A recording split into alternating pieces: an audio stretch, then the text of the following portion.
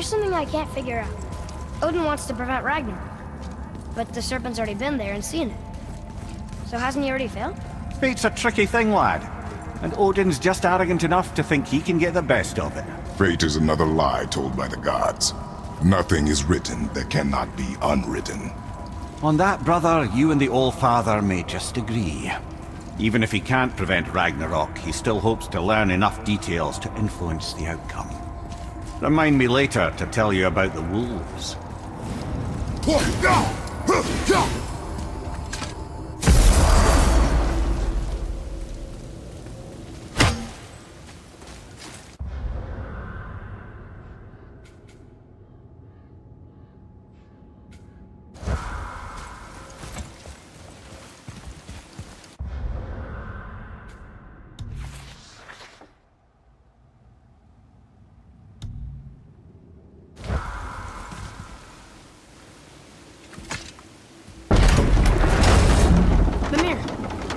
Why do you have Bifrost crystals in your eyes? A loving gift from the giants. Since I used to do so much traveling between realms, they thought it would be more convenient for me than having a crystal I could lose. Did it hurt? No, because I wisely fortified myself with 16 cups of Billow Maiden's ale. Got so inebriated, I tried convincing the giants to put them in my nipples instead. Almost talked them into it too. Can you imagine? Mimir of the Bifrost teats. Those were the days. Ew. Okay, I'll stop now.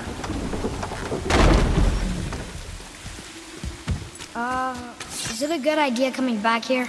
She's probably in there planning your demise, brother. Or bringing Baldur back to life? Like she did you, Mimir. Oh, I'm not alive, lad. I'm reanimated, sure. But make no mistake, I'm still quite dead. I'll never be what I once was. She won't want this for her son. Trust me. That's a relief. Not the part about you being dead, but, you know.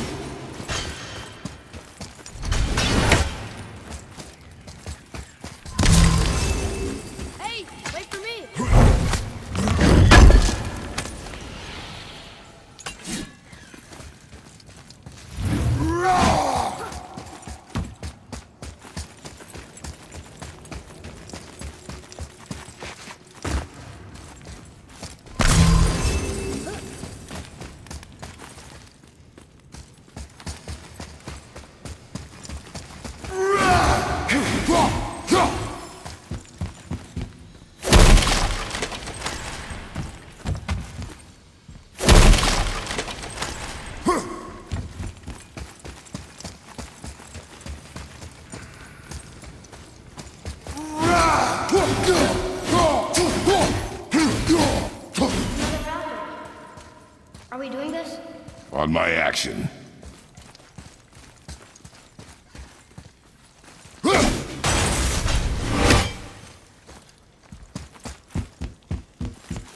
I'm doing this.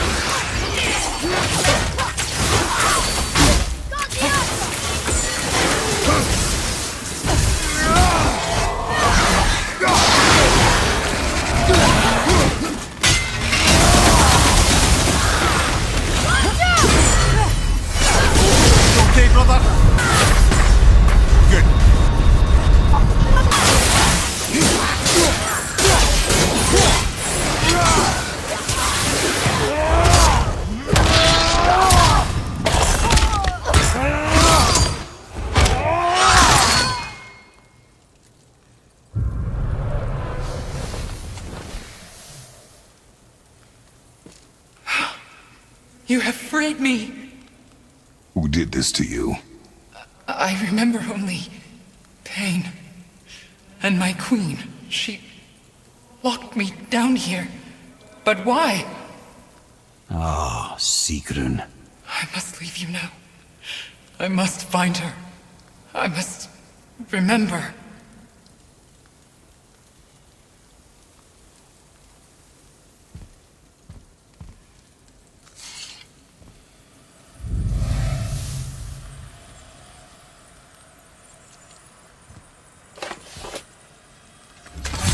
Sounds like your queen is responsible, Head. Aye. When I saw her last, she was different. Changed. And not just that she was in physical form. She was more volatile. I tried to talk to her about it, but she had just come to say goodbye. I didn't think. I'm sorry, Mimir. We'll find her. Not sure she wants to be found.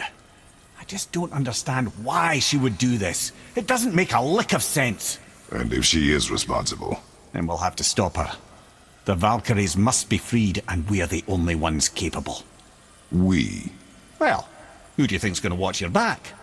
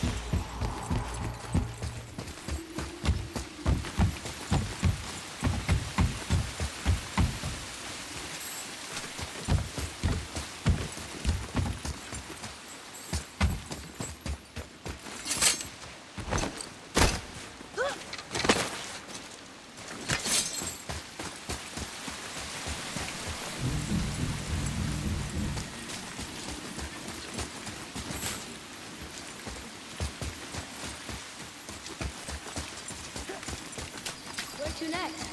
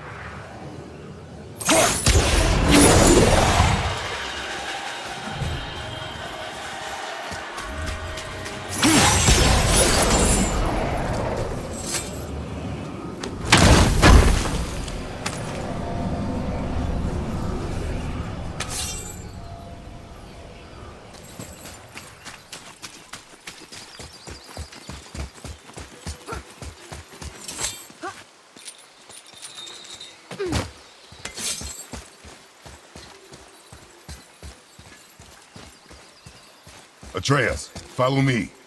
Sorry, I got distracted.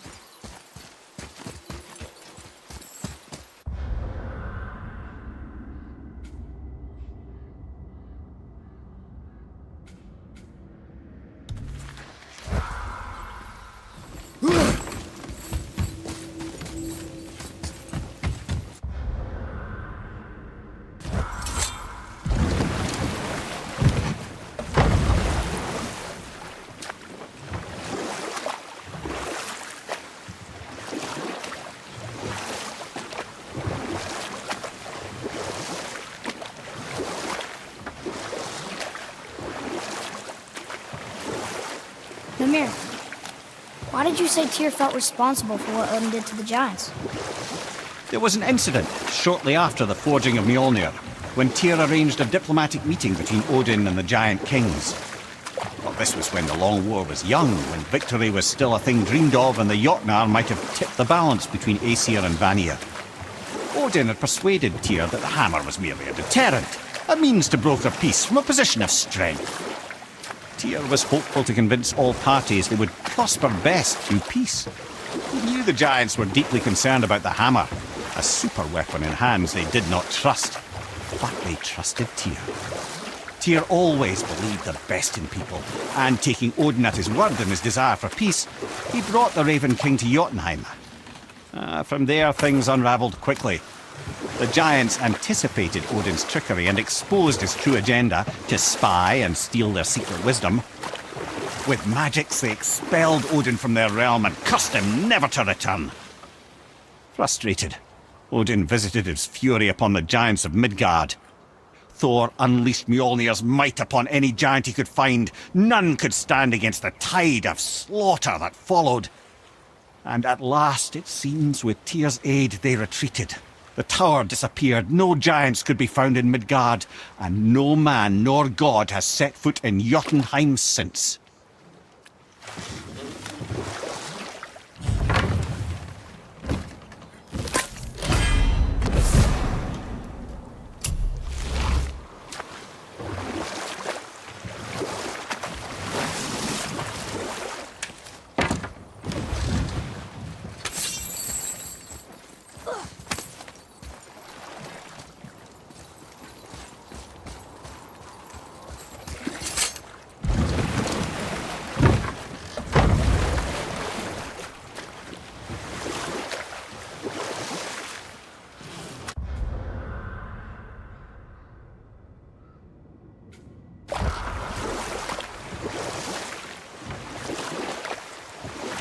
I see something down there.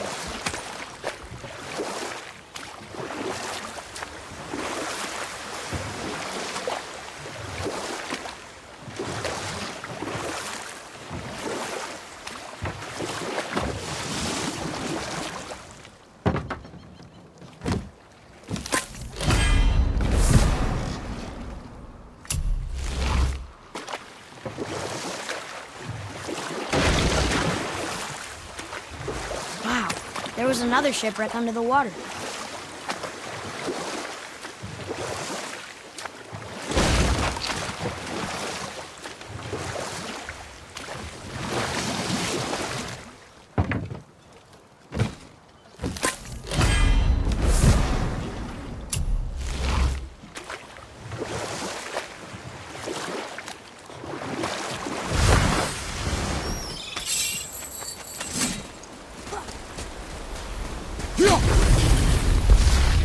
Here we go!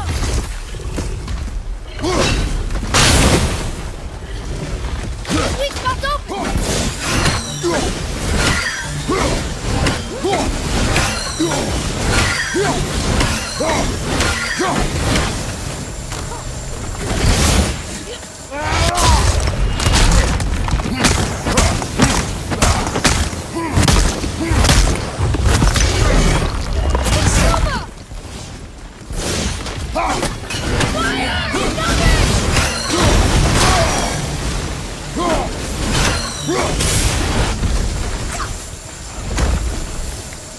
I'm ready!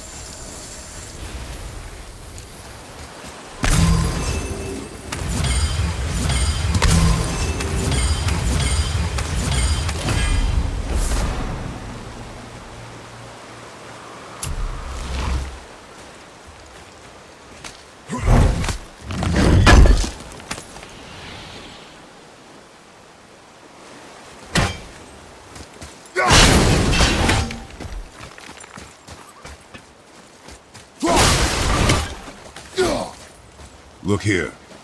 Yes, sir. It's another one of those maps.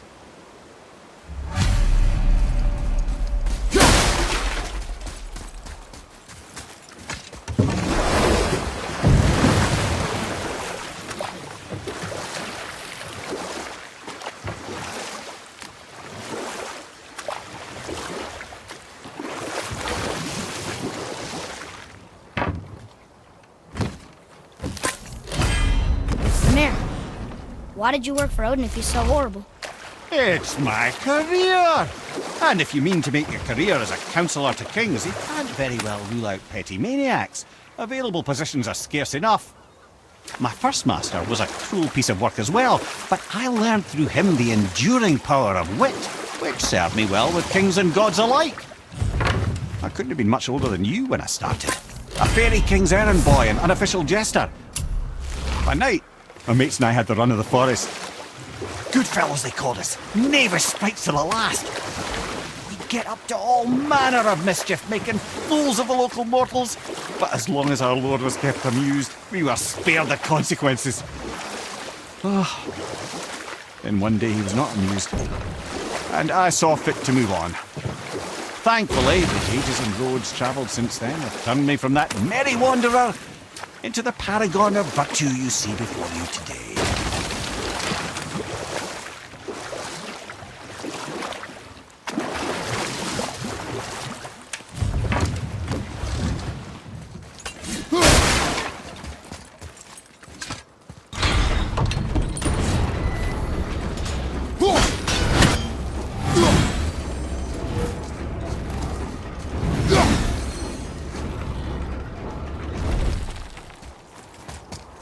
Another name. Hildur. Another Valkyrie. That's no coincidence. But who'd have etched them on Tyr's braziers?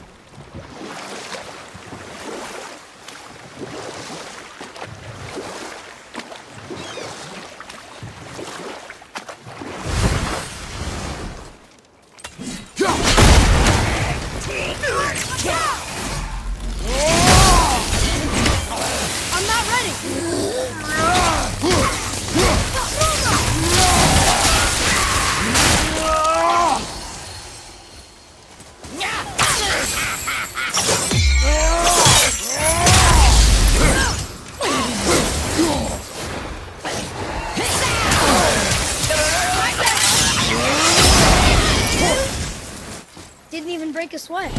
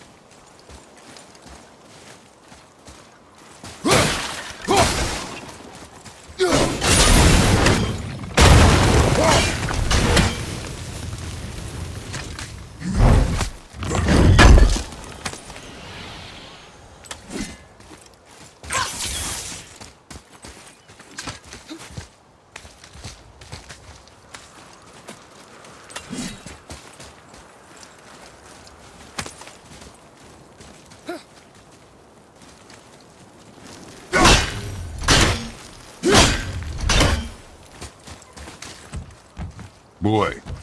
Sir.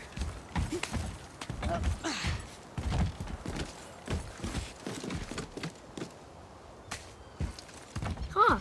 Interesting. I may want to write that down.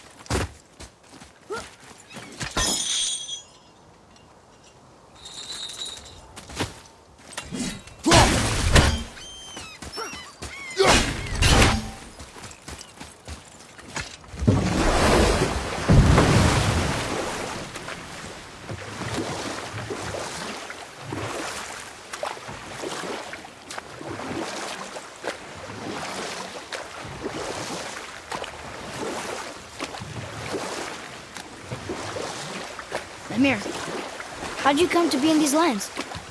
Lad, there comes a time in every man's life when he changes his name and heads north to make a new start. If you live long enough to do this many times over, you might end up as far north as this place.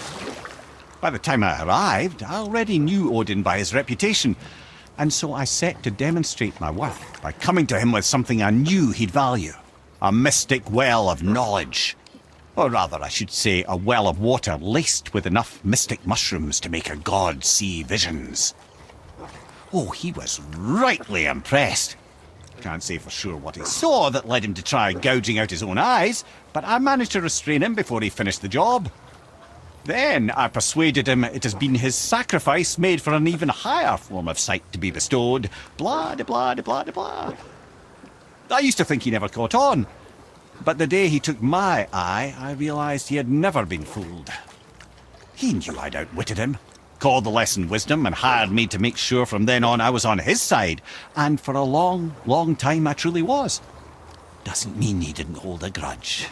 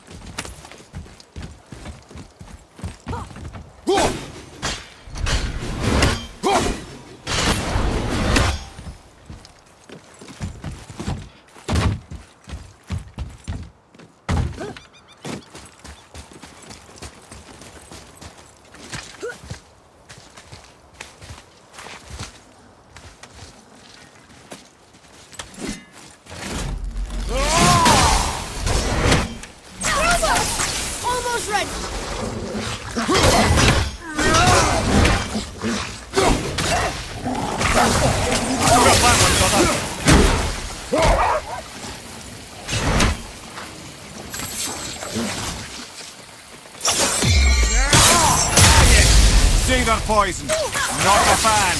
Quiet head!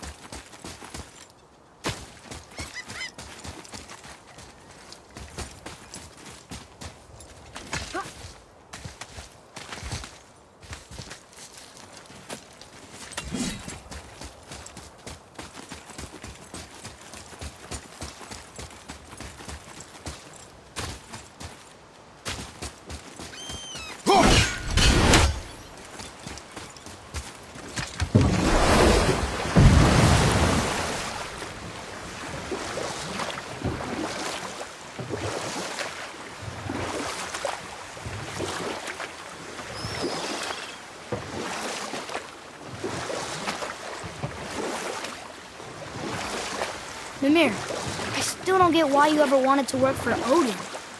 Back then, I was young enough to still be ambitious. The Aesir gods were as powerful a force as I'd come across, but they clearly lacked for strategy, focus, and sage counsel. All this could I faithfully provide. And so, a stranger from a far-off island found himself with Odin's ear, trusted as he trusted no one but himself. And with that kind of power, laddie, I must confess, there are perks. Yeah, but he's Odin. I never claimed to be perfect, laddie, only clever. And often too clever by half. So what'd you do to get Odin so mad at you? Or I can just tell you the story later.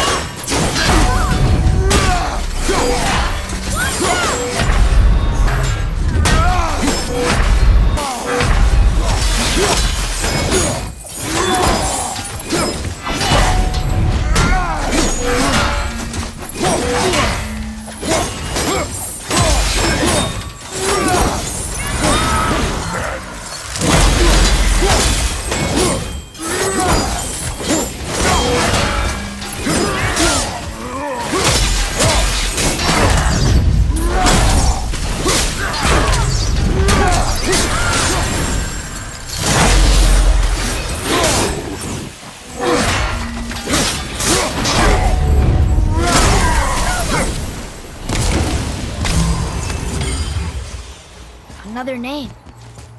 Gunnar. It's as if they've been made into a memorial to the Valkyries.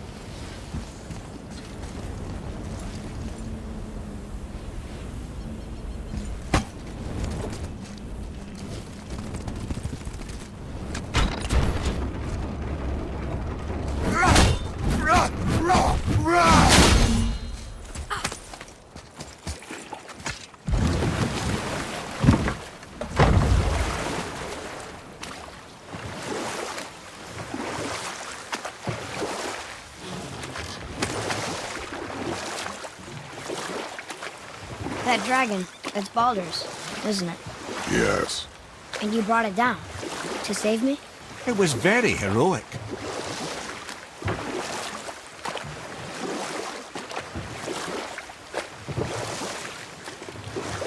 So what did you do to get Odin so mad at you?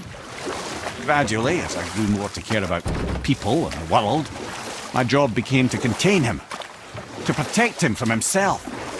By serving peace, I served his interests as well. That's the truth. But he saw it as disloyalty. No longer trusting my motives, but not wishing to part with my brain or tongue, he bound me to a tree and adopted a new pastime of casual torture. Well, I'm glad we came along to cut off your head. Aye, lad. Lucky break that was.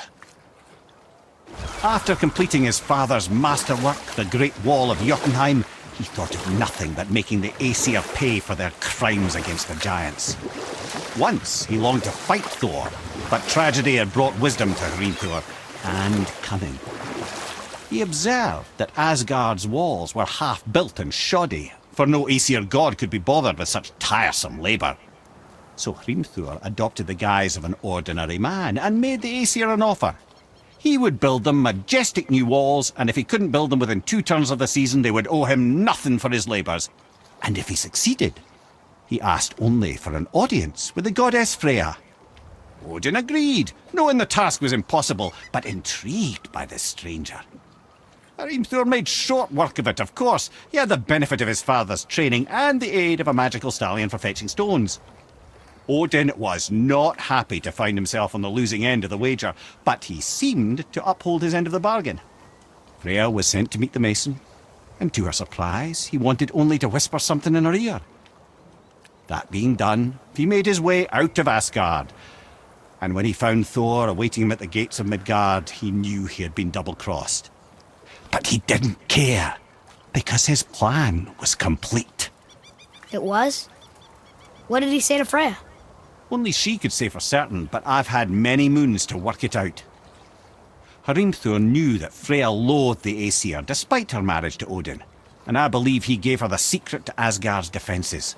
Some weakness he may have built in, structural or magical, which I expect will be exploited come Ragnarok when Surtur arrives to burn Asgard to ash, if not sooner.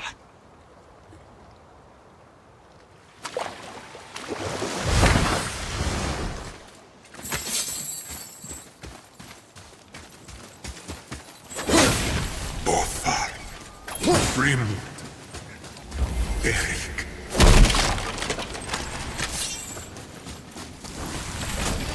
Are you okay? No, son. My goods are underwater. My men are drowned, and yet their bodies continue to walk the beaches. Hellwalkers. They plague these lands. I was their captain. They died because of me. But these abominations sully their memories. I will find a way to free them from their tortured state. In this, I am determined. A thunderstorm scattered all 3 of my ships across the lake. I know not what I did to anger Thor. But his judgment was swift and brutal.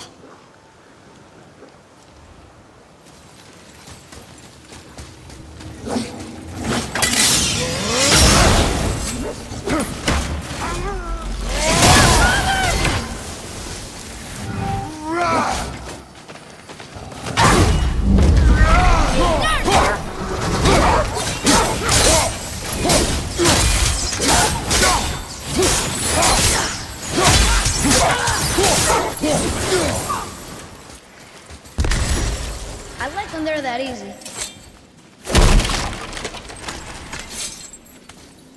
Treasure map. All right.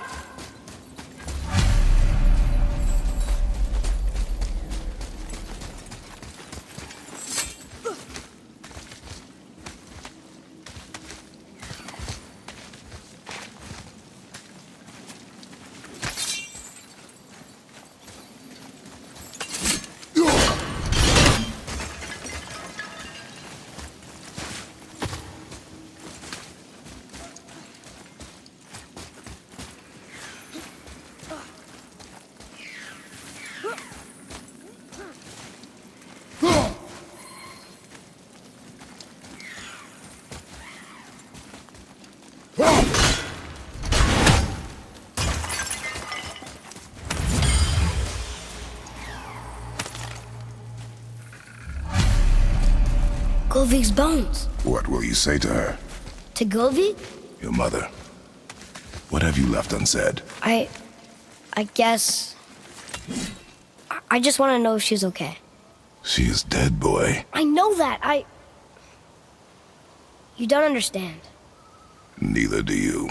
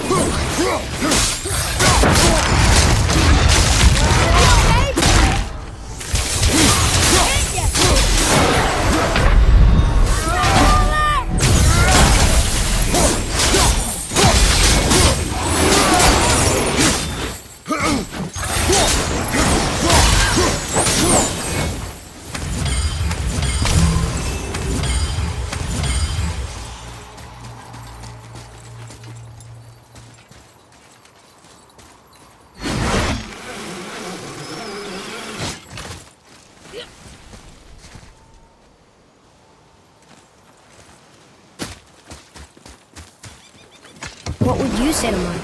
Nothing. Nothing? There is nothing left to say. What about everything we've done so far? That man coming to the house? Talking to the world serpent? We've done so many amazing things. I just want to tell her about them. Don't you? What else would you say to her? And tell her that we're both okay. Not to worry about us. Atreus, I miss her too. You know this. I thought I knew very little.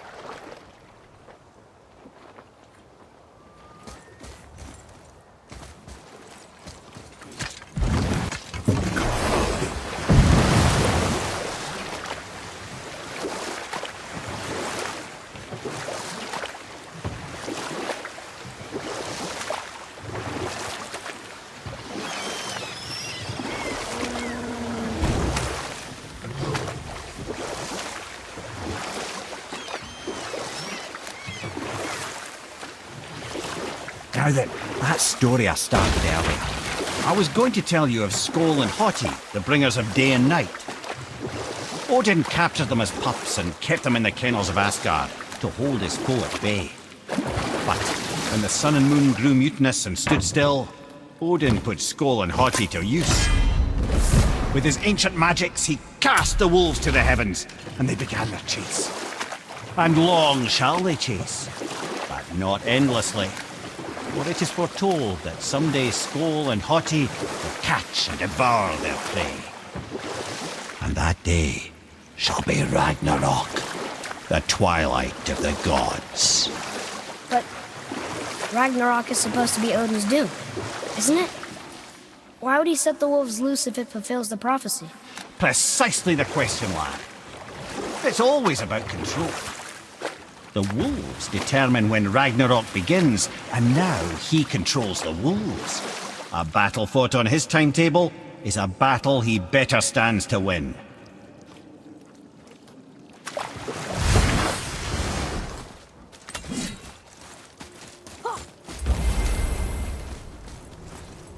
We're not getting in there without a key.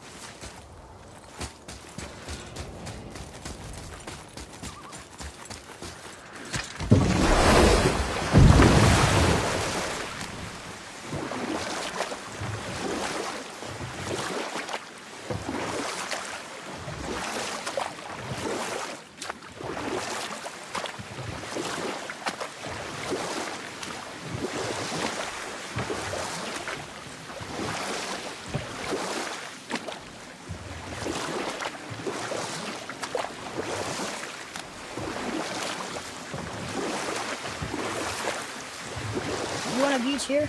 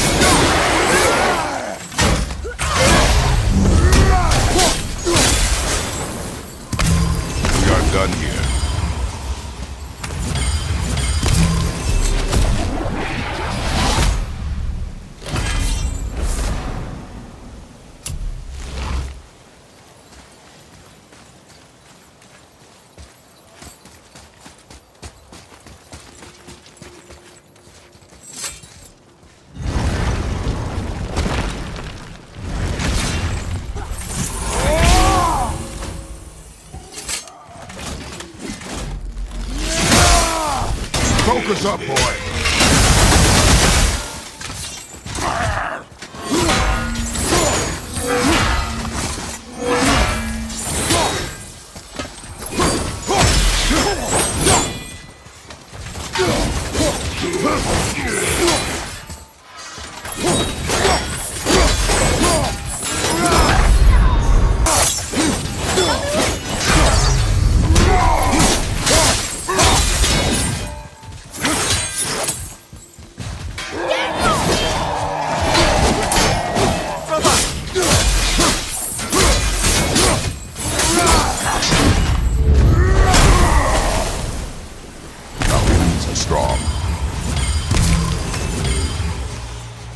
Another name. Ulrich. Someone who loved the Valkyries enough to do this? I wonder. Perhaps the Queen?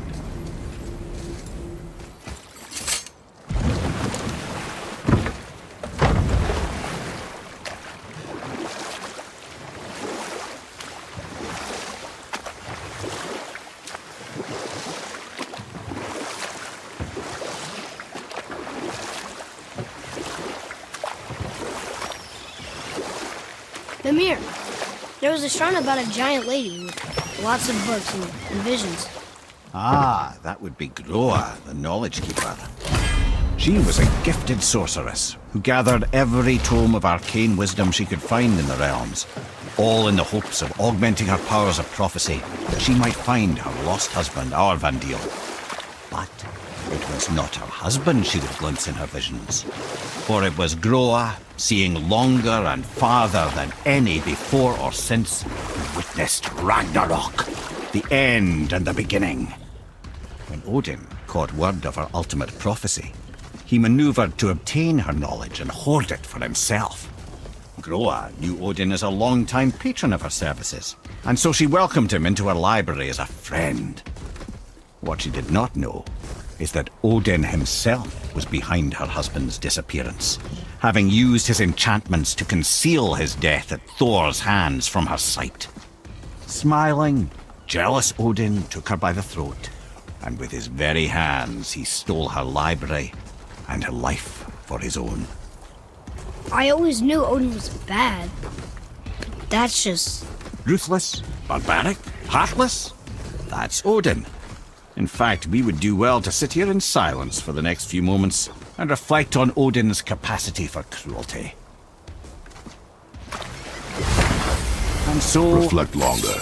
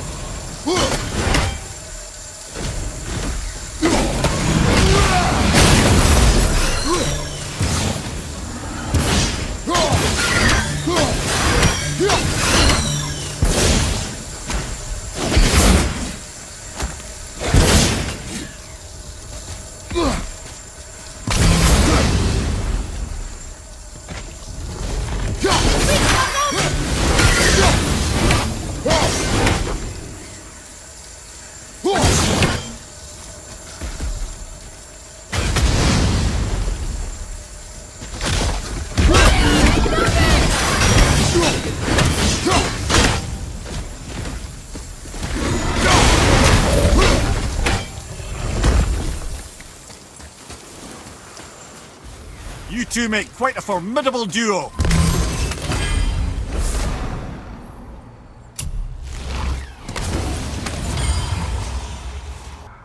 Hey, it's another treasure map.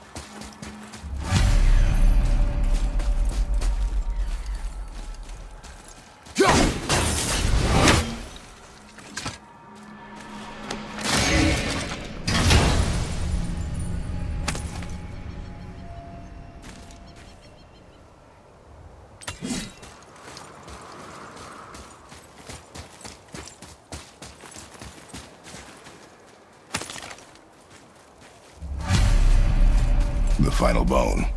Yeah. We might as well return them to the spirit. Maybe he will keep his word. I know and- she's not coming back, okay? I know. Never mind. Let's just go return the bones. I wonder why Gobi's bones are all over the place. Desecration, typically. Pieces of scattered corpse make for a piss-poor soul. No hope for Valhalla or Helheim when your arm's on one beach and your head's on another. Why not ask the spirit? I'm sure he will be forthcoming with answers.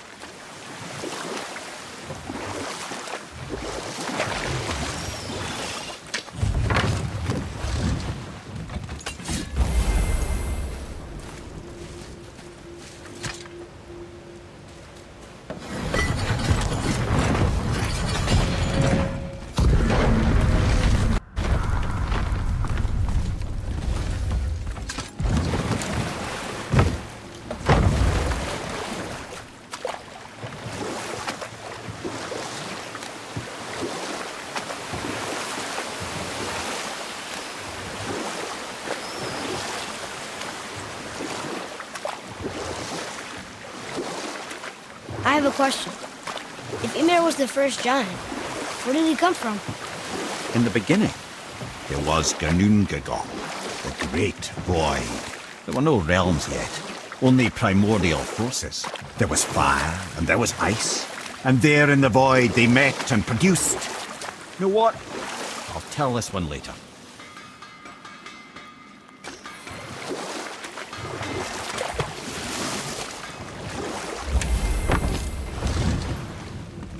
Once you retrieve the whetstone, please take utmost care while handling it. It is a priceless relic, after all.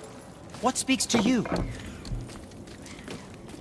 Well, if you don't need it, don't buy it. I always say. I didn't think we'd see you out here, since you and Brock got back together. Everything okay? Oh, better than ever. You know, I really think we've both grown in our years apart. So how come you're back here? Just catching some fresh air. Look, I love my brother, but he still smells like a fetid dung pile.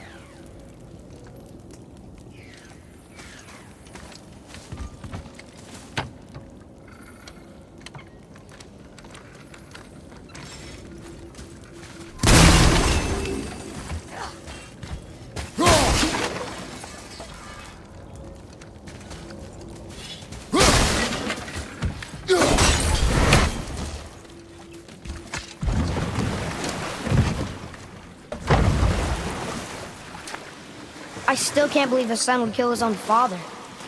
That's crazy, right? I know, we only got one side of the story. But come on, his own father? I mean, I get angry at you sometimes, but... Do you? I mean, sometimes, yeah. A little. But I'd never stab you in the back. No. I imagine not.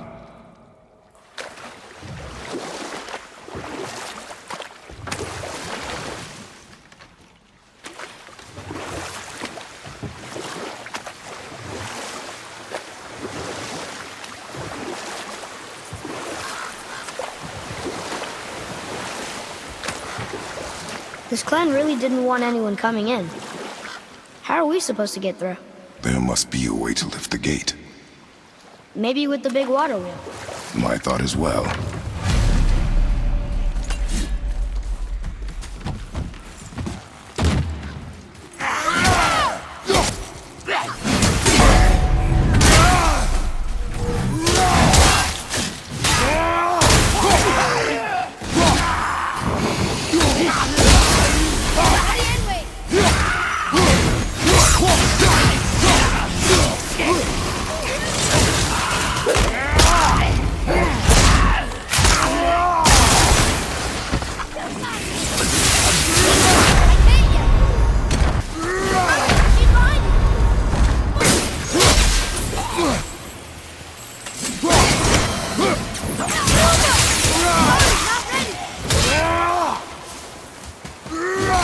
That was harder than usual, right?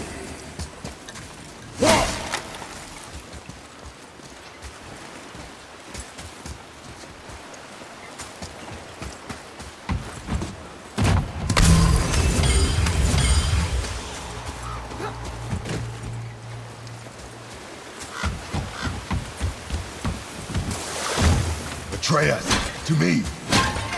Coming.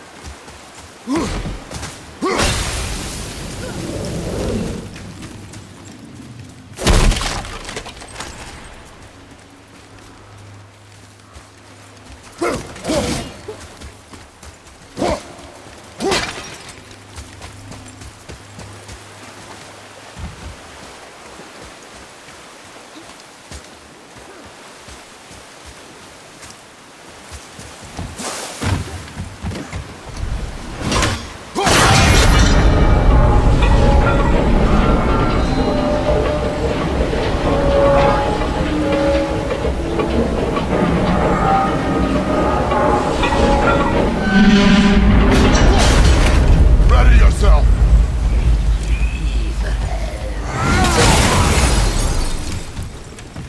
Enemy down.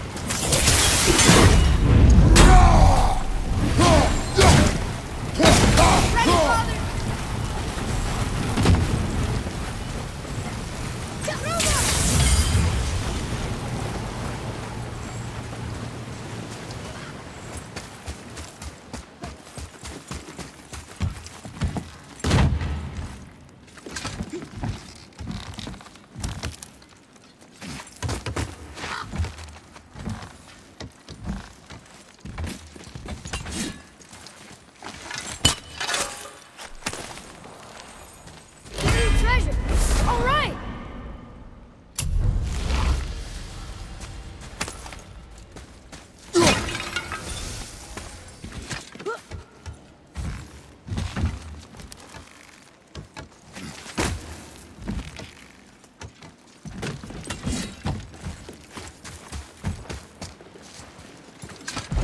you angry? What? With me? When? Oh, I guess sometimes when you don't think I can do something, but I can. It is not always easy to know It's what. okay. I get it. I'm little. Where's that whetstone, I wonder?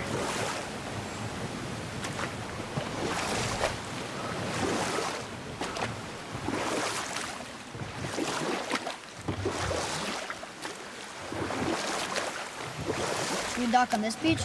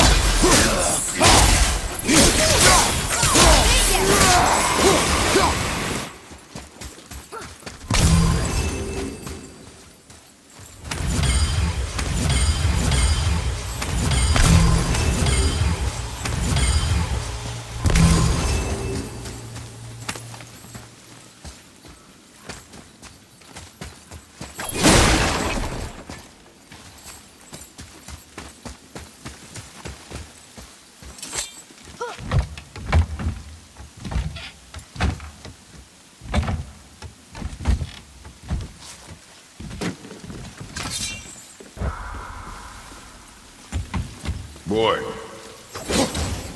Interesting.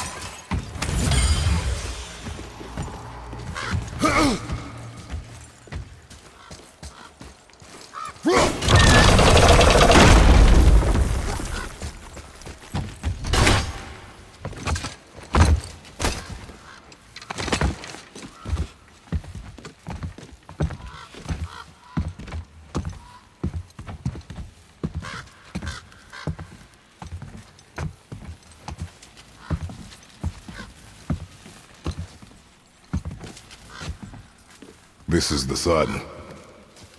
That ghost son? How do you know? The sigil. It matches the dagger we found in his father's back. He stood his ground, but it was not enough.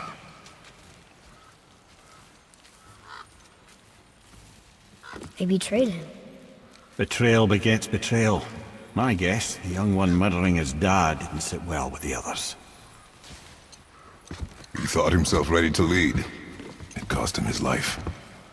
I guess. Look there, lad. By his feet. The whetstone! Yes. They used it to smash his face in. They did? Ew. Here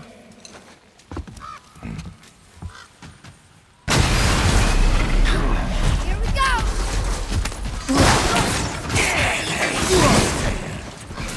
Nova! Need more time!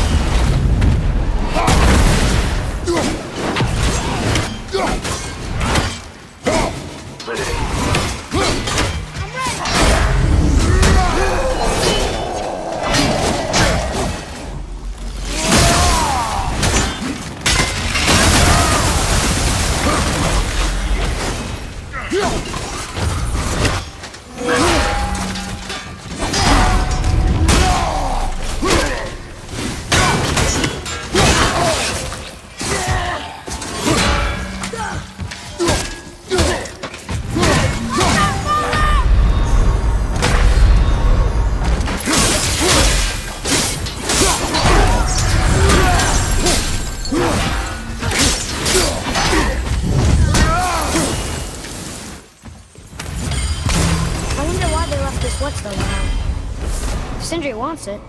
It must be really useful. Well, lad, reavers have very specific priorities. If it's not shiny and you can't eat or drink it, might as well use it as a blunt object.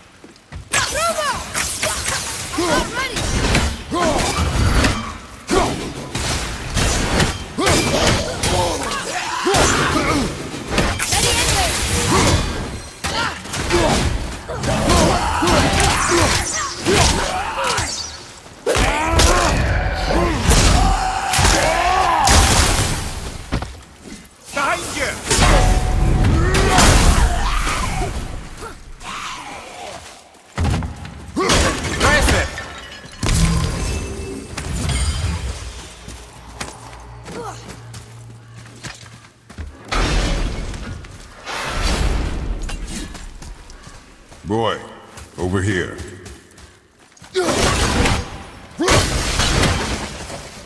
There's a scroll here. It belonged to the sun. Wow, this goes on and on. Father, forgive me, filled with remorse, forget my actions. Had he thought before taking action, there would be no need for regret, yes? Yeah, maybe we should bring this to his father, back at the storeroom.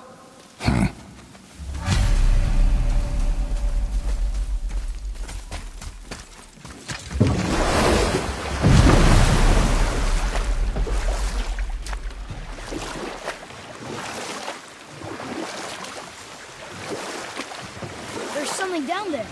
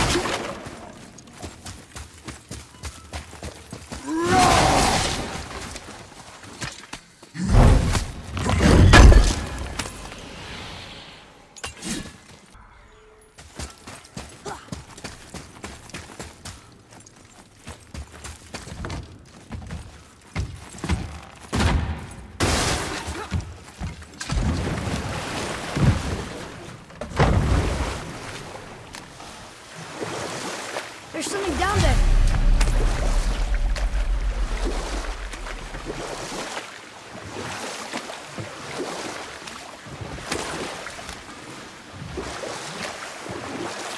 Right then. We were in the middle of a story, weren't we? Regarding Ymir. Primordial fire and ice met in the great void, producing water. Water? More than water. The mystic lifeblood of something entirely new. From this water, Ymir took form and became a being of pure creation and chaos, mother and father to all that came after. Even the Aesir? Aye. Every god, man and beast came first from Ymir's flesh. Though it was the Aesir who thought themselves so superior that they should hold dominion over the rest of creation. It was Odin who took arms against his creator and spilled Ymir's lifeblood with his spear. A necessary evil, he would say, to bring order to the realms. From Ymir's torn flesh, Odin would fashion the realm of Midgard for his own. Called himself All-Father, as if he was the creator and not the creator's destroyer. The small, covetous tyrant. Ymir? Huh? Oh, sorry, my boy. How did it go with the I think stronghold? it best we just end it there, actually. We found your whetstone. Oh, wonderful! This staining is unusual. The Reavers used it to smash another Reaver's face in. Oh, wonderful. Here, for your trouble.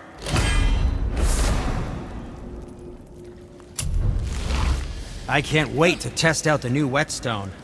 It may not look like much, but it's practically humming with magic. I've needed a new one after my brother borrowed the last one. I saw him spit on it. "To lube it up," he said. I didn't ask for it back. Oh, very well. To business.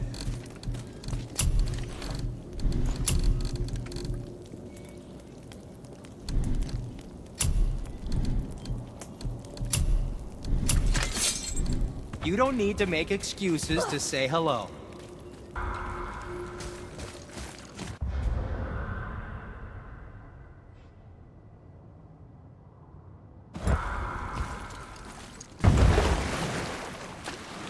Ed, you are full of stories.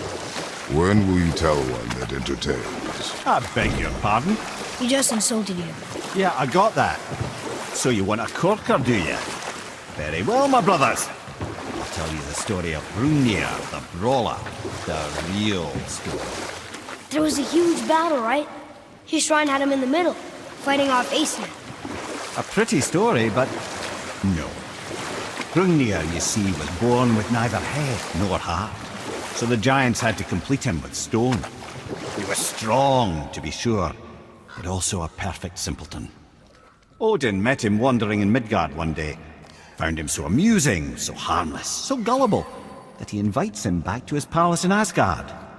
There he gives Hrungnir his fill of mead, and goads him into all manner of boasts and antics, all for the amusement of the court.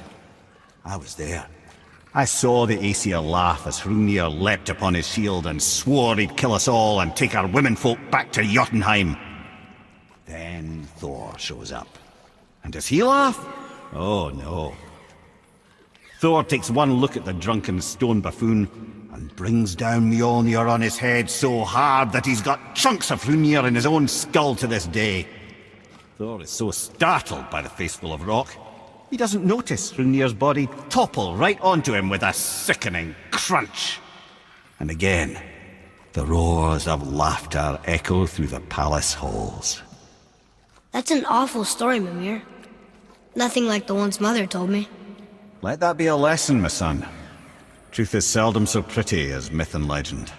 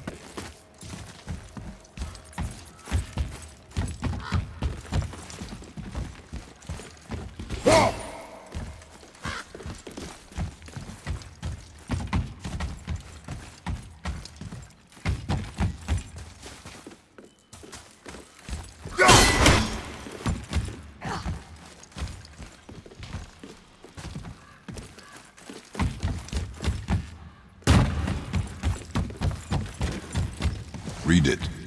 Yes, sir.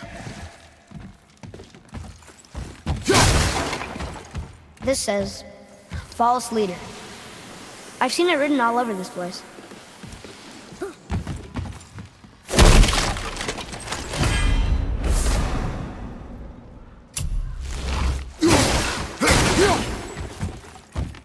Here.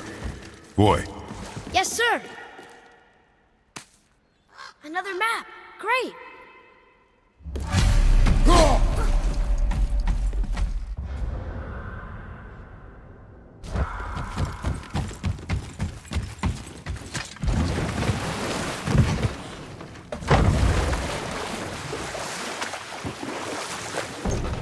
If I'm not mistaken, we've yet to discuss the tale of the giant Bergelmir. Oh, yeah. I remember his run. It looked happier than the other ones. Mostly. It begins in an ocean of blood. Finally, a story worth hearing. If you remember, Ymir, the first giant, was fatally stabbed by Odin. It's in his blood our story starts. Ymir's magical guts poured out in a torrent so violent it threatened to flood all of creation. The Jotnar were unprepared, as the very last of them were washed away in the endless tide. Not just Ymir, but all of giant kind faced extinction. And so would Odin's victory have been complete. But Ymir's kind did not all perish that day. Staying afloat in the hollowed husk of a tree, the frost giant Bergelmir endured, as did his lady wife. For weeks they sailed, until finally they came upon a new land. They called it Jotunheim. And there they would start anew.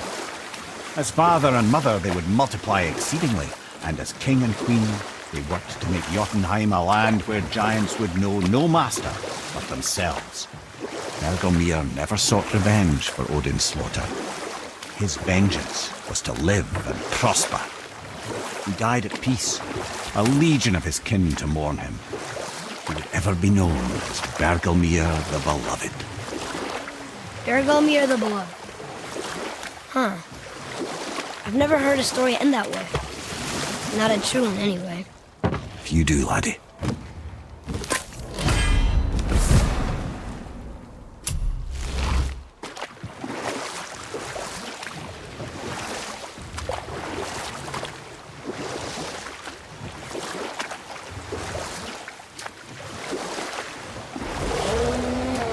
Wow, it's like there was an entire city under the water. Aye, lad. A forgotten city. What was it called? Well, I forgot.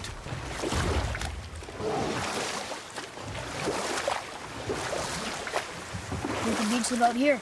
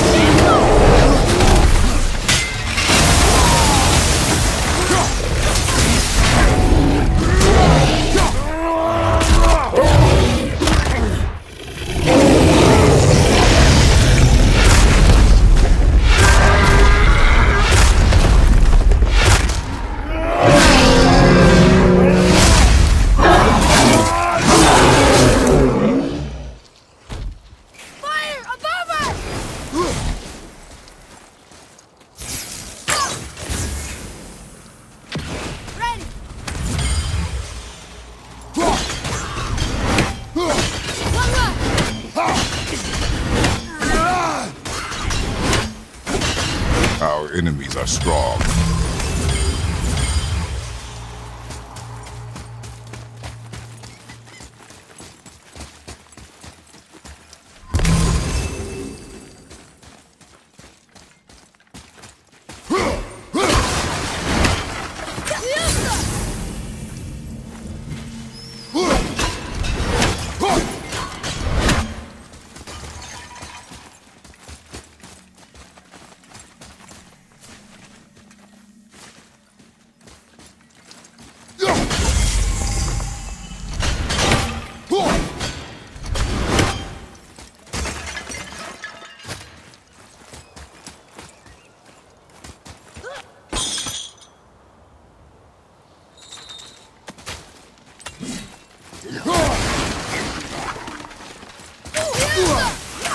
Need more time!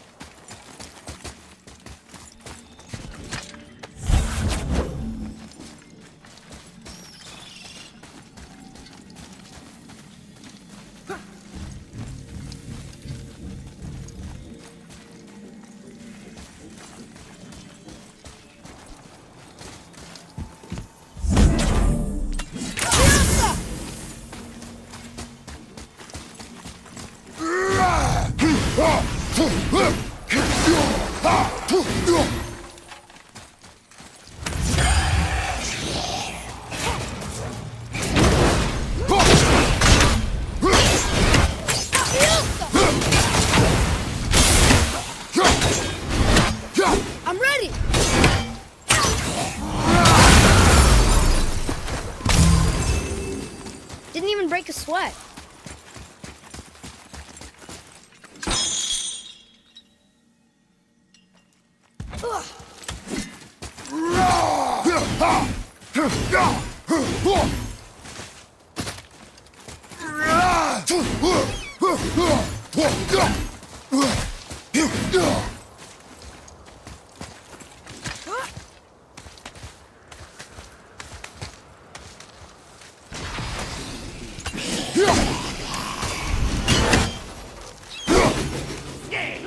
That one's down!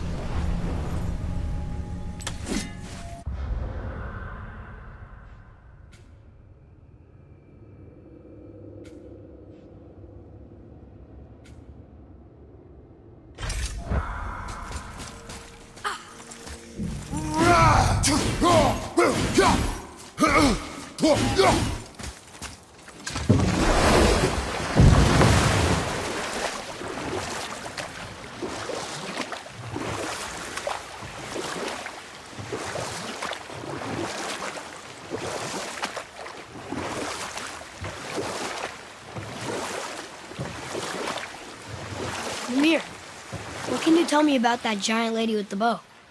She was called Skadi, Queen of the Hunt. Her father was Thiotzi, who could take the shape of any wild creature, and taught Skadi how to hunt them all. From the ribs of pack beasts, she fashioned second feet, allowing her to glide upon the snow so no animal could evade her. She became a huntress beyond compare, even to any god. Odin himself wanted her for his bride, believing she would bear him strong sons. But she spurned his affections, and for that insult, Odin vowed revenge. It was put forth that the Aesir were plagued by an eagle who would steal the precious golden apples of Idun. Not even the finest archer among the gods could bring it down. Odin knew that Skadi could not resist the temptation to prove herself superior, and so she joined the hunt. Skadi tracked the eagle as it flew where she alone could glide, and loosed an arrow from her unerring bow. When she collected her quarry, she found no eagle at all, but her own father, poor Thiotzi, slain by his own daughter. She was overcome with grief and shame, for there is nothing nature so reviles as a child who kills their parent. Skadi succumbed to her fate as winter's blanket fell, holding her father as the mountain held her in an embrace to last eternity. Well, that was sad. Aye. There aren't many happy endings for the giants, I'm afraid.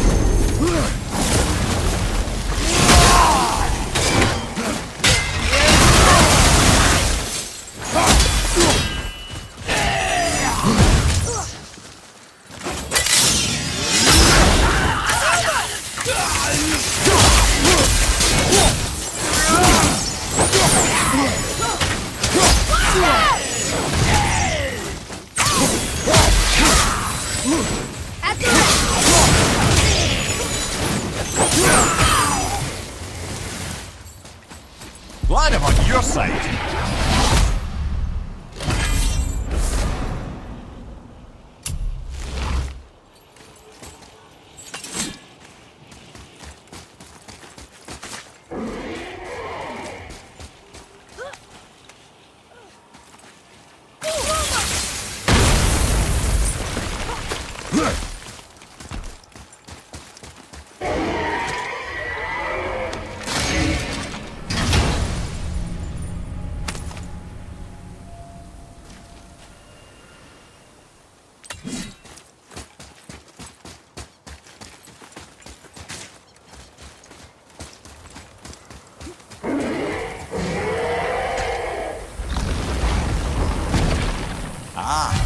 Fafnir.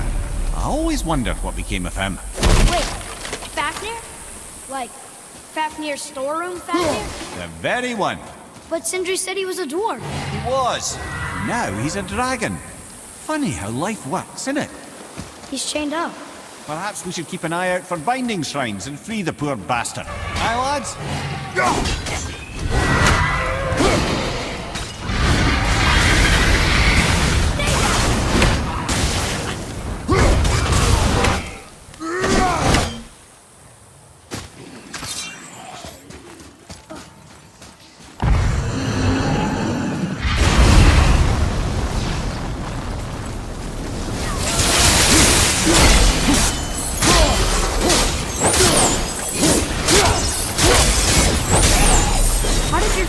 dragon, Mimir.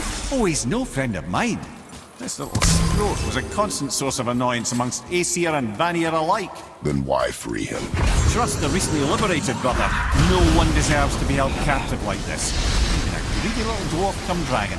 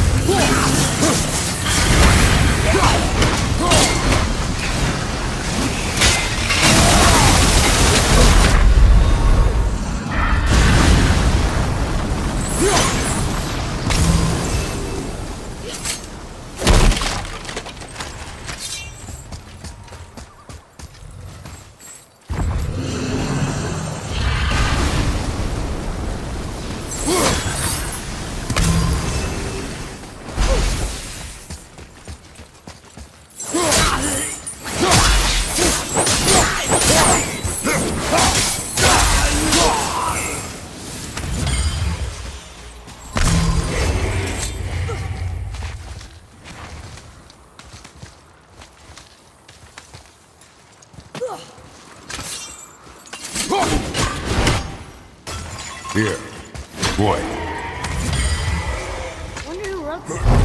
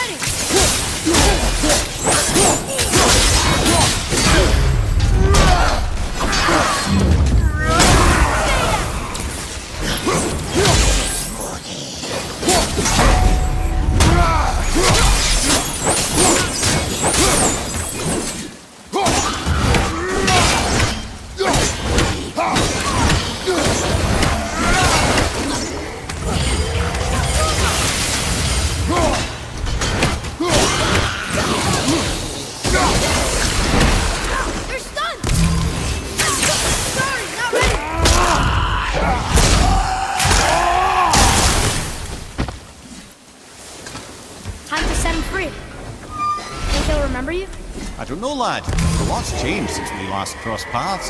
I had legs.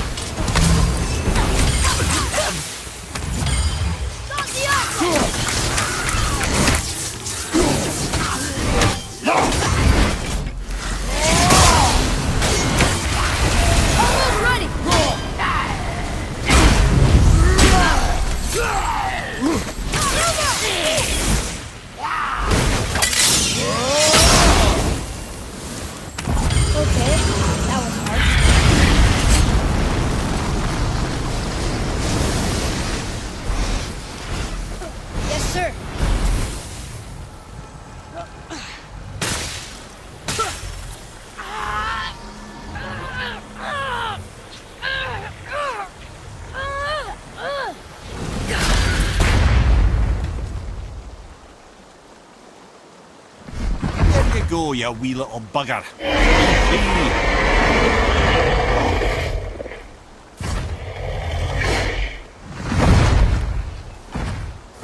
Well, the dragon hasn't done much for his personality.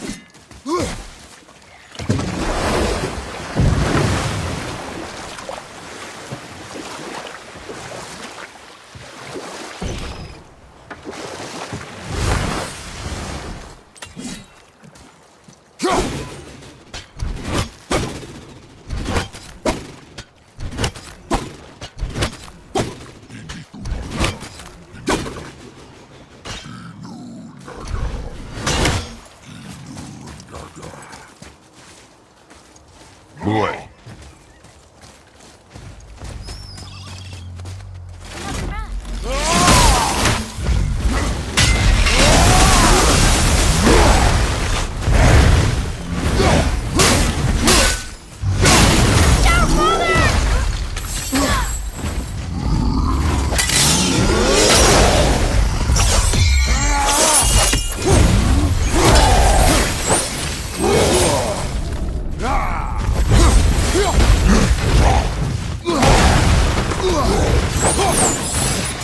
Have you considered a tactical retreat?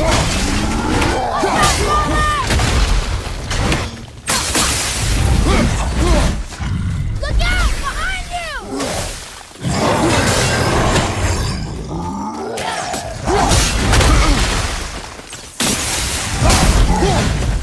Watch your back!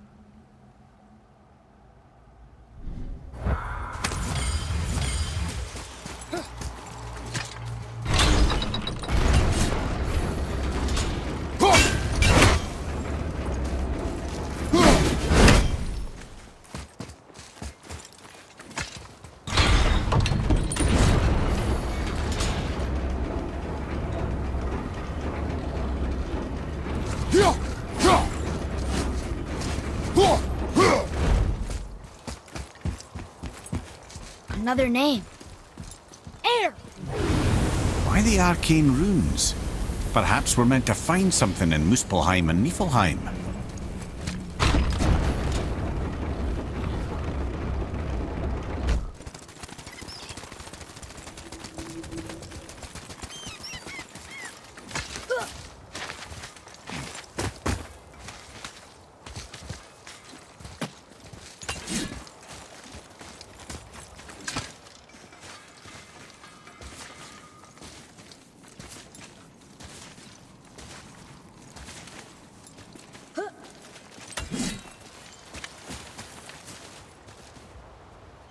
let's get to it.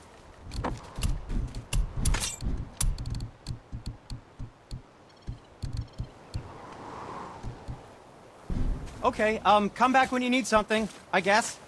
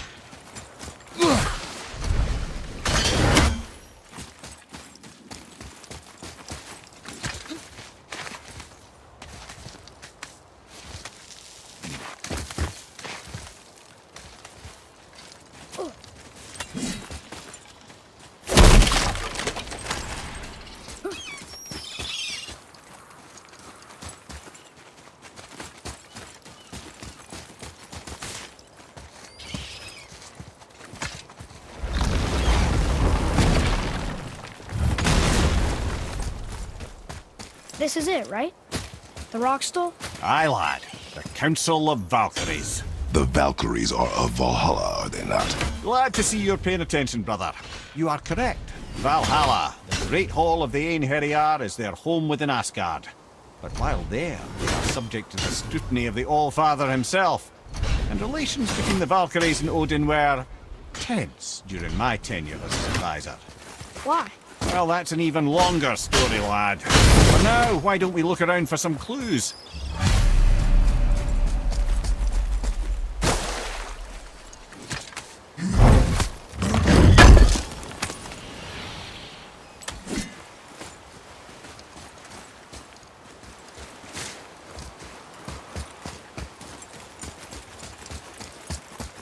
Try placing one of the Valkyrie helms on a throne.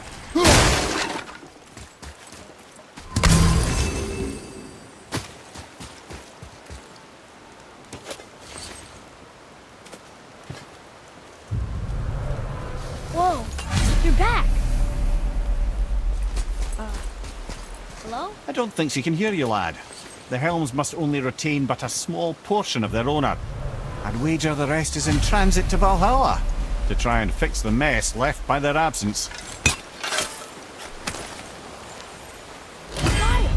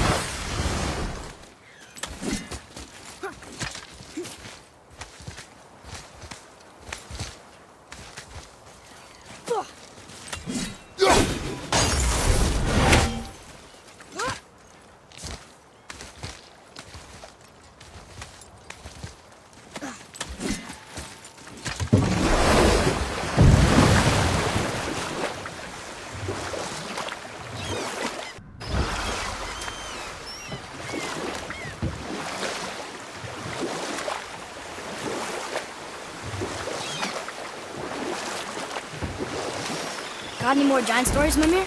Well, if you see any more shrines about, you can always ask.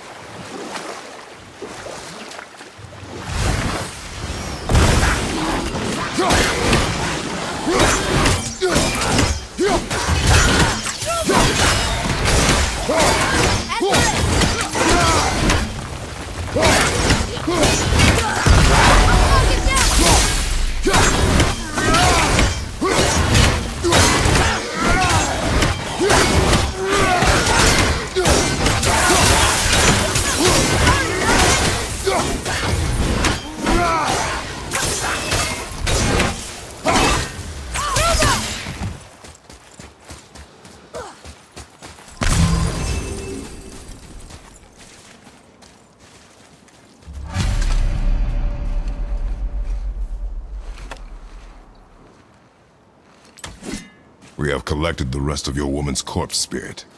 Show us this magic you have promised. My sweet Gulvik, whole again. Rise, dear Gulvik. Awaken, O powerful Gulvik! Evni ukar bitjast. She says she'll honor our request. Eldifagna. And reunite us? Indaudo! Okay, you were right.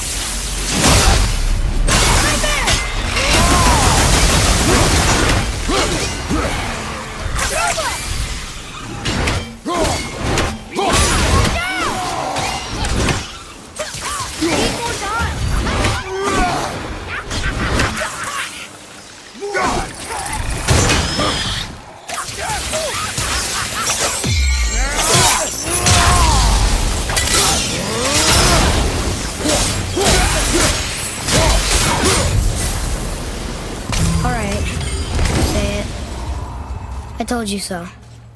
I told you so. You are naive, foolish boy. This is true as well. But do not take your disappointment out on me, boy. Take it as a lesson. Yes, sir.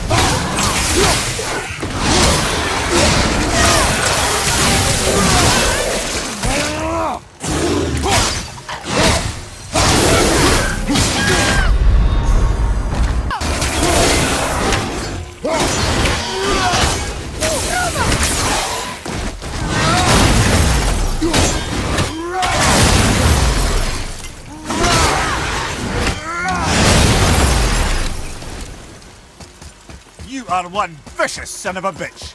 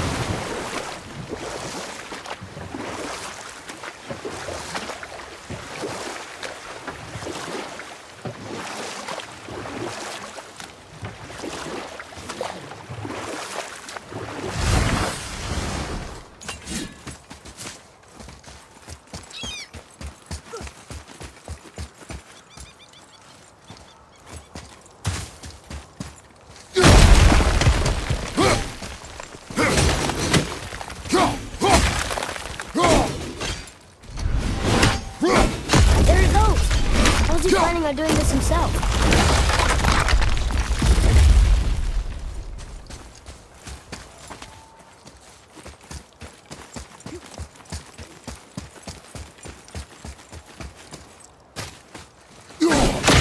About ready to topple over.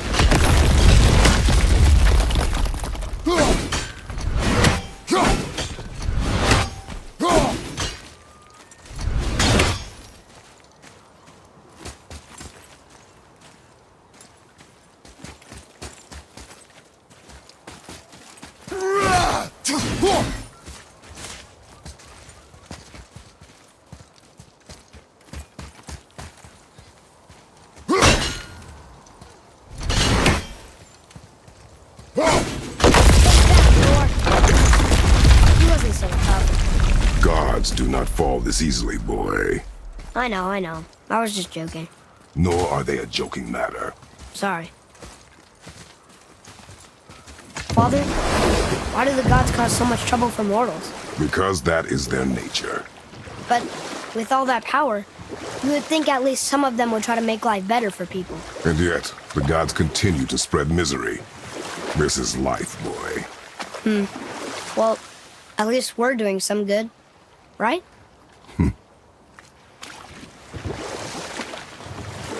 What's that down there?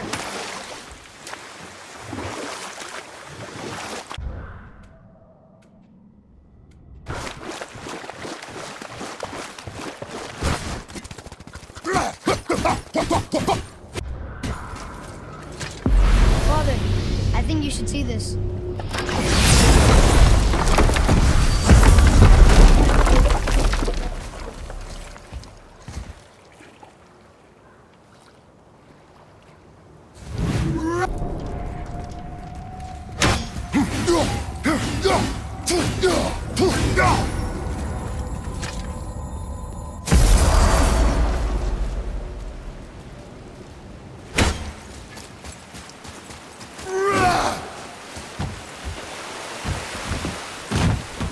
You there?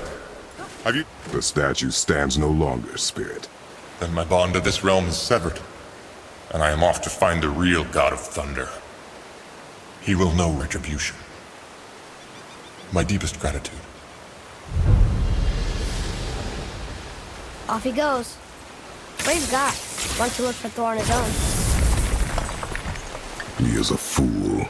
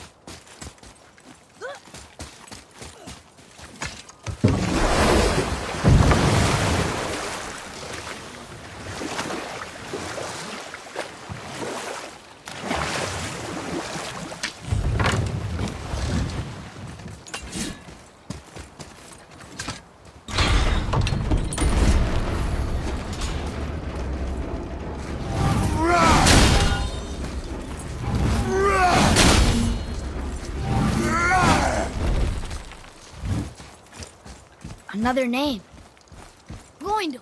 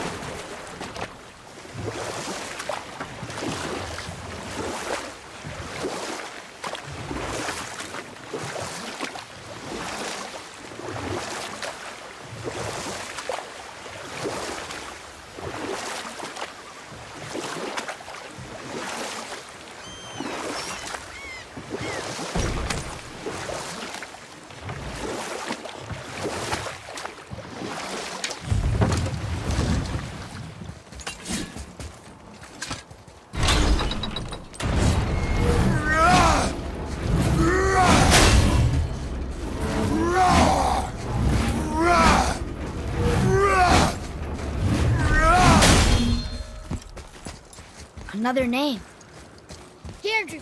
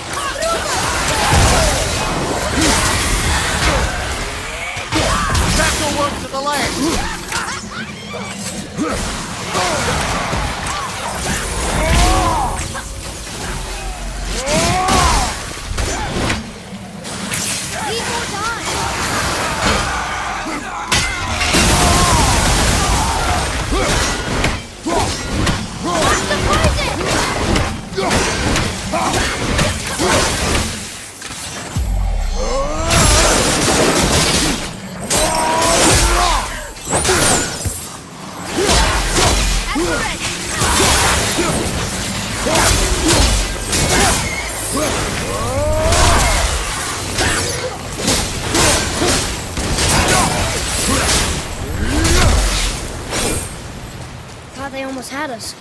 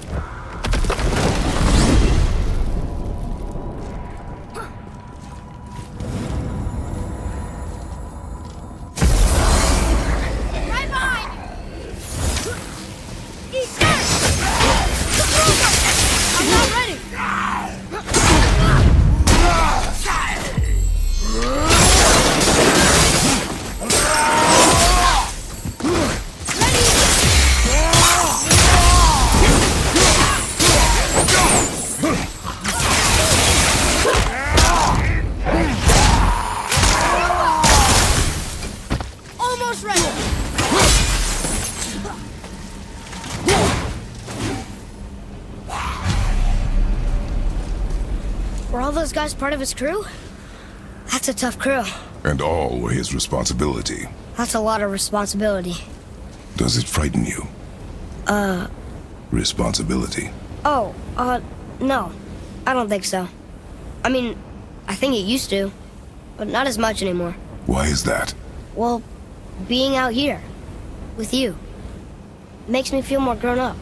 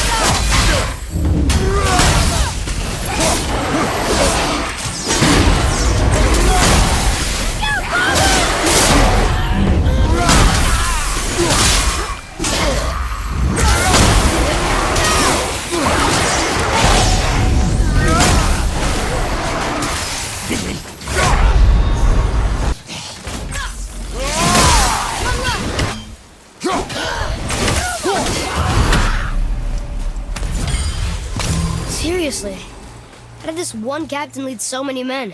He had their loyalty, so they followed. And then they all died. He must have been a bad leader. Why do you think that? Well, he led all these men to their deaths. True. But these men chose to follow. Even good leaders make poor choices. The best take responsibility for them. Remember this. Father, were you ever a leader? Many years ago, yes. I led men in battle. Were you a good leader? It is complicated. Did you no ever... more questions, boy. Focus on the task at hand. Yes, sir.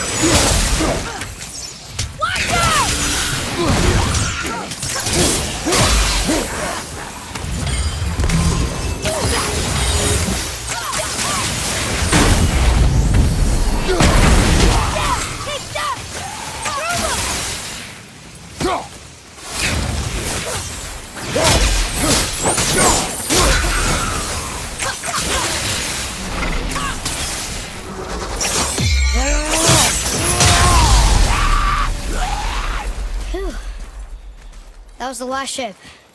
I hope the captain will be satisfied now. Unlikely. He was determined to put these men to rest himself. But he would have never been able to. That does not matter to him.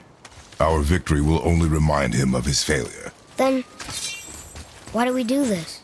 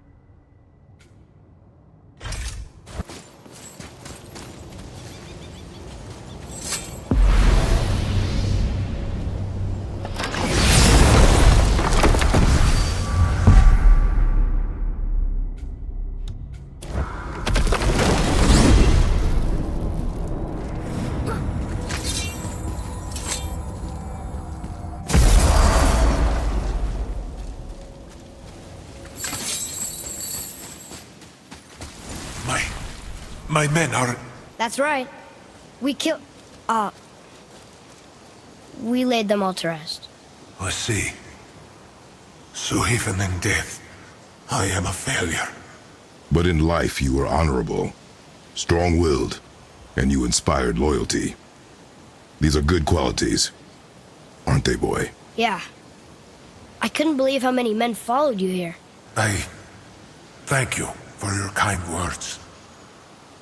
May your journey have a more pleasant end than mine. Well, you're right. You didn't seem very satisfied. I guess you never really get over losing ones you care about. Never.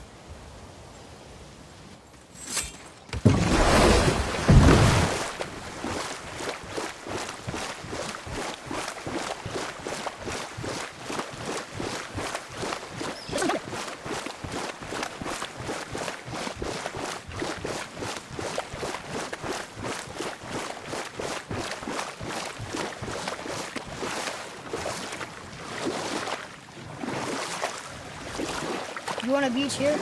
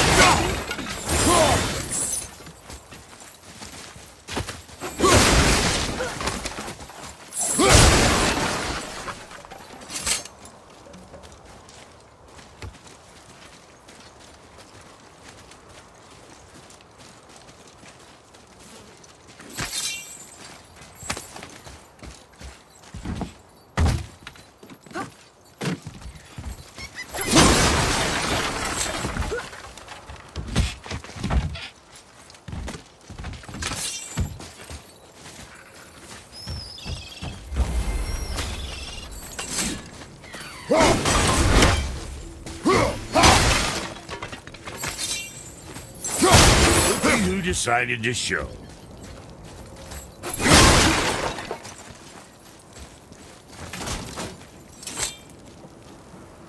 Talk to this here ring. What? I can't hear thoughts from rings, Brock. It's talking to me! It's Andvari! Ha! Knew it.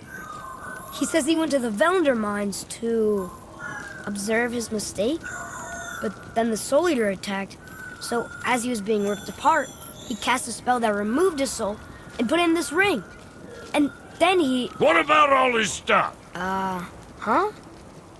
Andvari had a workshop here with all sorts of posh doodads and ornatery tools, and one beaut of a hammer. You make mention of it still in there? You're upsetting him. Your point? You fellas take Andvari with you and go have a look-see. If you find his hammer, I'll whip up something real nice for you.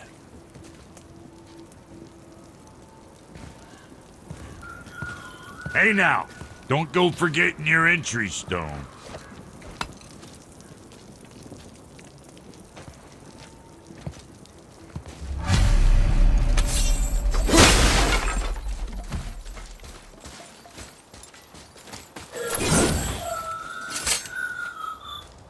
Andvari isn't happy about us taking his stuff. I do not care. I'm not gonna tell him that.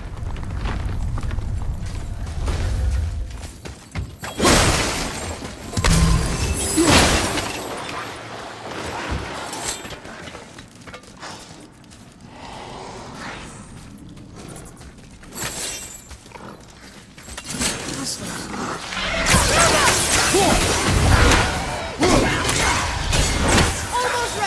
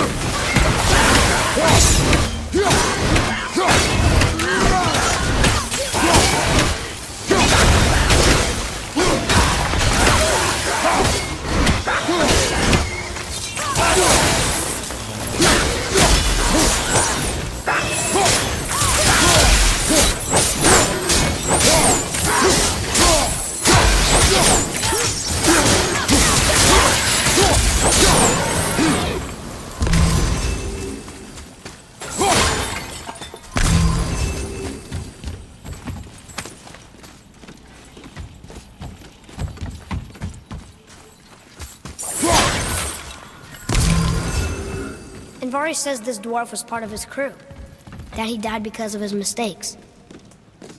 He sounds sad. The ring's grief is of little importance, boy.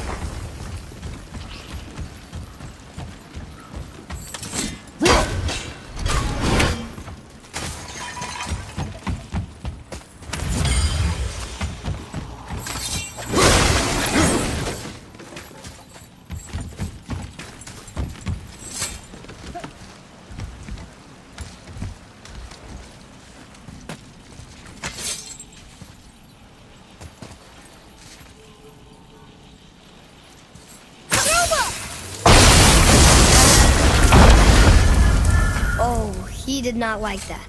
He's warning us not to go down there. Stop listening to the ring boy. Cannot be trusted.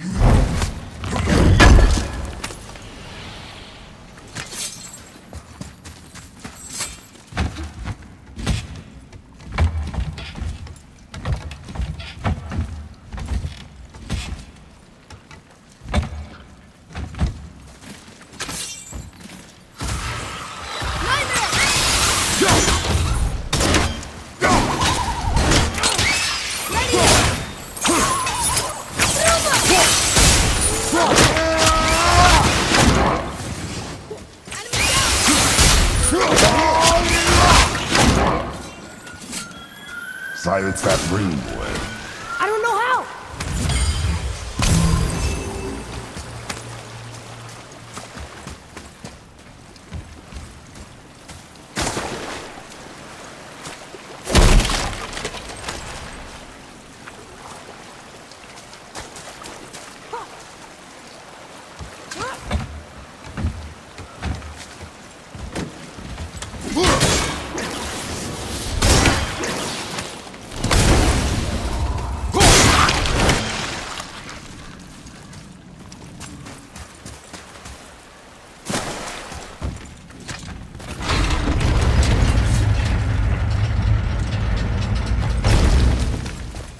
Boy.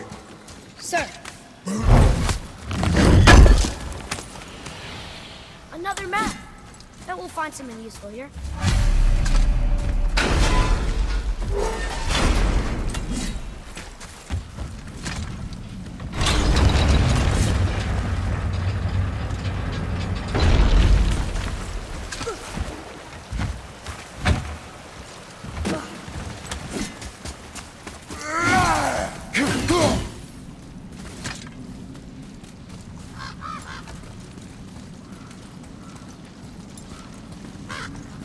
A soul eater. And a traveler. Guard up.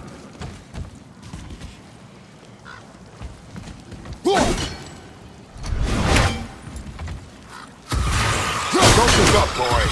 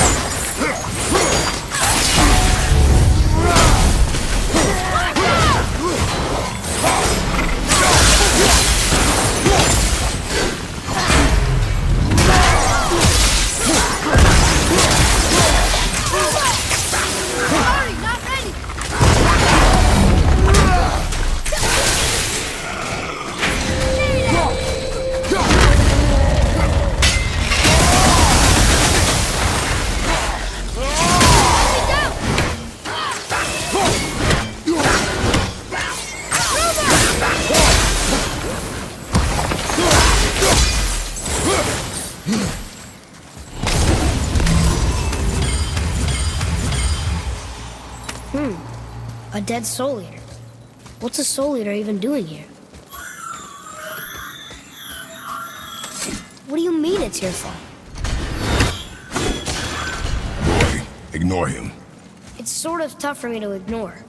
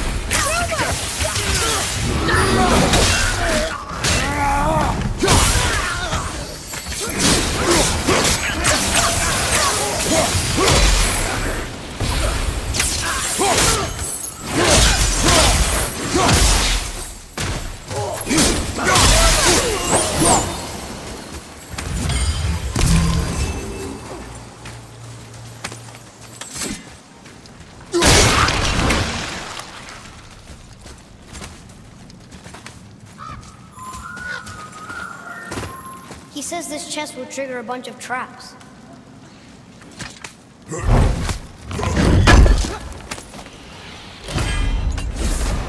I see no traps. Sounded so sure about it.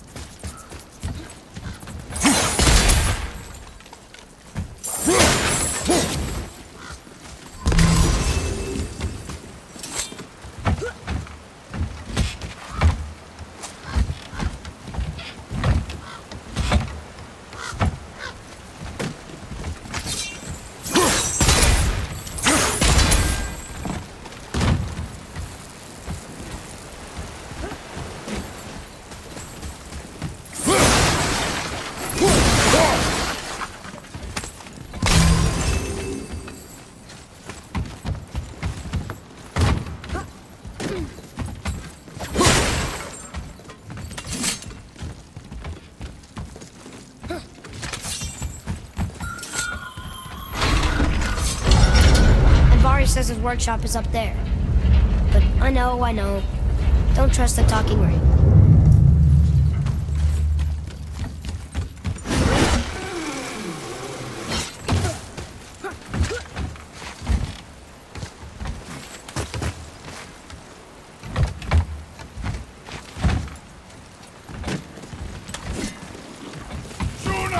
Focus up.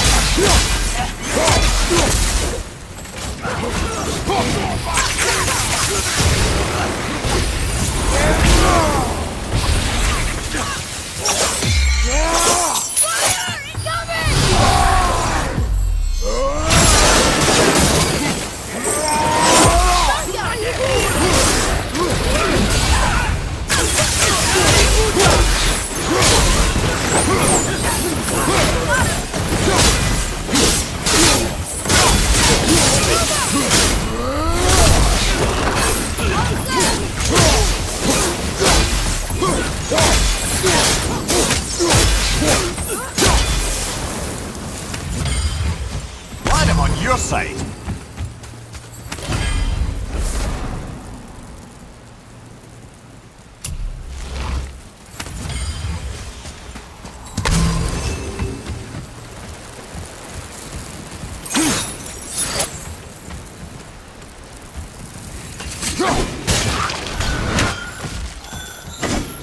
Boy, Father, please, just listen. Invari's proved did something bad to you. He's glad you destroyed his lab, and he's sorry he kept trying to trick us. His hammer is just through this gate.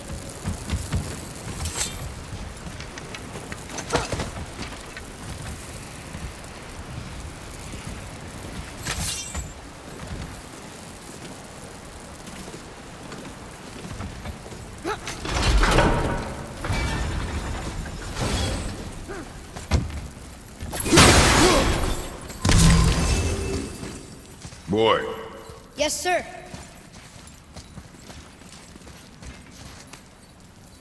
I was wondering about this.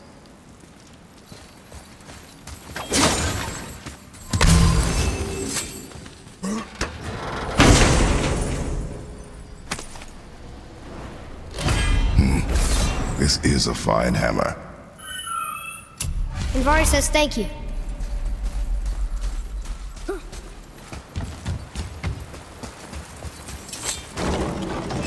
Can we keep him? We will talk to the blue one.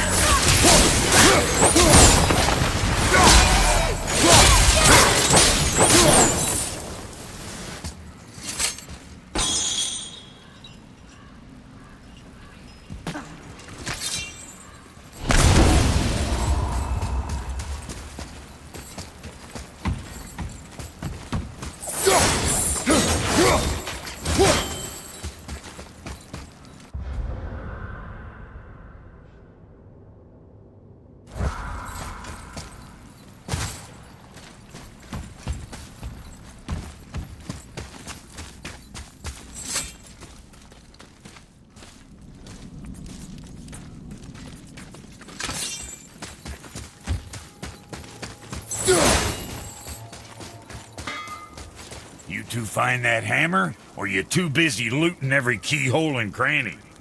Here, the alchemist's hammer. His spirit is a nuisance. Yeah, Andvari always was an asshole. Hell of an alchemist, though. Hand him over here and I'll melt him down. What? You're going to melt down your friend? A trapped soul's what I need to give your reward some extra oomph. You don't want it? Father, we can't do that.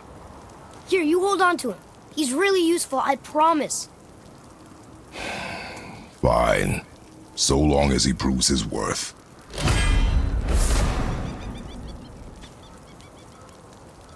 Kid's a bit of a softy, huh? Well, he'll grow out of it. My brother and me got a new project. Come see us at the temple if it so please you. Let's do it.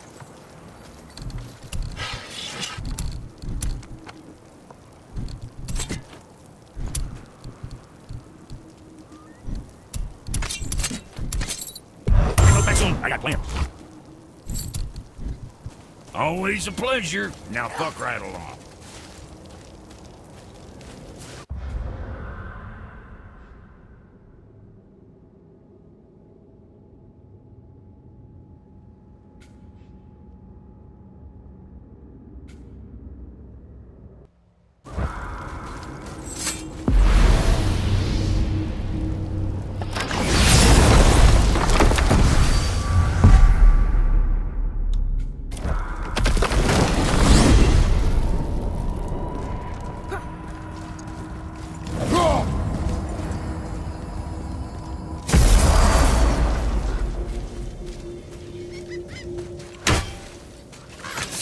Brock and I are working on something special for you at the temple.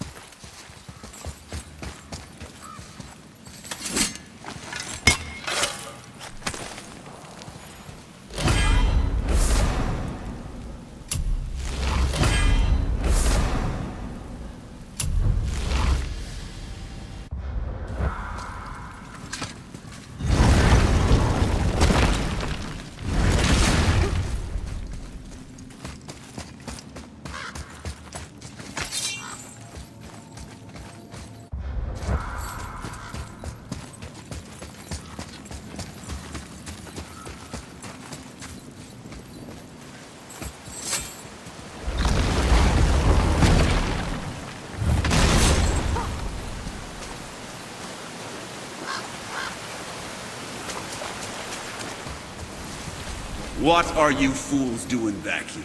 Come to pilfer my boots and small clothes? We found your son. He was betrayed too. And we found part of his journal.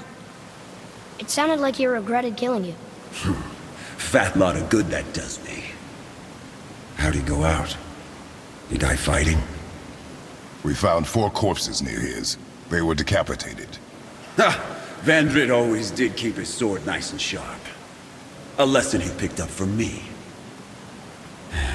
He's a backstabbing bastard, but knowing he's in Valhalla sets me at ease. Thanks.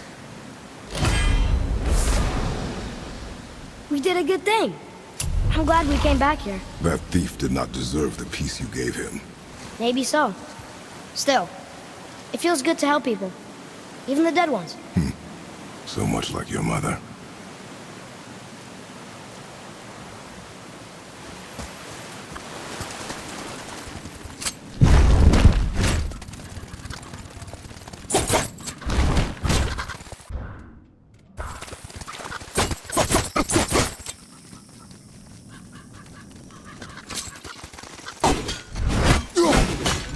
Brock and I have been working on a new project at the temple. Come visit soon.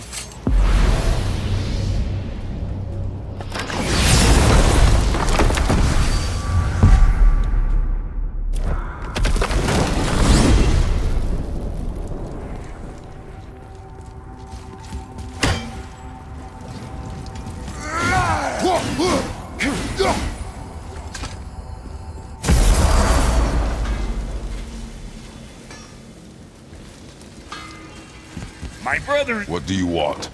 With the whetstone and hammer you've retrieved for us, Brock and I can construct the Dvegrathikr, dwarven armor of legend. We just need 3 more mythical ingredients before we set to hammer. Which are... Dunno. Armor's pure legend, and the details is fuzzier than a wolver's butthole.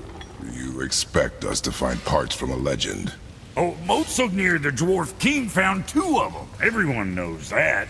But when he went looking for the 3rd... Poof! He vanished. Maybe he'll find some clues at his stronghold in Konungsgard. And looky here. A Konungsgard entry stone. It's got your name on it. How fucking strange.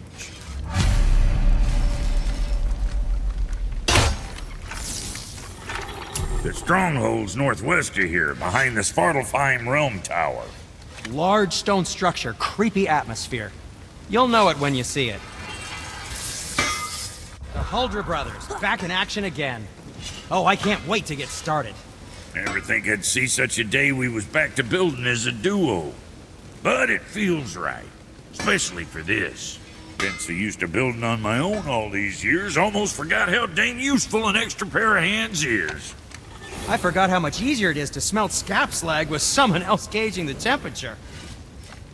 Hey, Brock. You found something interesting. Did you now? Well, color me interested. Tyr would have been pleased as peaches knowing these offerings were being turned to armor. Did you know him? What was he like? Never you mind, boy.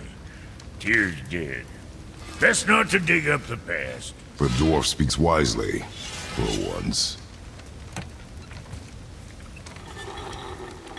This'll be our best work yet. Just need a little help from you lot.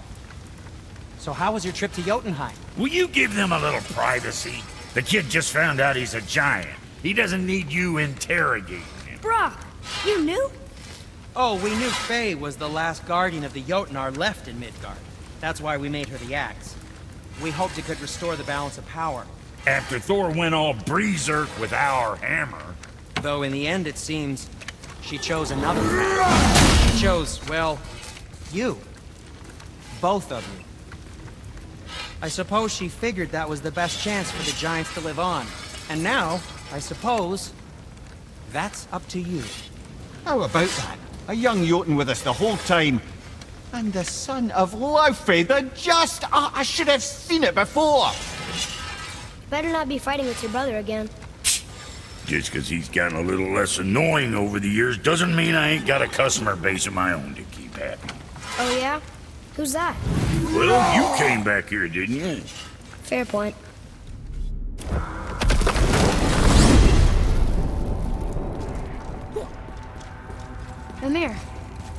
did you call Mother? Laufey the Just? Did you know her? I never had the pleasure. Laufey was a rumour in the halls of Asgard. A giantess warrior who thwarted many an Aesir god's plans, freeing those who they would enslave, feeding those who they would starve, generally making a nuisance of herself in the most noble of ways. Thor was terribly frustrated he could never find her to fight. Once my imprisonment began, I could only wonder what became of her, and who she would turn out to be. Yours is quite a singular lineage, lad. Wow.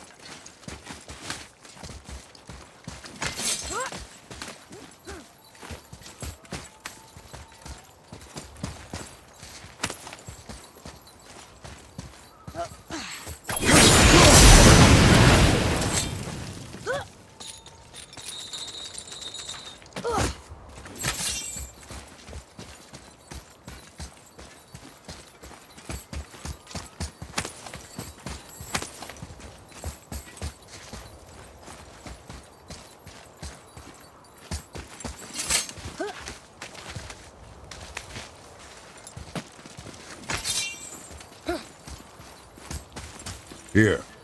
Boy. Yes, sir.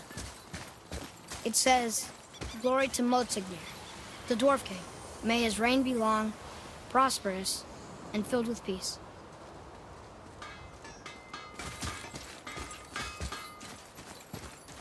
Greetings, and welcome to Konungsgard.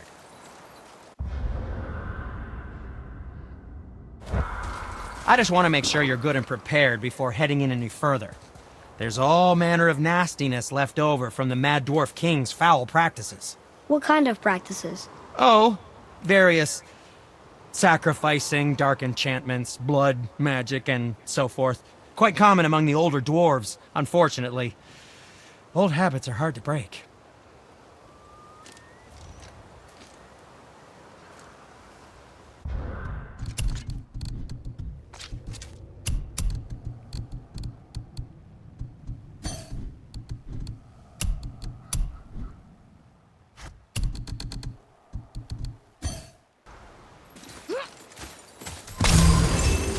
Whoa. Look, it's another dragon. I see it, boy. Hey, I hope we can find the binding shrines. This place is huge.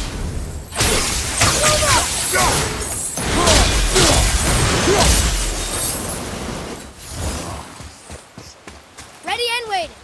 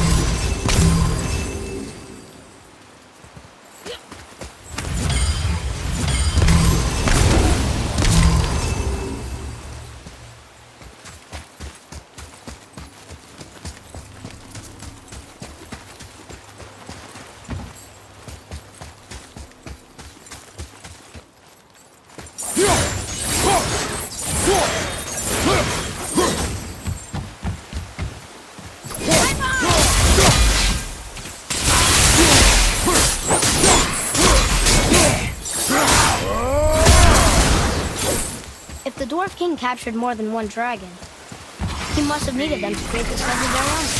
Interesting thought, lad. And it makes sense. Nearly everything about dragons is useful and contains power. Teeth, scales, even excrement. Excrement? Shit! Dragon shit is powerful? Aye, lad. Potently powerful. The head is having fun with you. Oh, I knew that.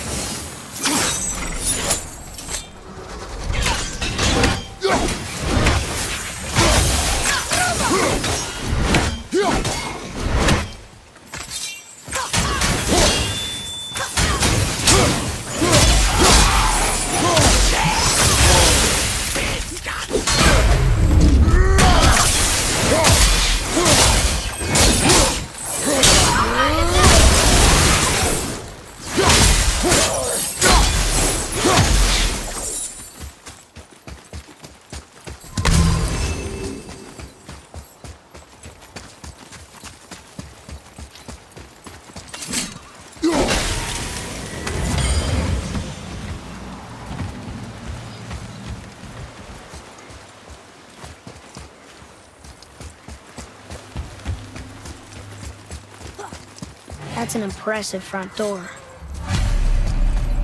These materials must be pretty special to make a legendary armor. This legendary armor better be worth the trouble. But if Brock and Sindri make it together, I'm sure it's worth the effort. Don't you trust them at least? I trust you, Atreus. I do not trust the legend.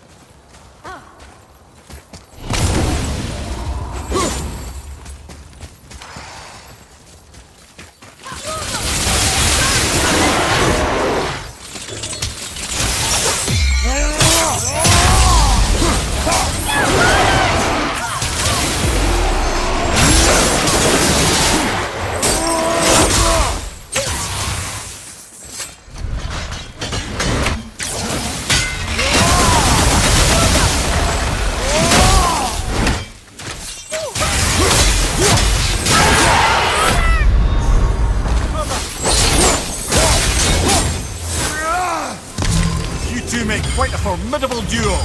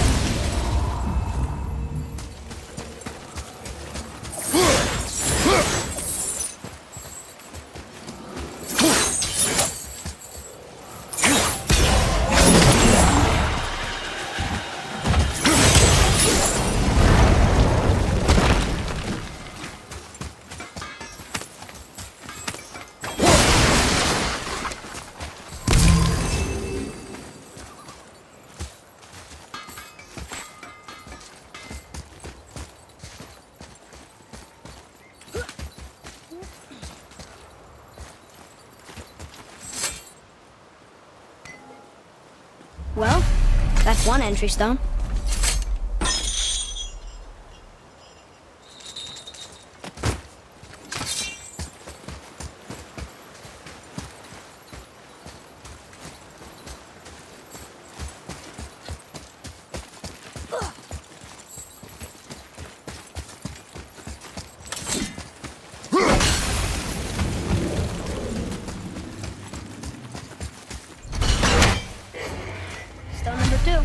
This place is even bigger than Midgard. Yes. The Dwarf King's reach appears vast. Wonder what happened to him. 'Tis a great mystery, even amongst the sons of Ivaldi. Mozartmir's behaviour before his disappearance grew increasingly erratic. Why? The Devegrathikr, the very armour you find yourself searching for. Though he found two, I'd wager his failure to find the third ingredient drove him to madness.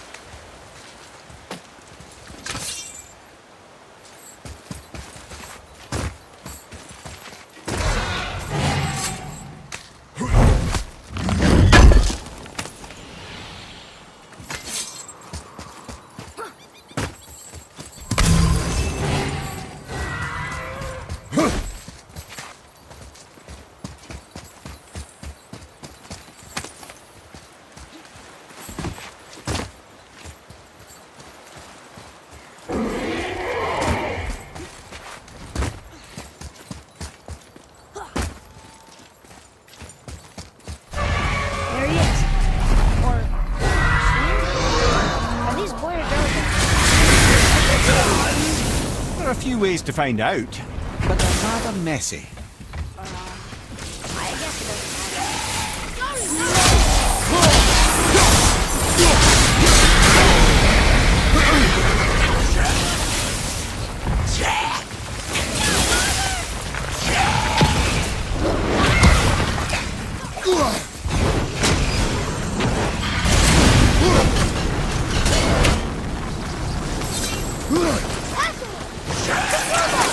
Need more dogs!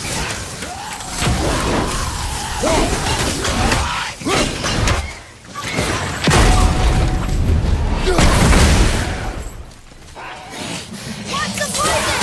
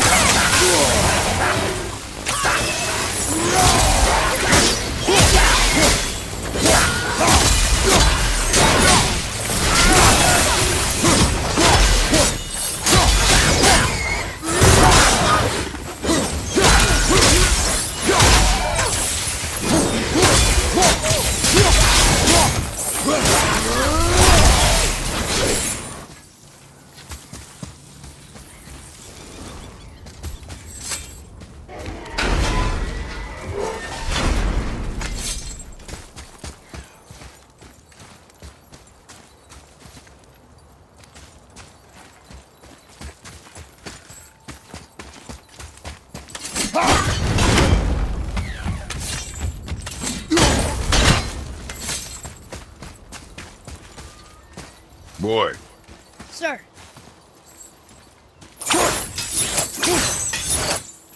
Huh. Neat.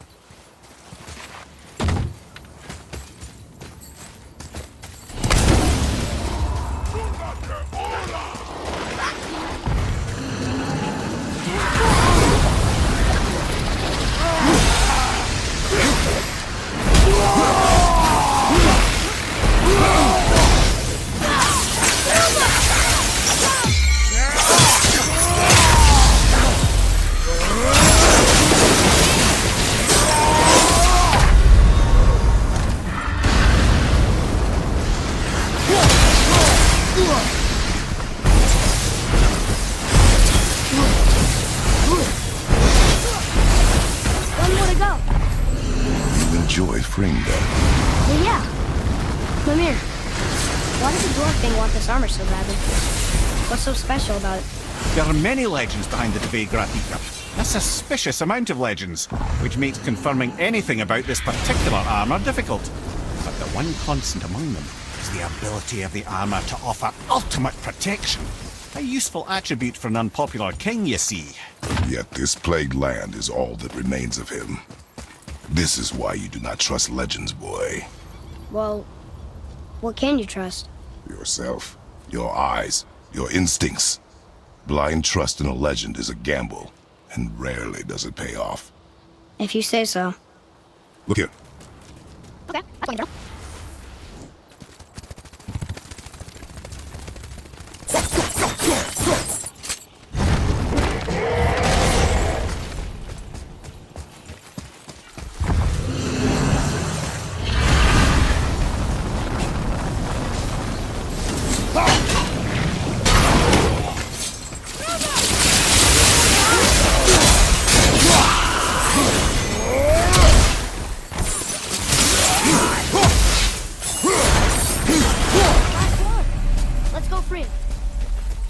Fine.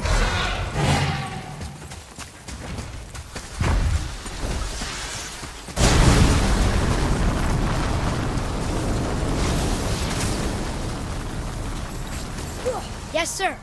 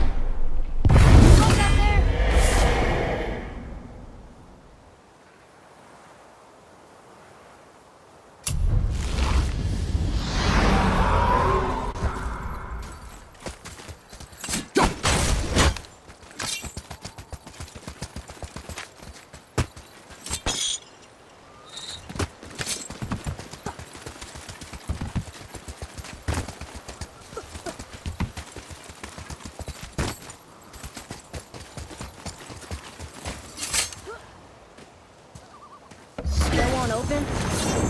Looks like we need 3.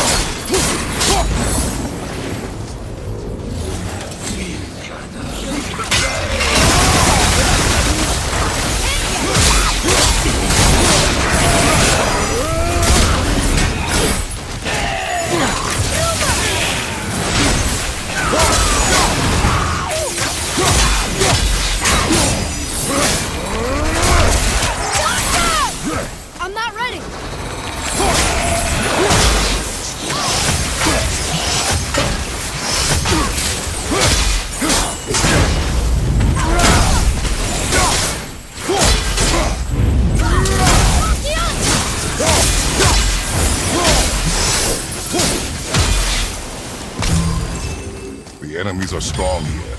Keep your guard up.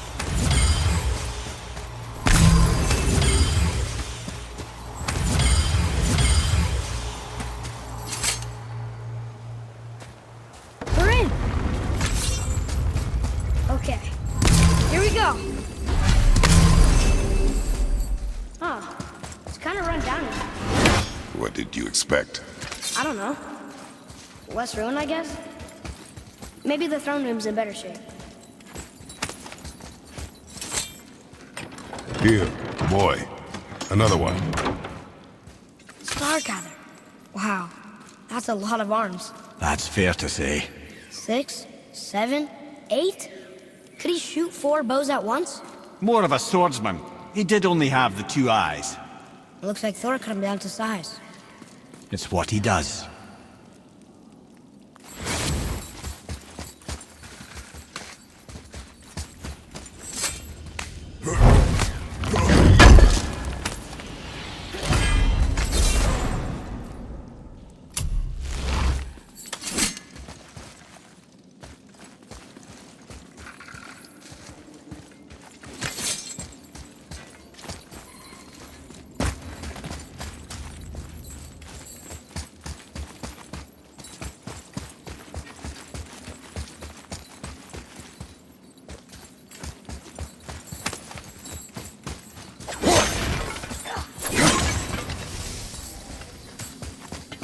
Do you hear that?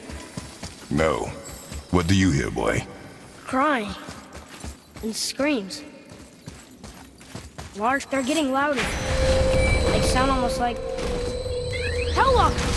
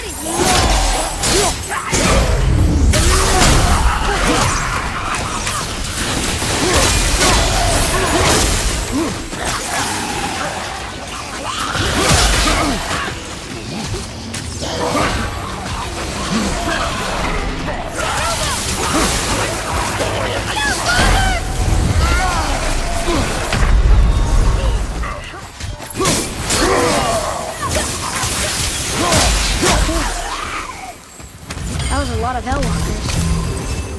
Hey, look at this. Blood trail.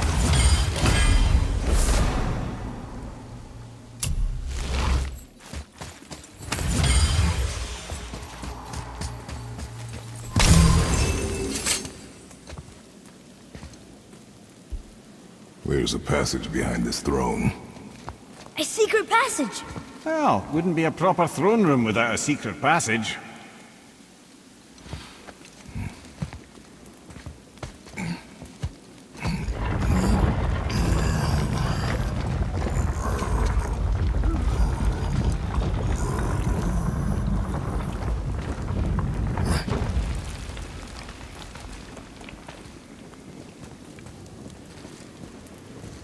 Maldsignir.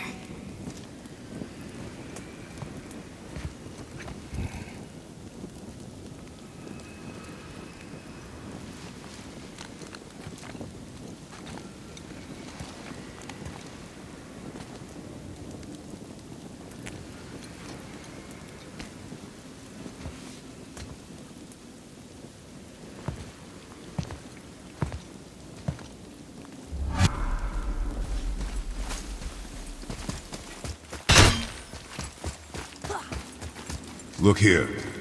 Yes, sir. Huh. Neat.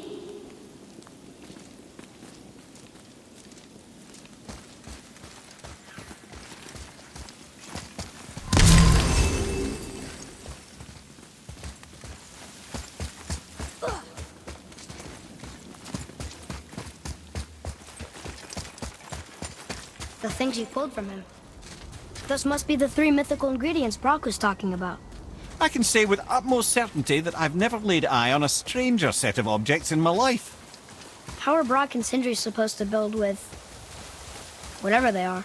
Don't count the dwarves out, lad. They're right pricks, but they're resourceful. They once made an unbreakable chain out of little more than a cat's footstep and bird spit. That doesn't even make sense. Well, that's the legend. If you wanted sense, you shouldn't be talking to a severed head.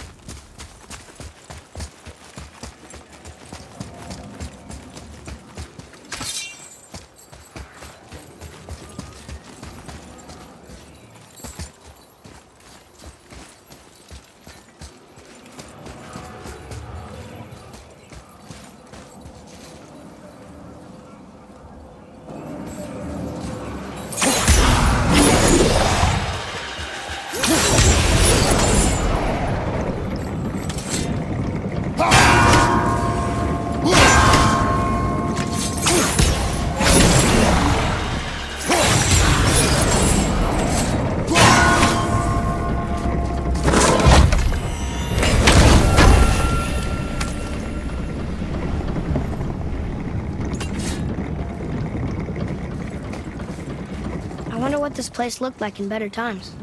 Conansgard was a beautiful land in its heyday, before the Dwarf King's obsession poisoned his mind.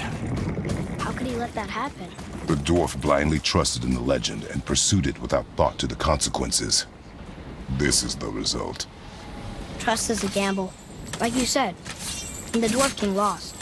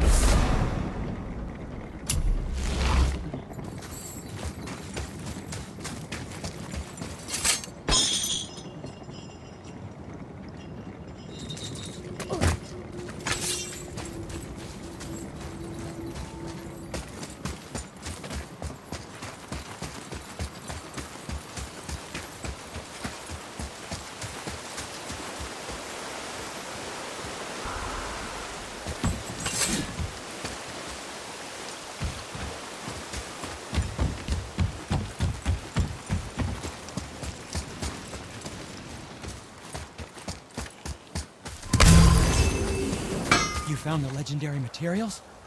Incredible. Oh, this is so exciting. Meet me back at the temple and we'll get started right away.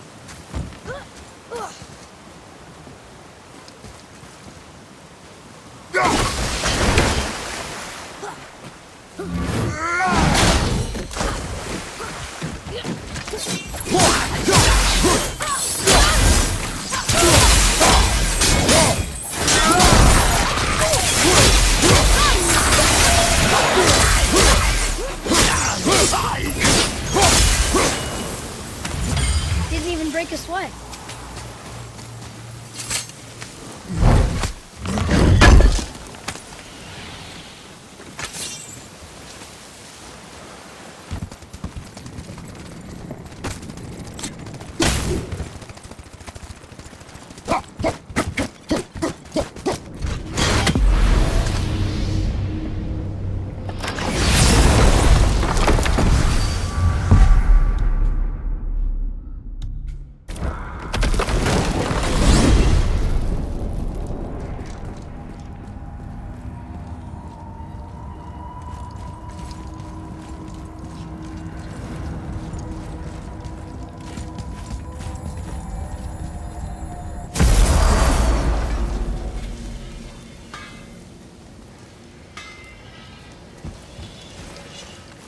You boys look right. We found the materials. But they're so weird. How do you build a piece of armor out of something so... None ya. Nanya? None your fucking business. Trade secret. We got our ways. Oh.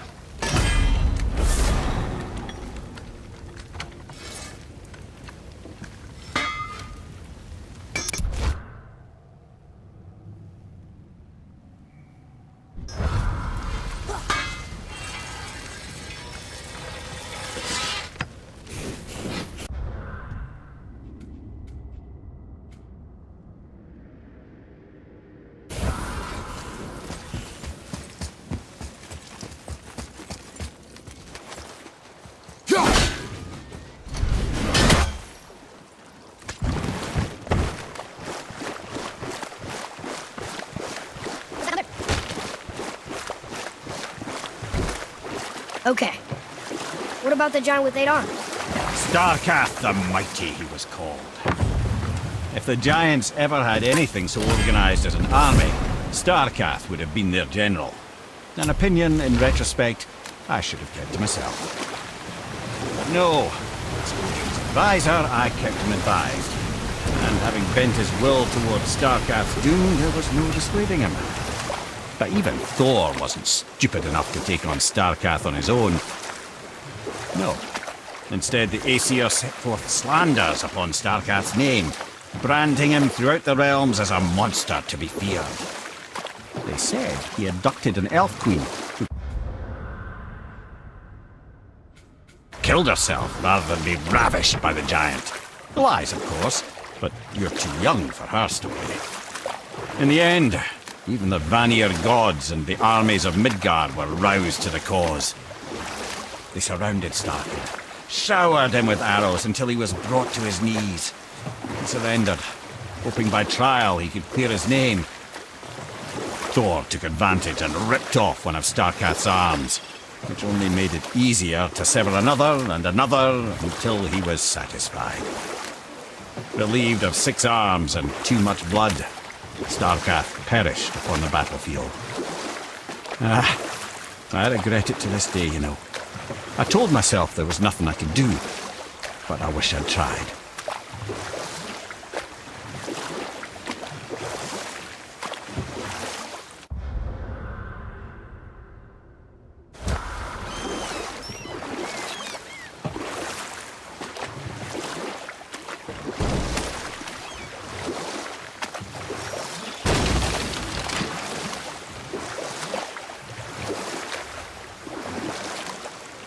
What happened to the city?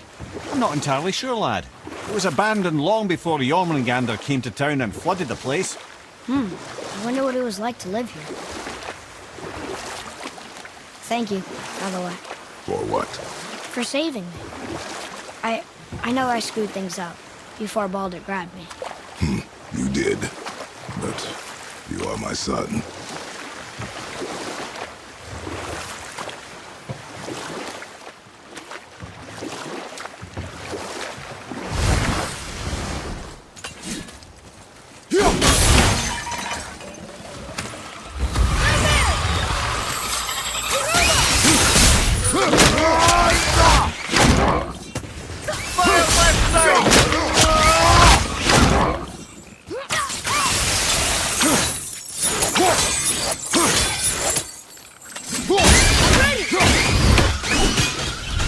It is over.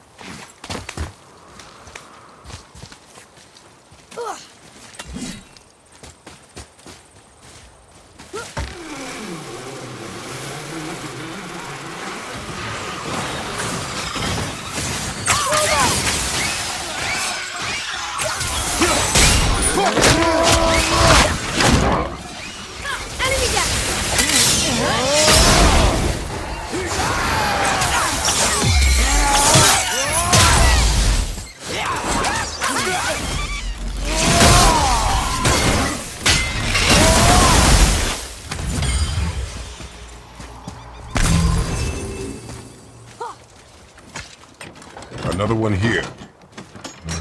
This one is Thrym, a frost giant king. Correct. A cunning one as well. Is that Mjolnir? Did he steal Thor's hammer? Aye, for a time. A lot of these seem to end with Thor killing them. Imagine that.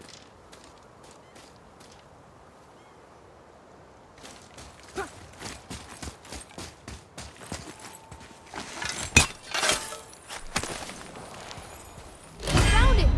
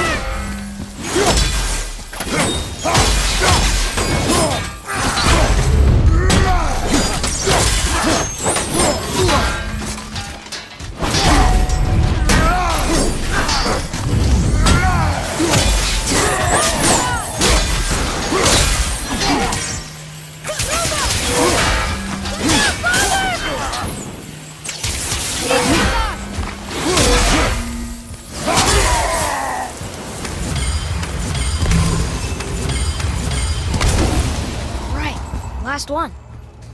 Kara, look! That should really help us fight the rest of the corrupted Valkyries.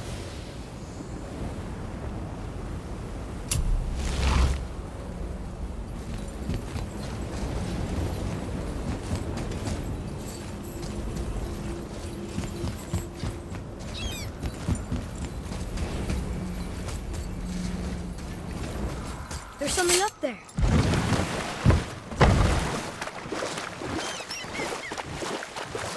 What's that down there?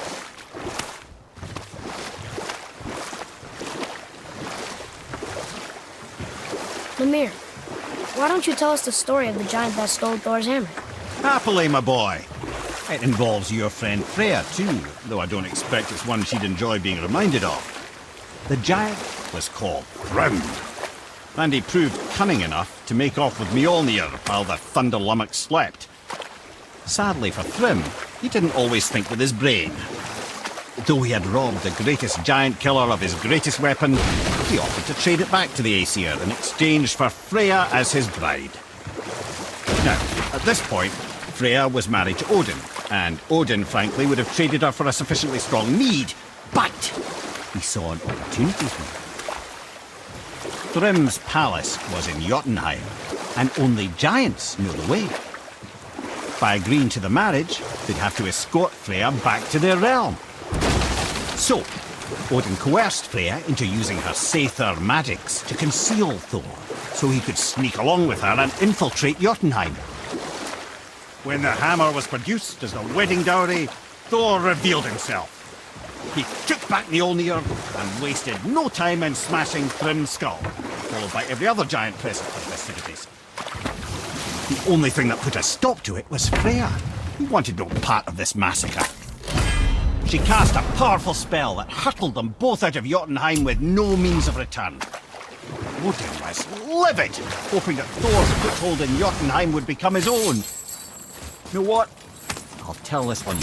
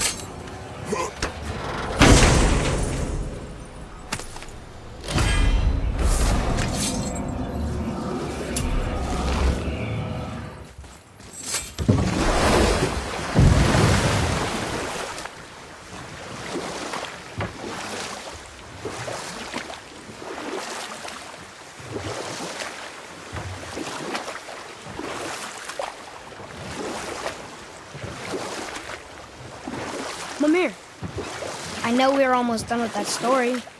Ah, yes. Thor's massacre at the wedding of Thrym the Cunning was finally put to a halt by our friend Freya. And oh, would he ever revenge himself upon Freya? What is the point of this story, Head? Well, for Thrym, the lesson would be to keep his priorities straight.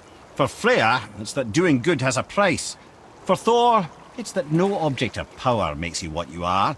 And if what you are is the biggest butchering bastard in the Nine Realms, nobody can take that away from you.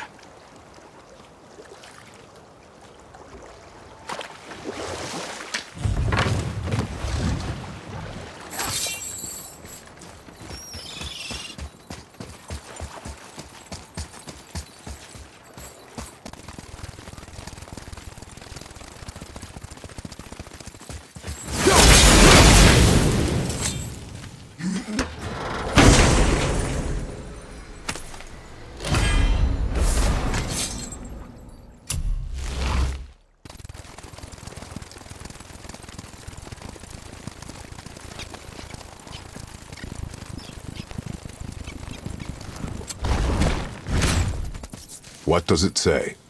Yes, sir. Oh yeah, I can translate this now. Niflheim, land of fog and fortune. Hey, nobody mentioned fortune. We should go there sometime.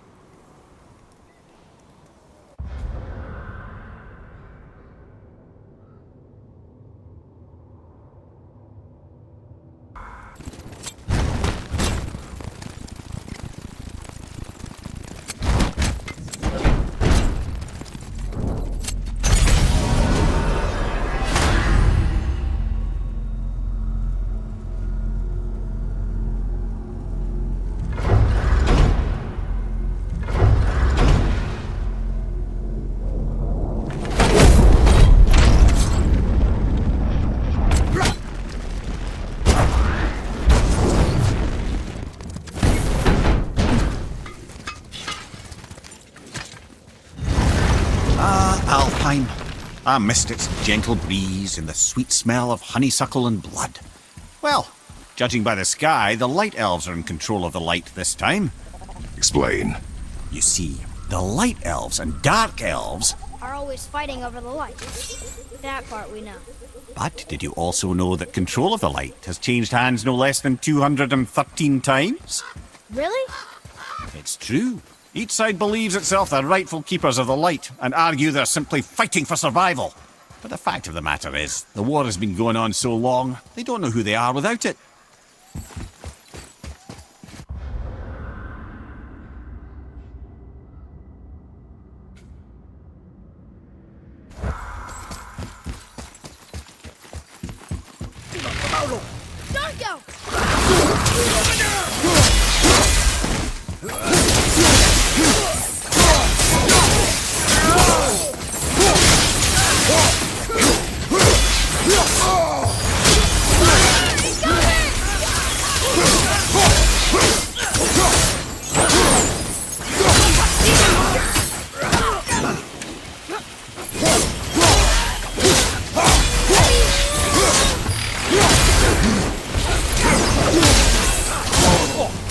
Felt that one, brother.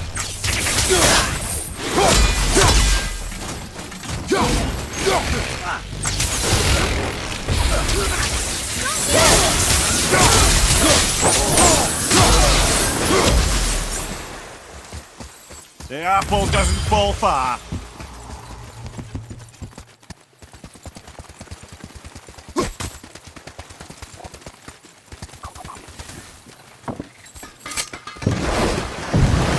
So, clear this up for me. Svartalfheim means land of the Dark Elves, right? Right. But you said the Dark Elves have been here now for a really long time. And anyway, aren't dwarves supposed to be from Svartalfheim? They don't look like Dark Elves. Don't you think so? Then you are vastly more perceptive than the Aesir. They're the ones who apparently can't tell the difference. And they're the ones who came up with that name. Dwarves actually call their home realm Nidavellir. So the Dark Elves aren't from Svartalfheim at all? Not even a bit. They're just elves of another colour. Nobody knows who came first, but they all come from Alfheim. Why do they fight all the time if they're really the same? That is adorable. Huh? It is the way of the world. Oh. Well, that's sad.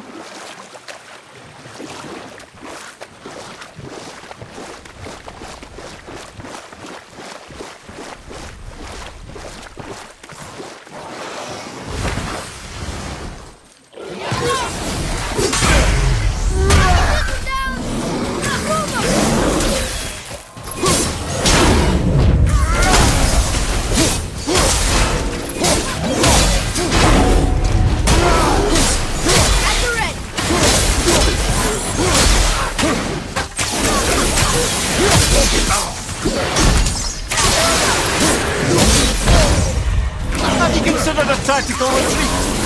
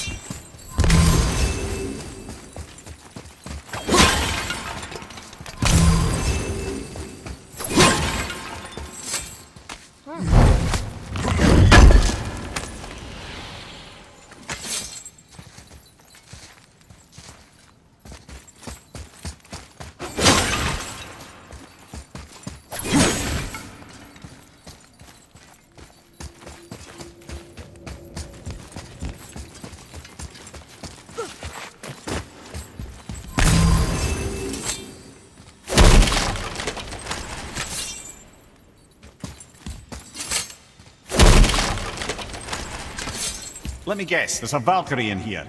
Yep. Well, are we gonna fight her? There's a trapped spirit in there. Quiet, head.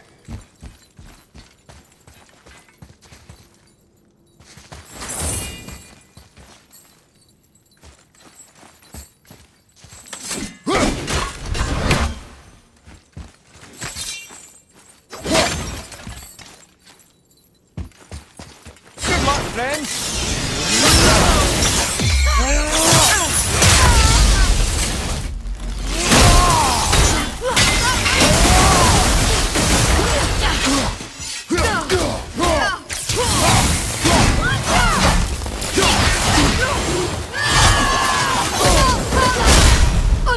You don't look too good!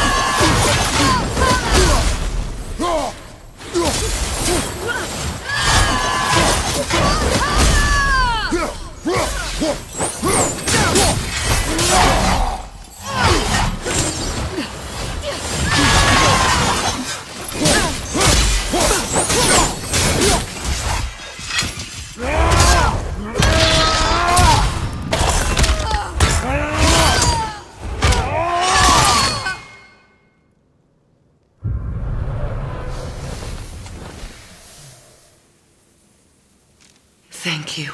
I am free. But why was I imprisoned? We think your queen did this to you. But why would Sigrun hinder our duty?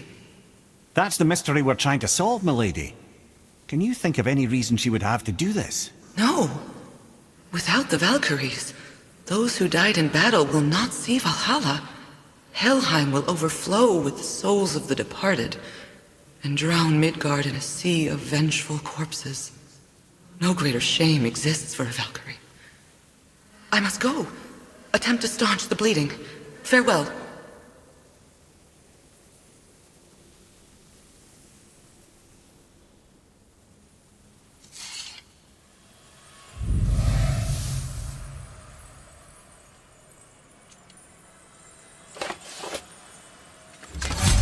I believe you have your answer, Head. The Queen opposes Odin. She imprisoned the Valkyries to defy him. Sigrun hated Odin, no doubt about that. But her duty, her responsibility. Would she really forsake these things to get back at Odin? I don't believe it. I do. Hate is stronger than duty. We have to find the queen. We have to stop her. I'm sorry, man. Aye. Don't be sorry, lad. Sigrun brought this on herself. I only wish... Well, wishing only gets you so far. How will we find her? I'm afraid I don't know. She could be anywhere, any realm. We'll find her. We have to. All of Midgard is counting on us.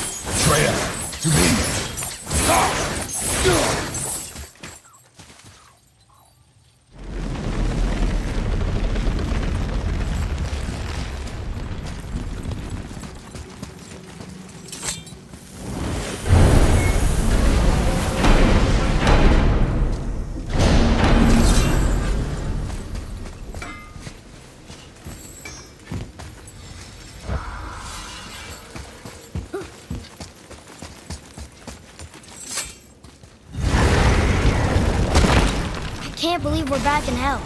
At least we're not on the side of the bridge where those visions will torture us. It's so cold. My spit freezes when I talk.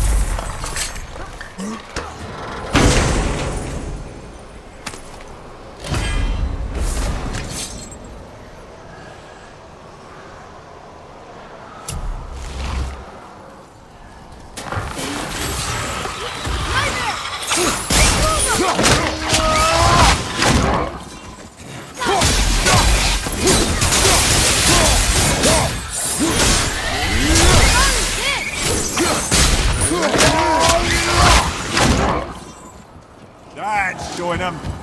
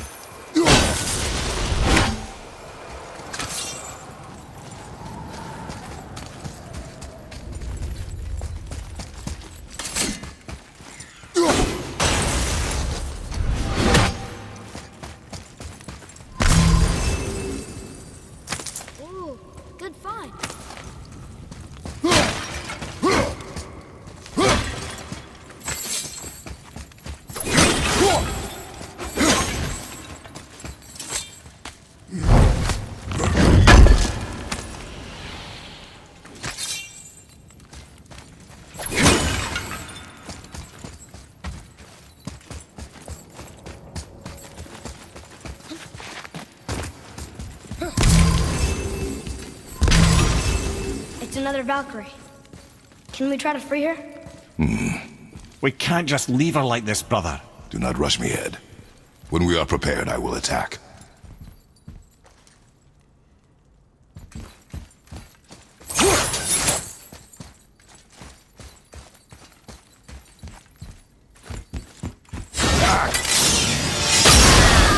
Focus up, boy!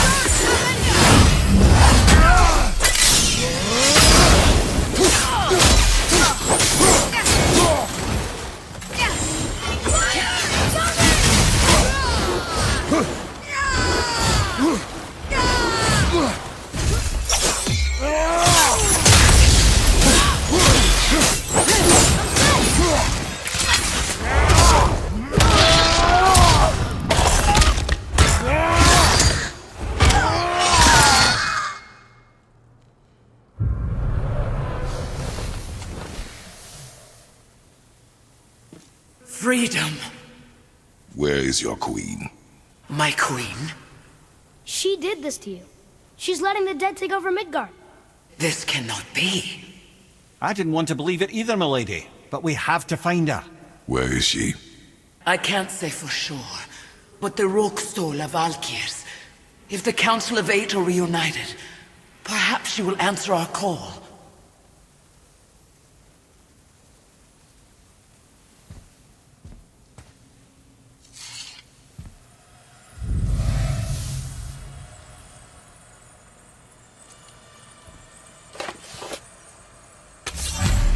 Council of Eight.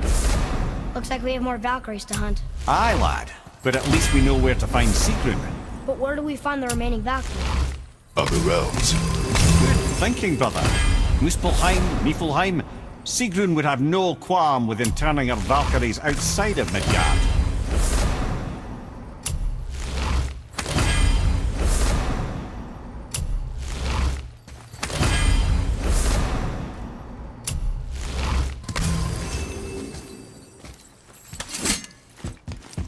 Haha! Gotcha!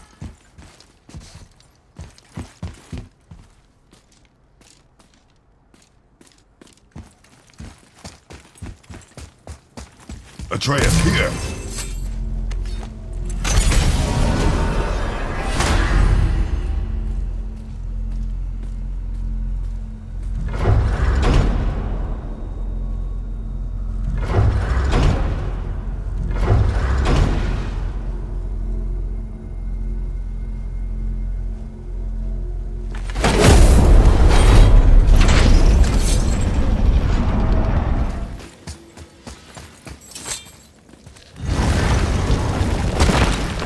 Niflheim. Not sure why anyone would want to come here, but here we are.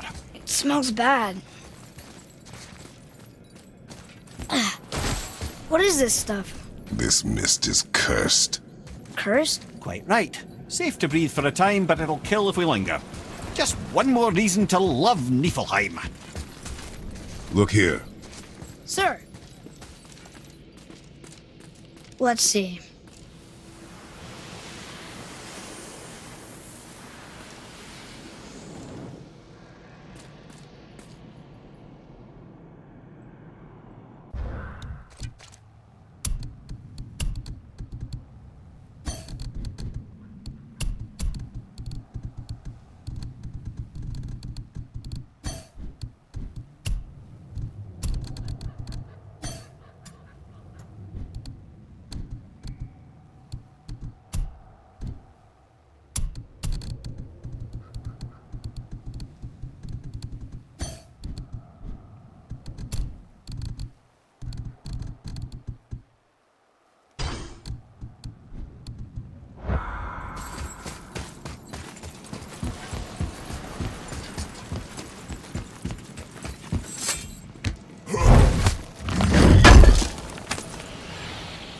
What is that stuff? Weird. Yes. A strange material.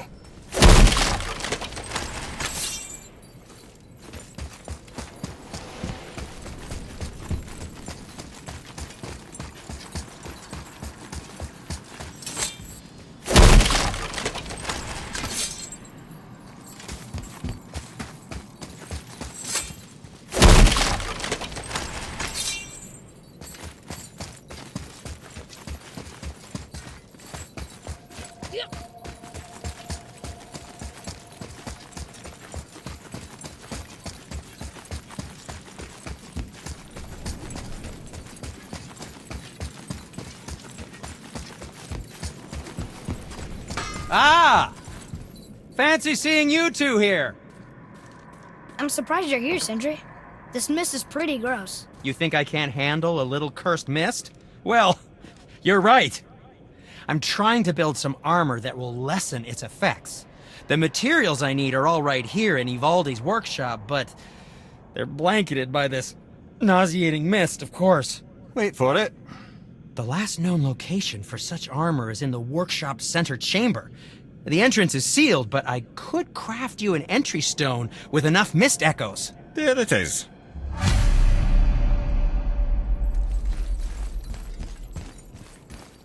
I wouldn't recommend staying in the mist for too long. That stench will stick to your hair, your weapons, your armor. And I will not touch your gear until you burn all the tiny beasties off in the fires of Muspelheim. Also, it will kill you.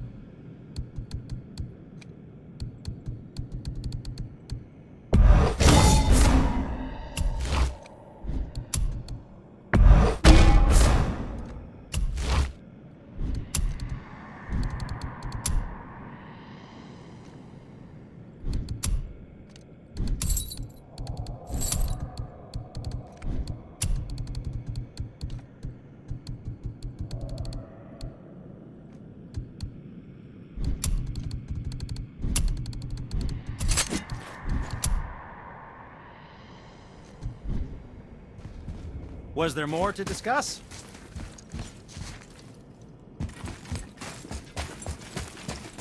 There's something written here. This whole place shuffles around each time we leave? That's incredible. Atreus, focus.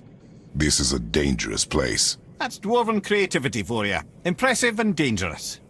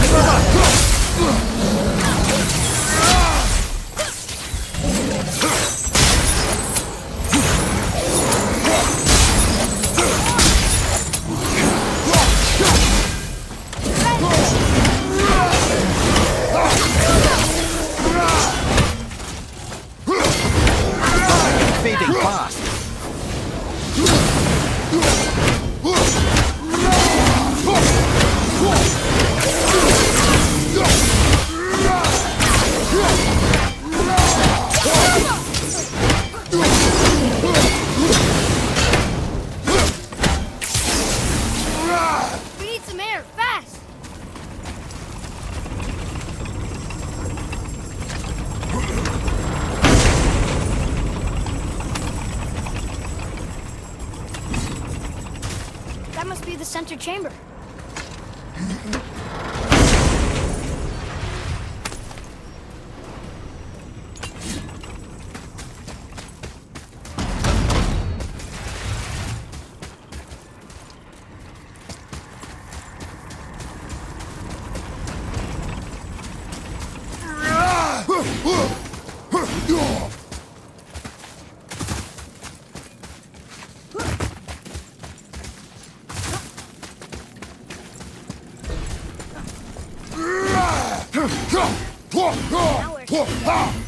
Ooh, looks like you found enough echoes. And you're not dead. Very impressive. Sindri, how do you make anything out of mist? Odd as it sounds, the dwarves who lived here could craft marvels out of the mists of Niflheim. Keep an eye out for more mist echoes. I could put them to all sorts of use. Now, there is something else to tell you.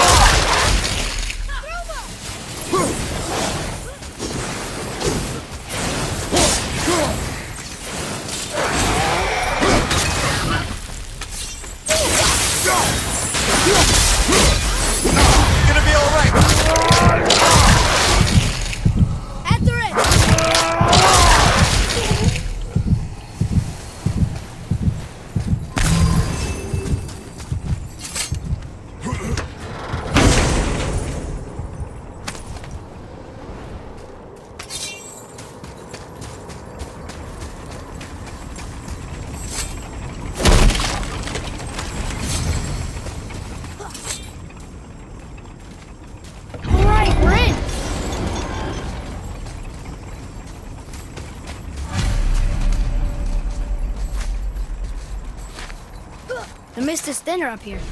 That's nice.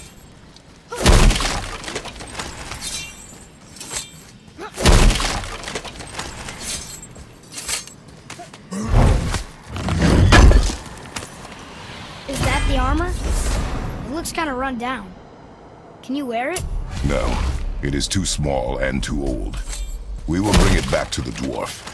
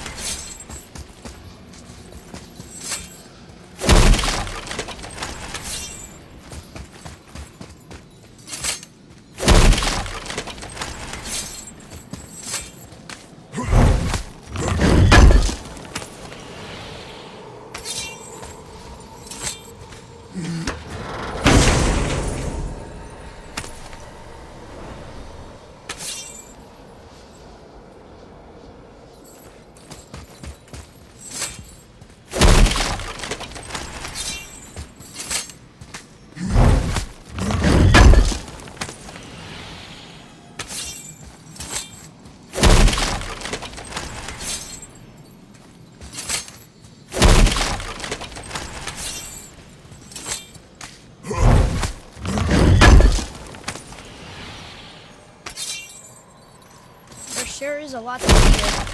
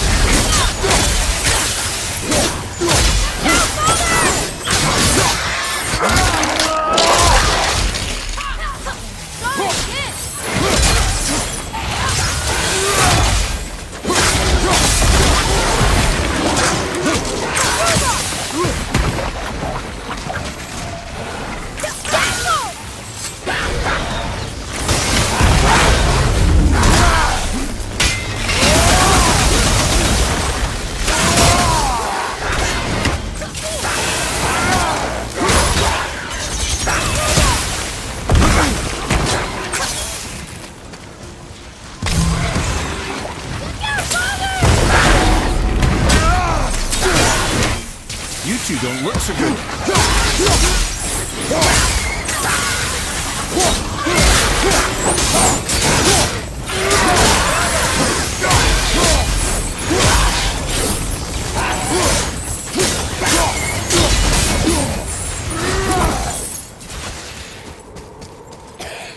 We need some air, fast!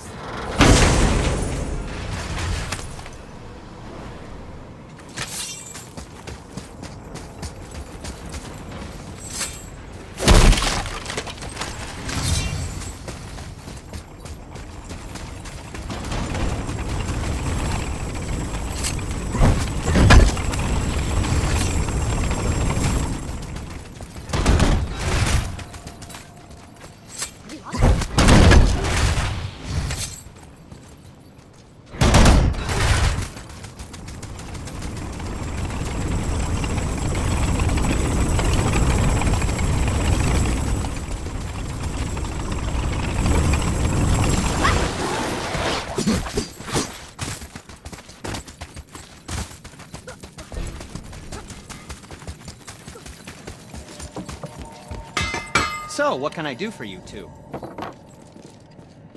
Well, scrounge around a bit more and we'll build something then. Is that what I think it is? Useless armor? Useless? Oh, ye of little faith, this armor was worn by Ivaldi himself. Sure, it's seen better days, but I can restore it with more mist echoes. And it'll help with the effects of Ivaldi's curse. Unless there is something of value in this workshop, there is little point in staying here. You saw all the chests in the center chamber, yes? Plus all the goodies tucked away towards the back of the workshop? And the 3-realm tears, of course!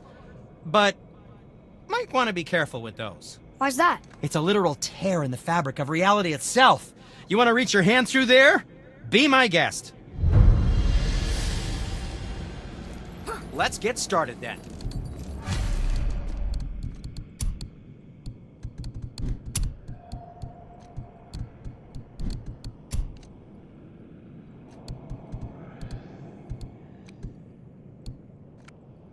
I wish Mom were here. I don't try getting it clean. What can I do for you? What shall it be? Don't let the driver get you.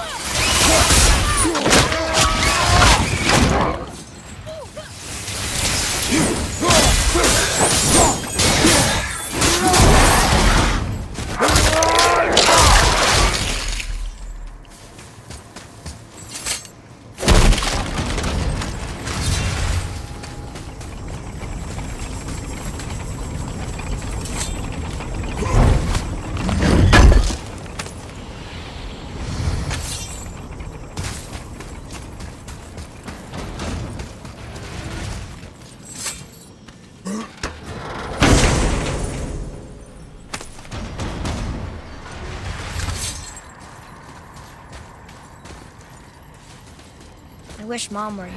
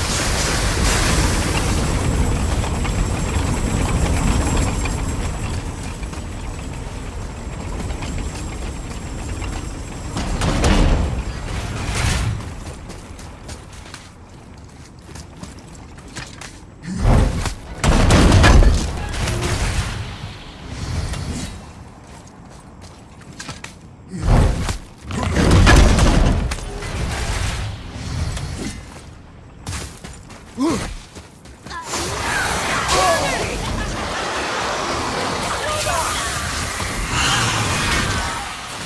the poison!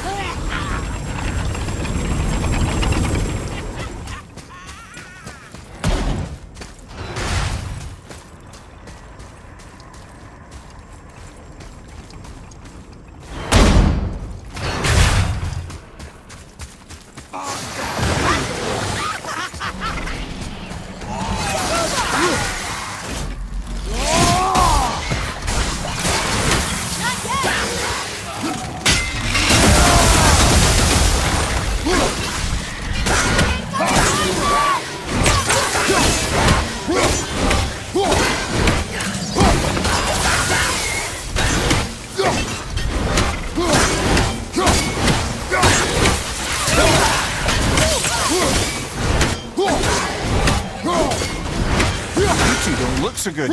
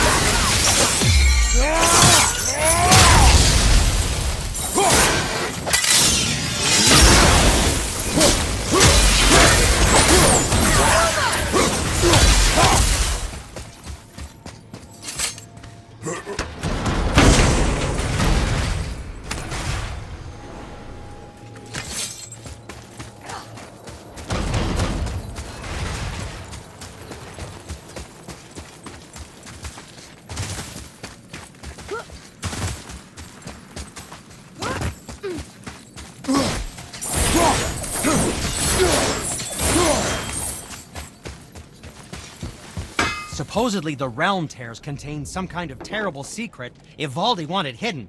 But who knows, really? Dwarves are strange. And yes, I realize I'm a dwarf.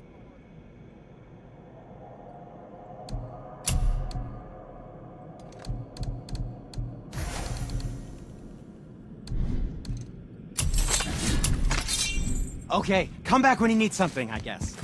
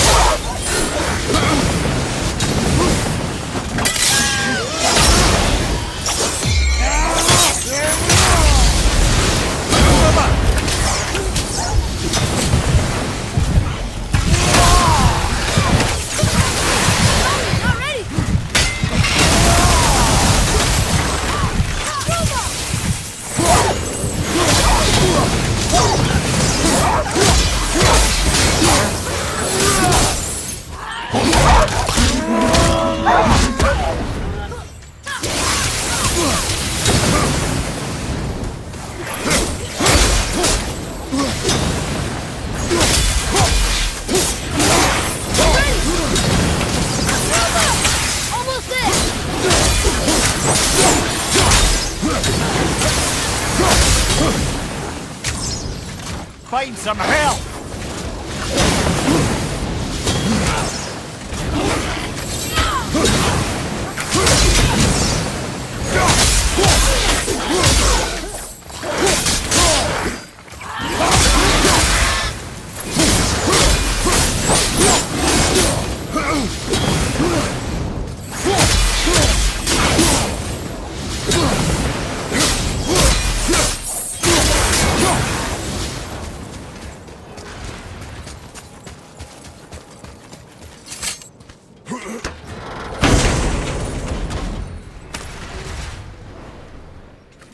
Are we lost? Nah.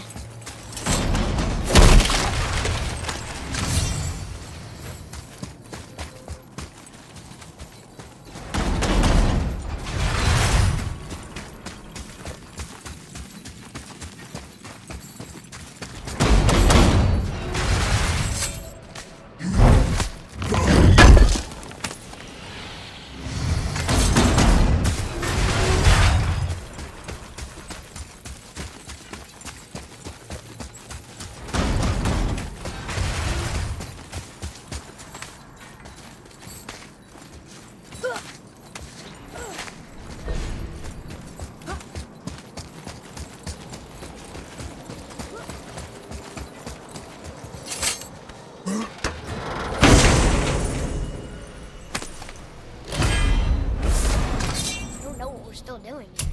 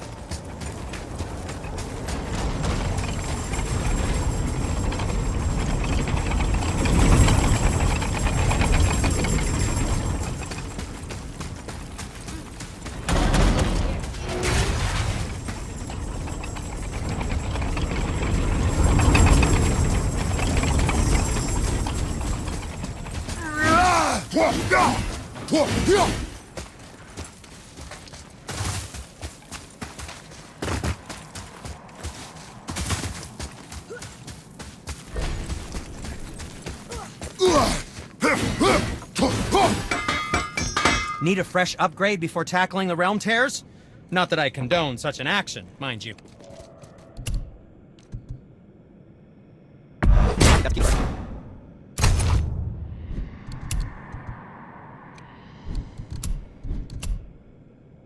Was there more? Let me think.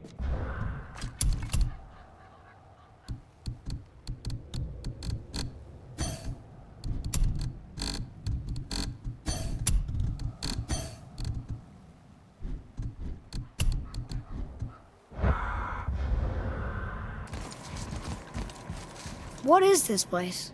You are standing at the entrance to Ivaldi's workshop, a testament to the ingenuity of dwarven engineering. Why does it smell so bad?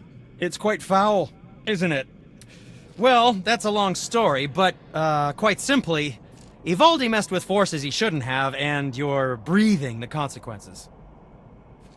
So, Ivaldi created this mist? No, Niflheim has always been a land of mist. And snow. Endless snow. And wind and ice. Really, it's never been a pleasant location. But Ivaldi found a way to harness all that frosty power, and built marvels that shocked the realms of both man and god. Wow. Yes. Wow. So then what happened? After Ivaldi built all the marvels. Ah, yes, well, Odin wasn't keen on the idea of dwarves building contraptions that challenged his power, so he intervened. Ivaldi was furious and retaliated. From there, things escalated, and well, here we are. Cursed mist. And this is why gods are best avoided.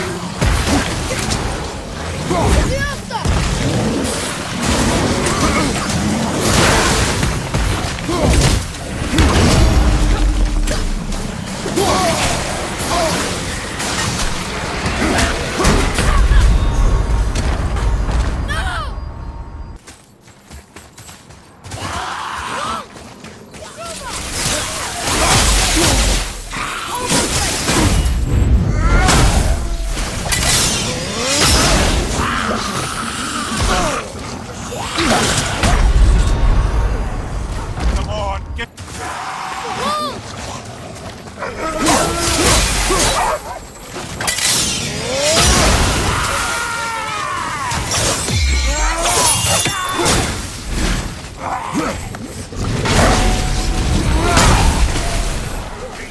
side!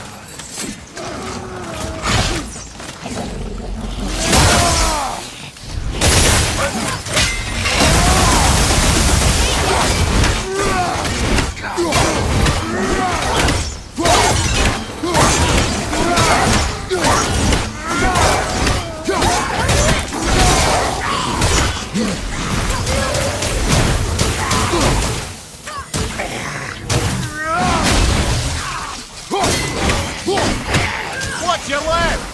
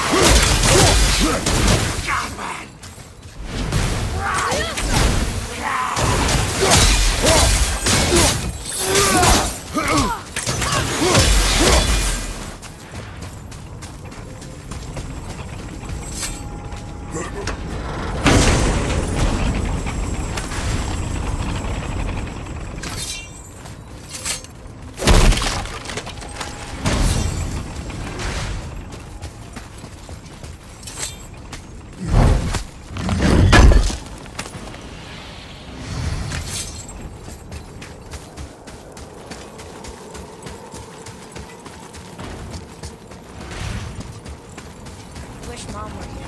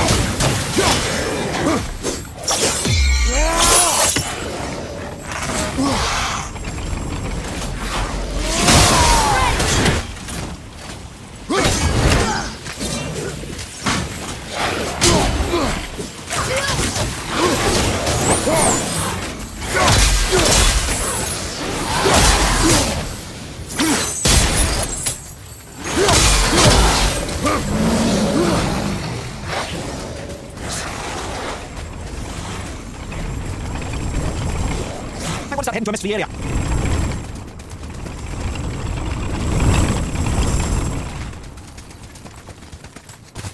Breathe some air fast.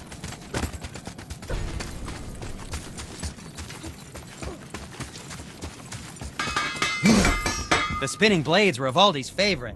I was a bit garish.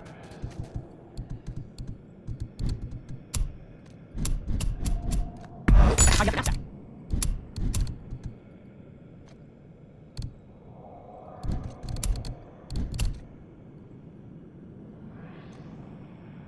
Oh, no, we're still down here.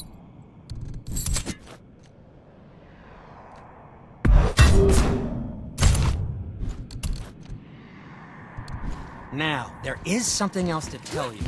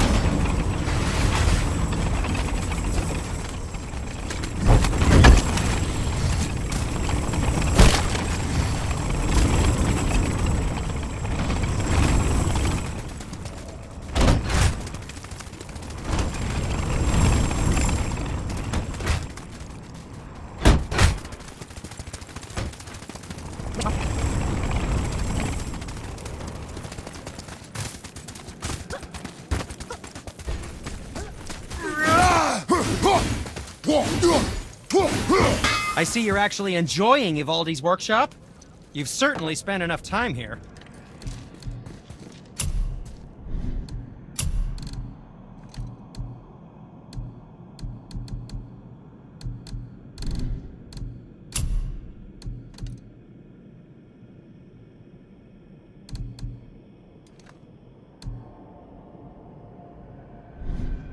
I suppose you prefer my brother's work?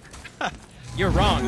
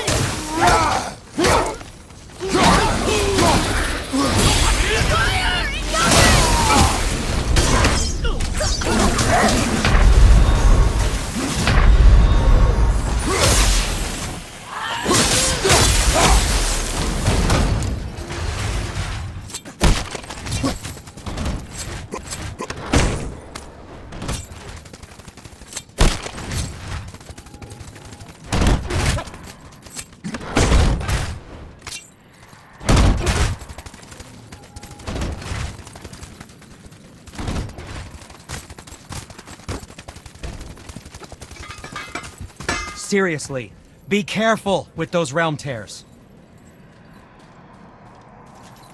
So, what can I do for you two?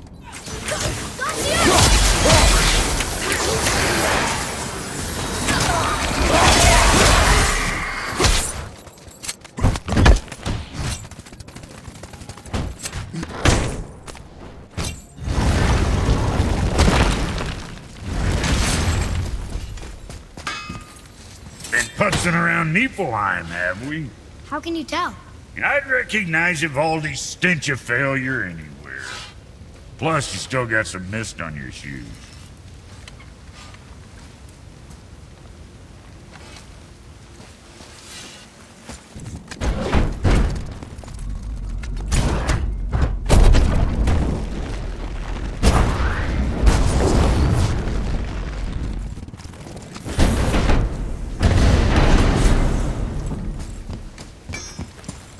You must like the heat, Brock. Heat's damned useful in my line of work. Even makes space itself more pliable. Take those magic doors you love so much. Round here they all go right to one another. No prodding from old Brock. Go up yonder and wake some up, you'll see. Getting around moose pools a cinch. As long as you don't end up cooked.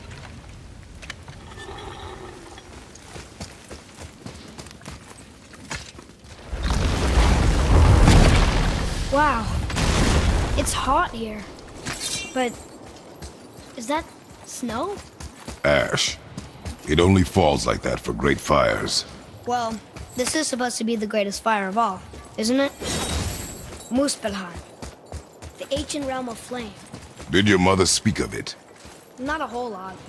I mean, there's not many stories that take place in fire. Except among the fire giants, I guess. But I don't think they talk to others much. And no one's seen one in forever. I wonder what Surtur's gauntlet is. What? It's what those runes said we could find here. We shall look.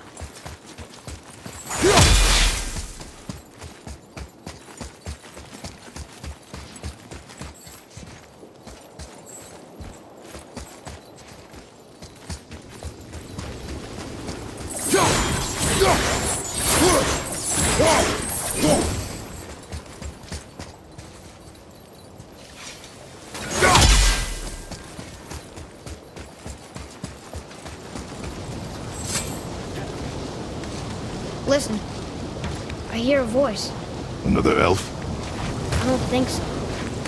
It's coming from up there.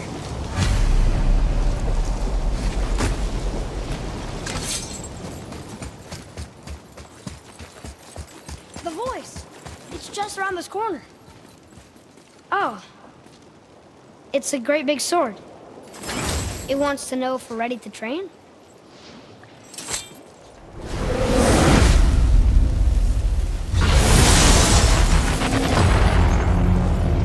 The gate's closed. Prepare yourself, boy. Yes, sir.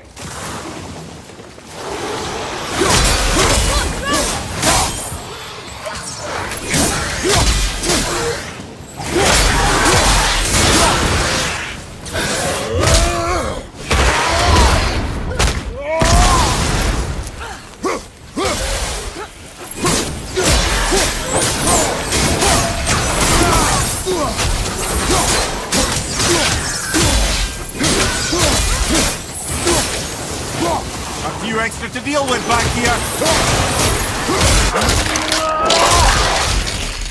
Switching arrows! I'm not ready!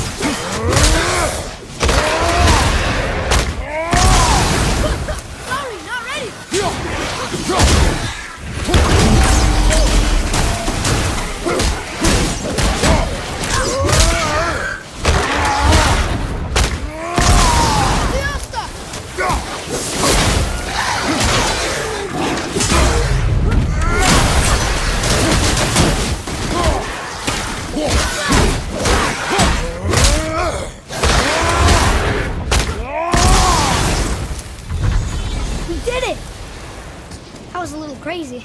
And look, there's loot! Wouldn't it be nice to find some incense just once? The smell of brimstone gets old quickly. It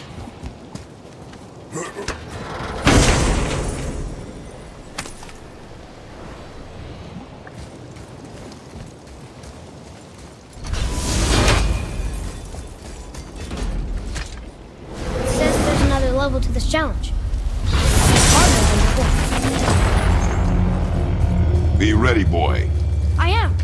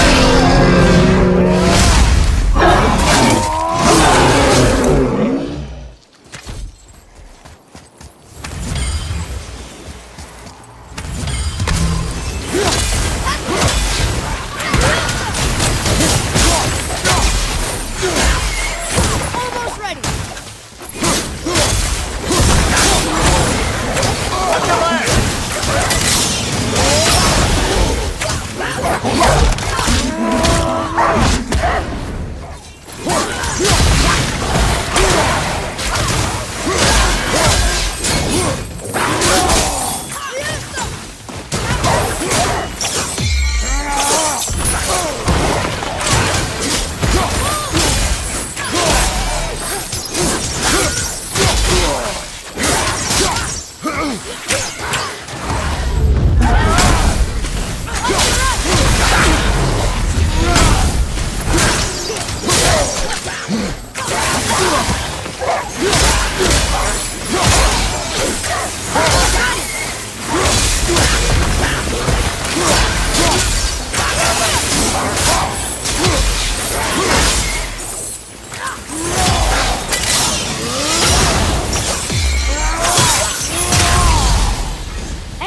look at us.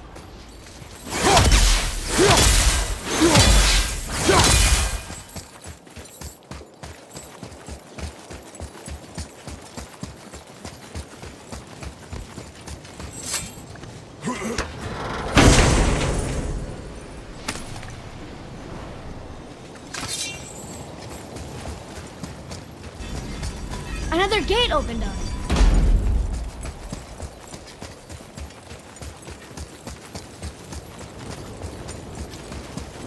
So, nobody lives here, do they?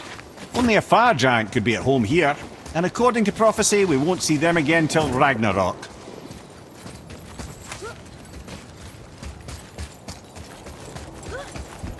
There's another sword. This must be the next challenge.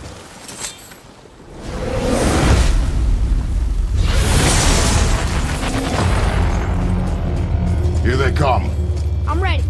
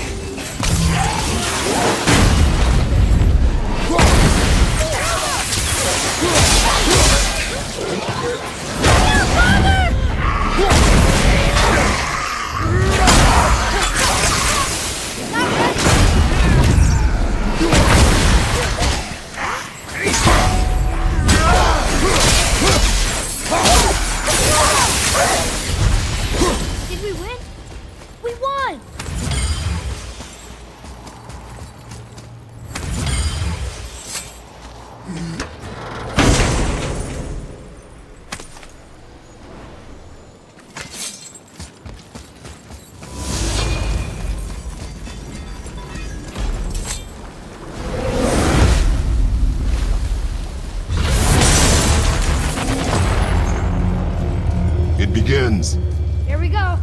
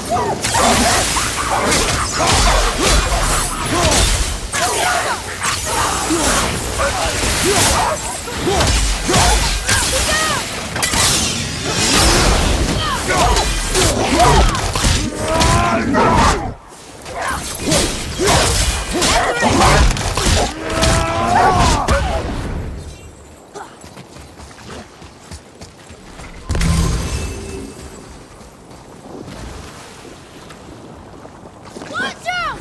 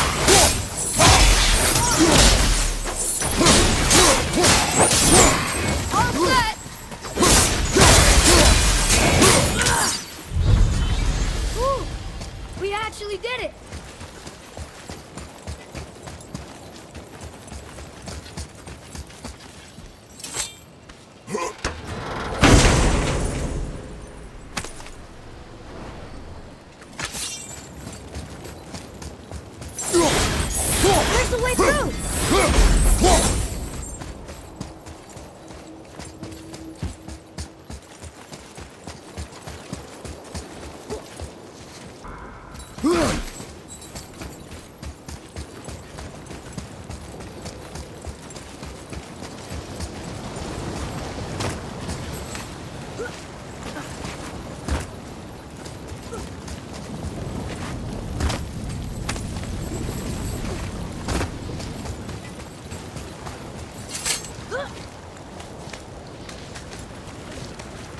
I keep breathing in ash. Imagine breathing it in from your throat stump. I really can't.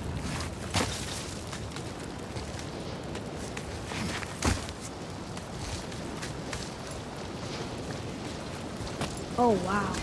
It's a lava waterfall. It's a lava fall. Yes, this isn't at all terrifying, is it?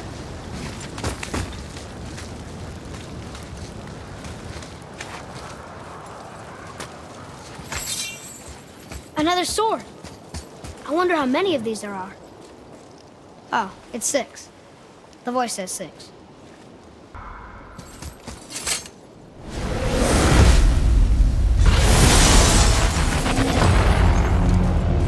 Ready? Ready. Busque patanina. I'm not ready!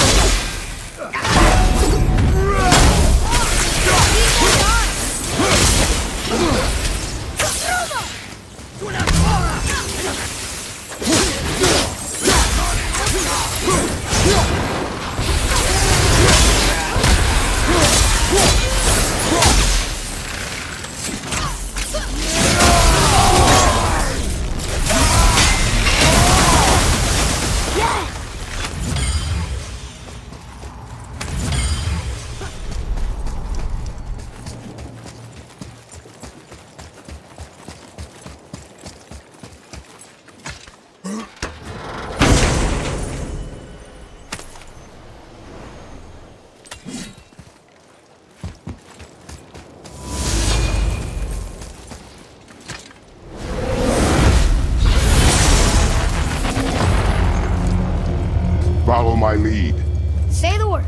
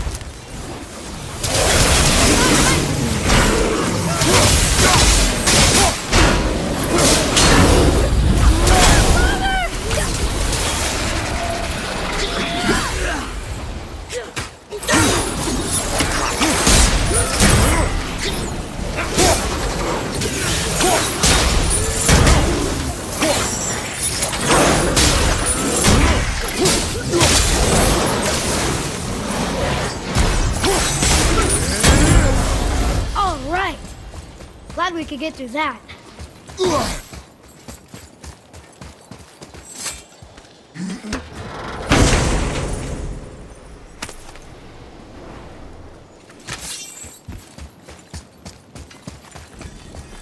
it open.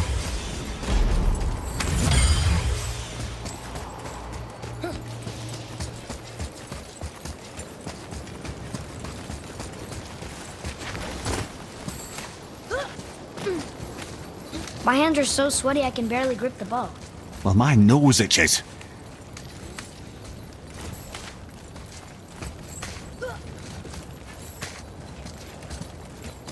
Found the next sword.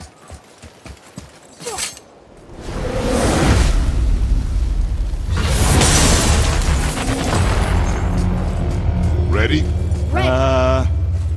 Oh, you meant the boy, of course.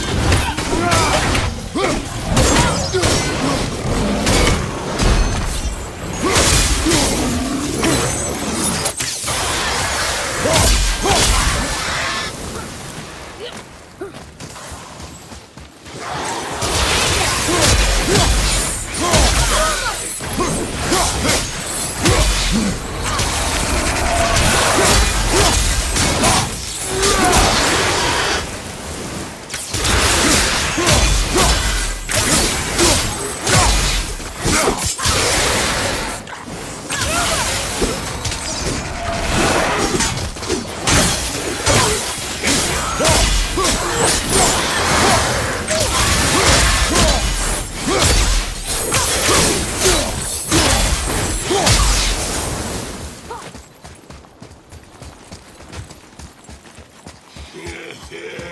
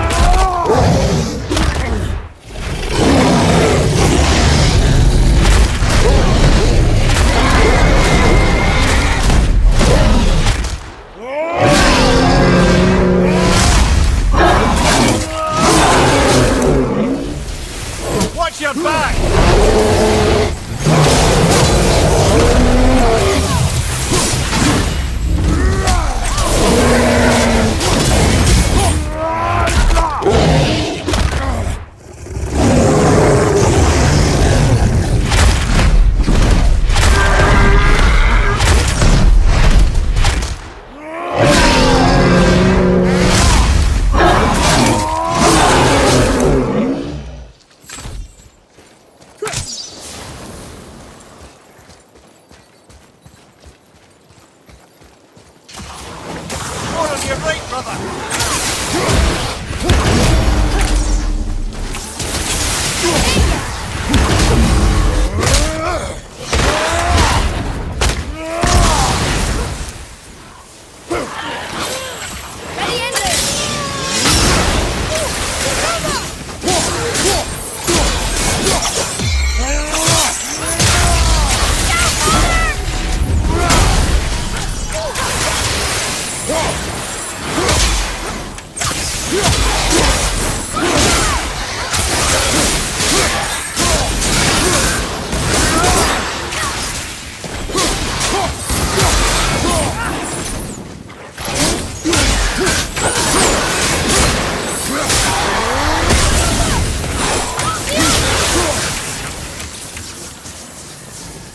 Thor just showed up back here.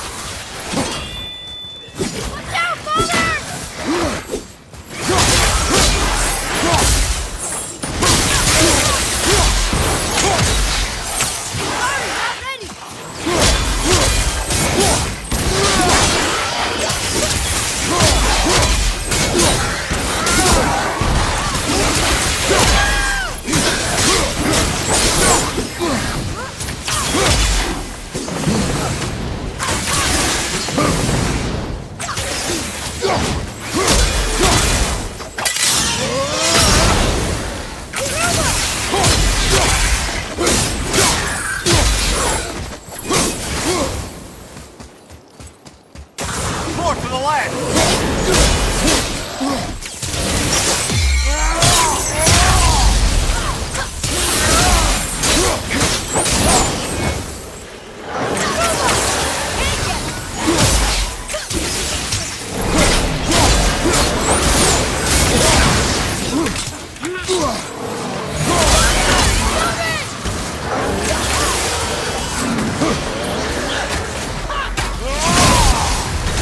At the ready.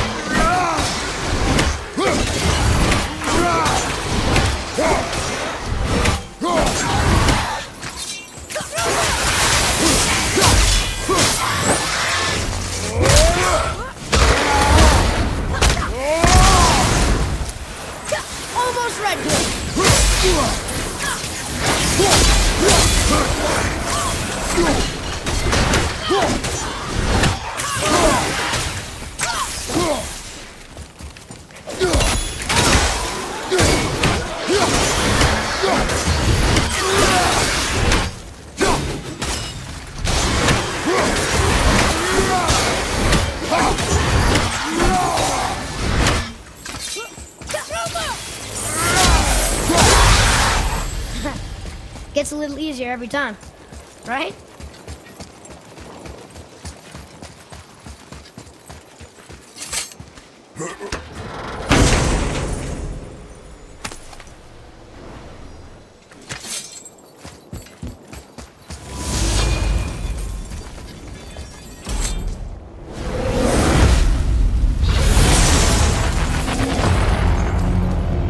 The gate's closed. Prepare yourself, boy.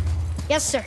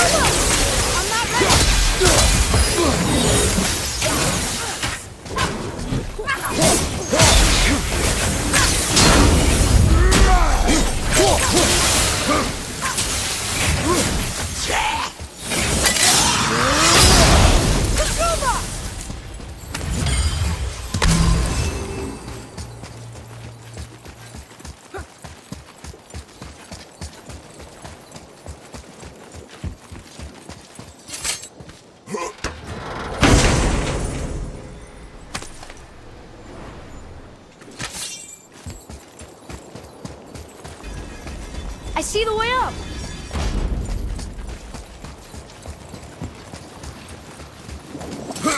Ooh, there goes my arm hair.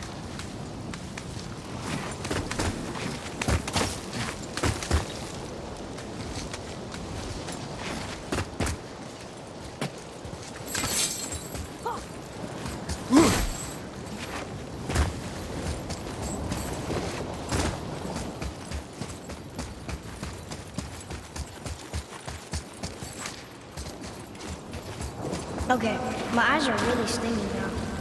And my throat hurts. Well, it wouldn't be a challenge without a little challenge, would it?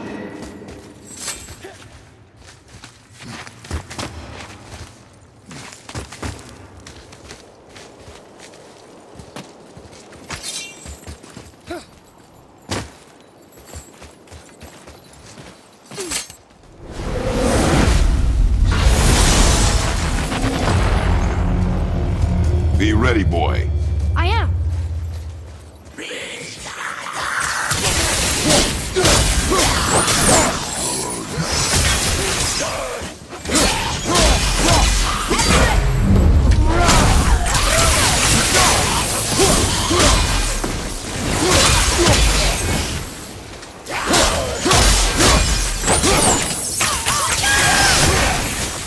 Sorry, kid.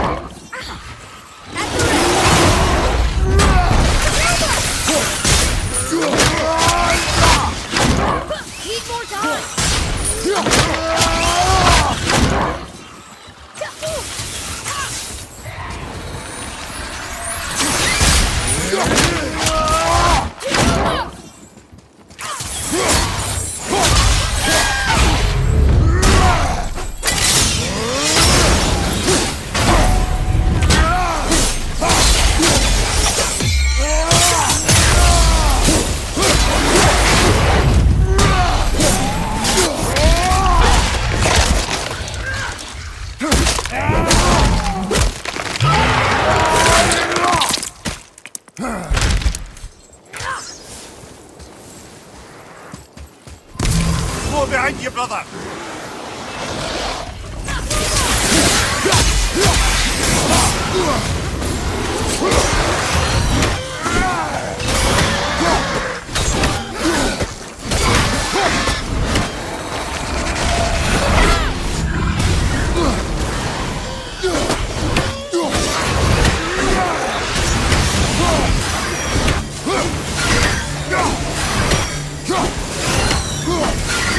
Left flank!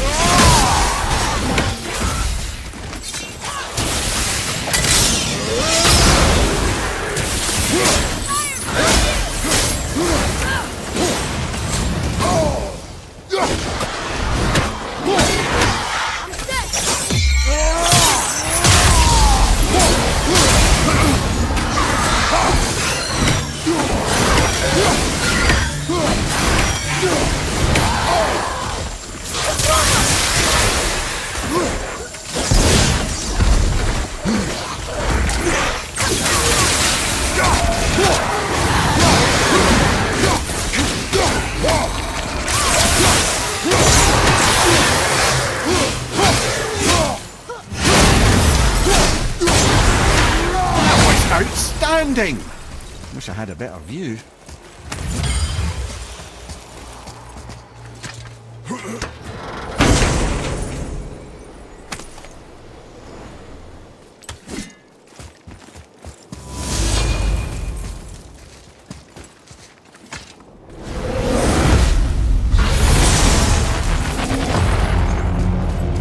Here they come.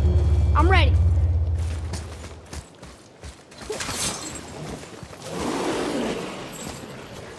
Draugr, behind you!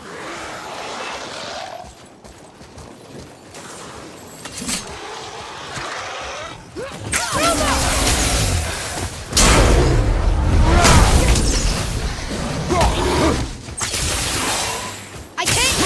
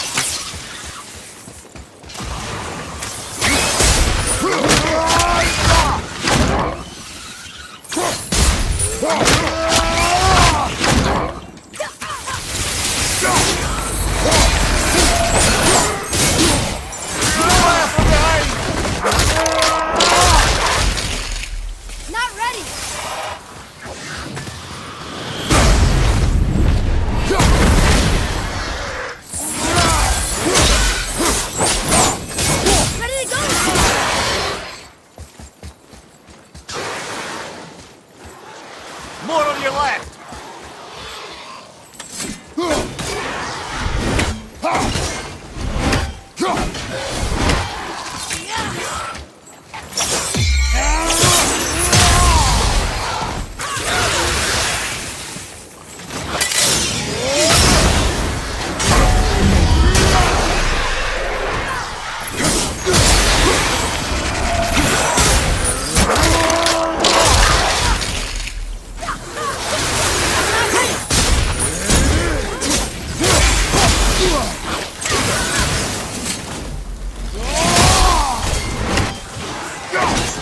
To the right!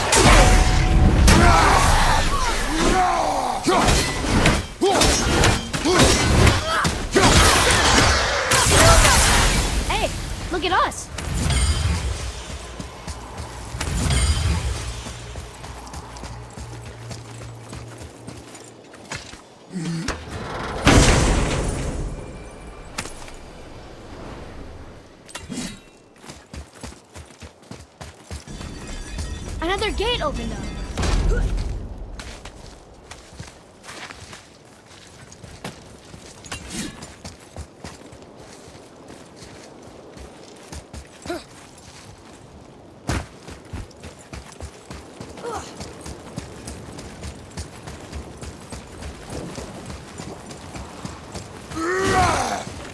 If we could take this temperature and combine it with Helheim's, it'd probably be perfect. And if the All-Father had wings, he'd be a dragon. Huh?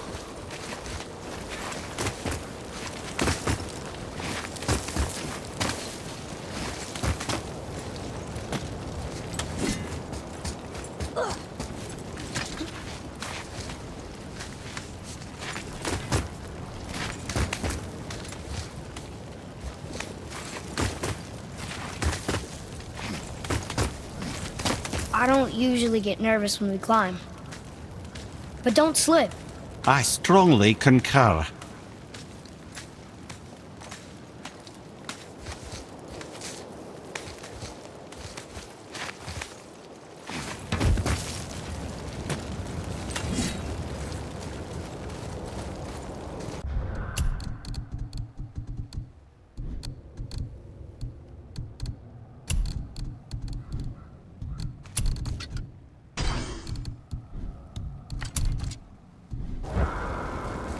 A Valkyrie!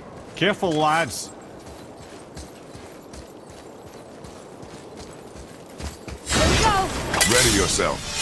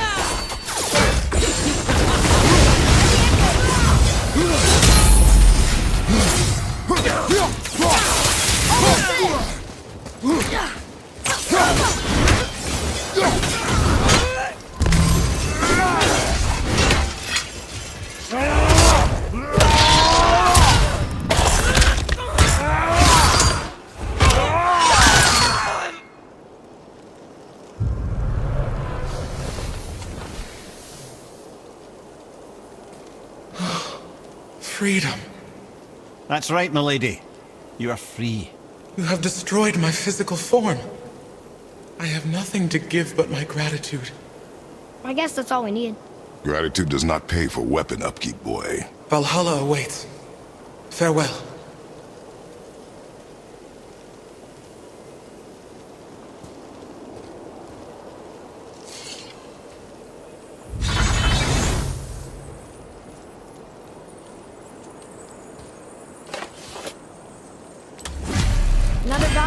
rescue. Although, you'd think if they wanted to be killed, they'd make it a little easier for us. Not sure they even have a choice in the matter, lad. What do you mean? Whatever made them this way, they are mad with rage.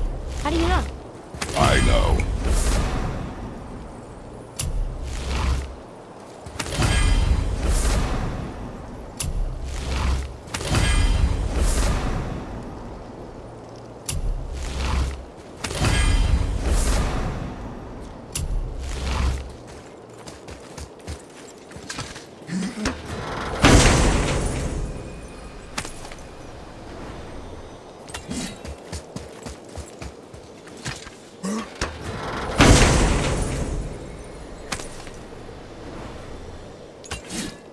The voice is impressed. He says for anyone that can beat a Valkyrie, he'll unlock a new level of challenges. I think now he wants to know if we're ready for the ultimate challenge. It is not the time for this. Aw.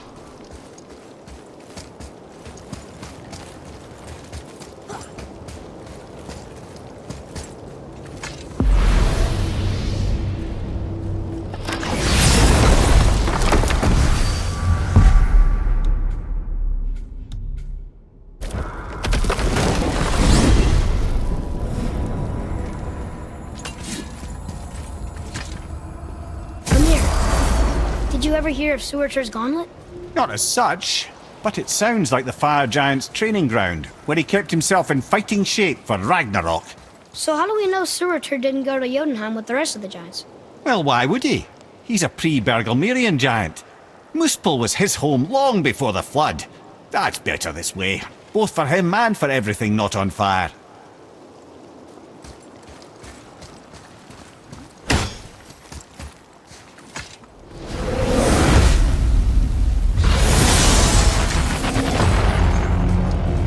It begins.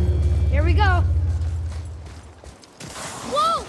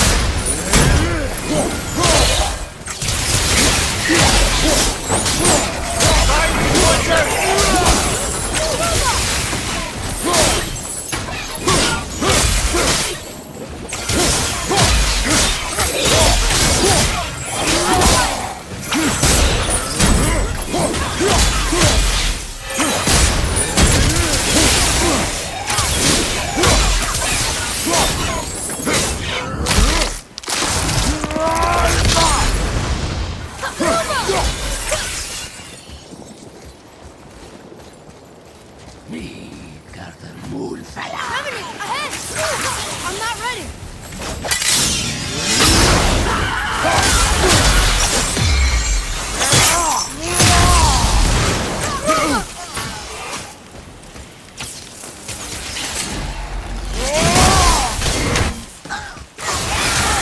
Need more time.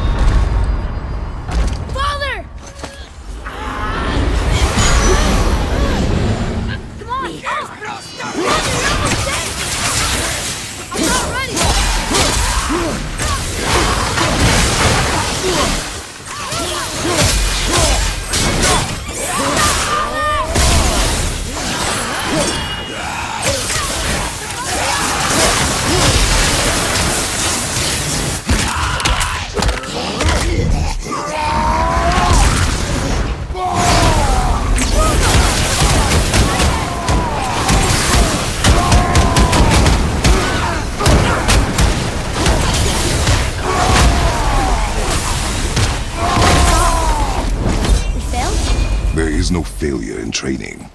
We can surpass it with practice. Sure. Or we could come back with better weapons and armor. A fair point.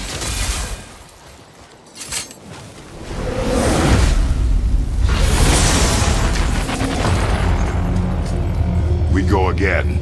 Sir.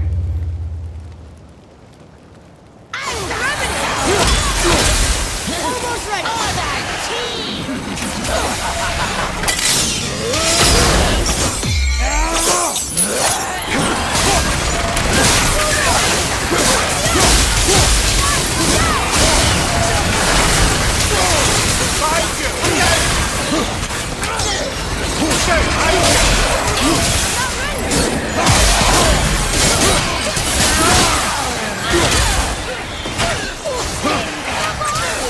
Watch your back!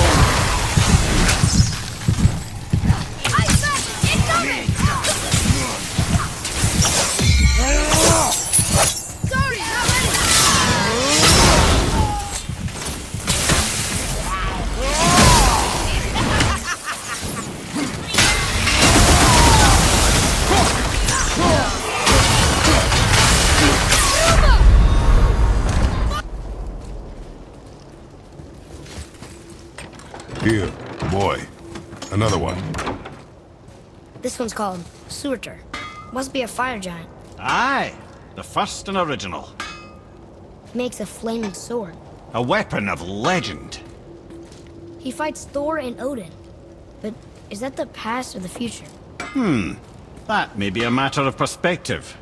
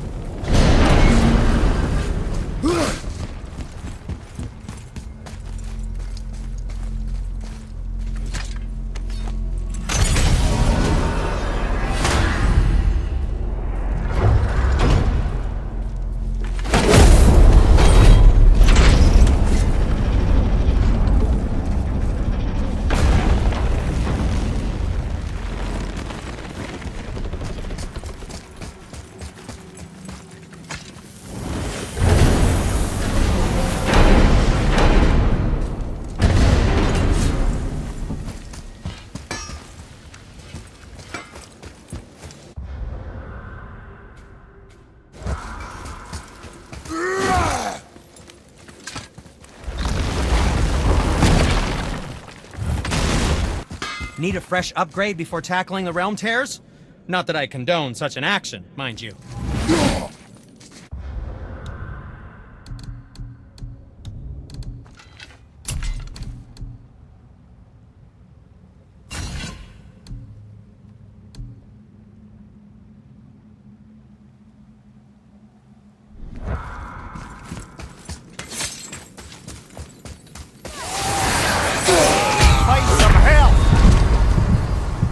I'm coming to you!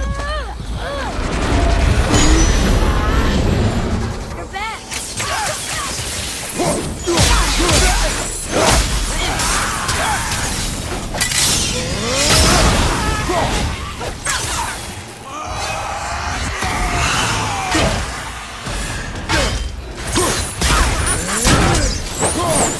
I'm ready!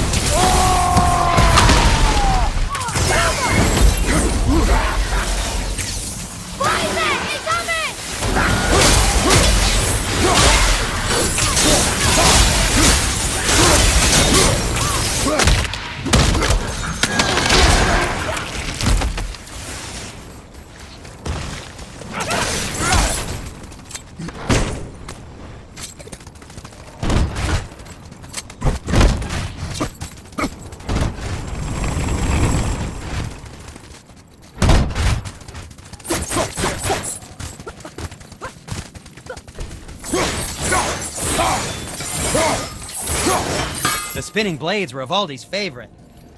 I always thought them a bit garish.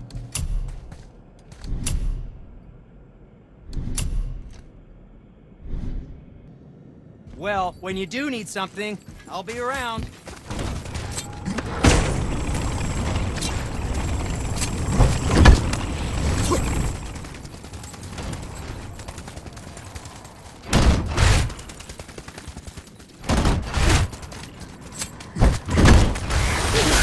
Okay, brother. Another Valkyrie. You're a Neefel? Guess we're fighting her.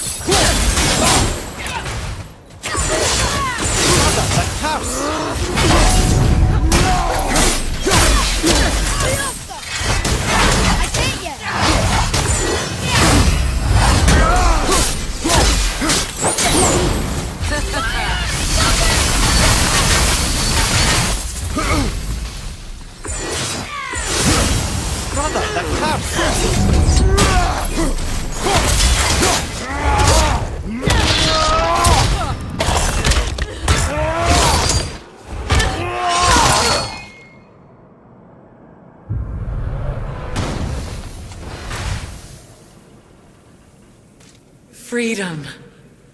Yes. You are free now. My sisters, have they suffered the same fate? Yes. But we'll save them. You are both very brave. I wish you luck. Valhalla awaits. Both? She didn't even notice me.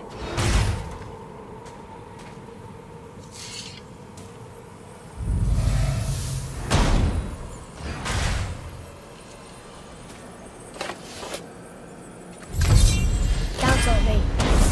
Looks like this was our last one. Aye, lad.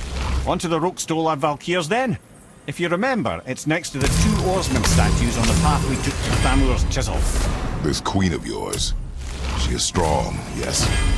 Stronger than these other Valkyries we have faced. That's putting it mildly, brother. Then we must prepare ourselves.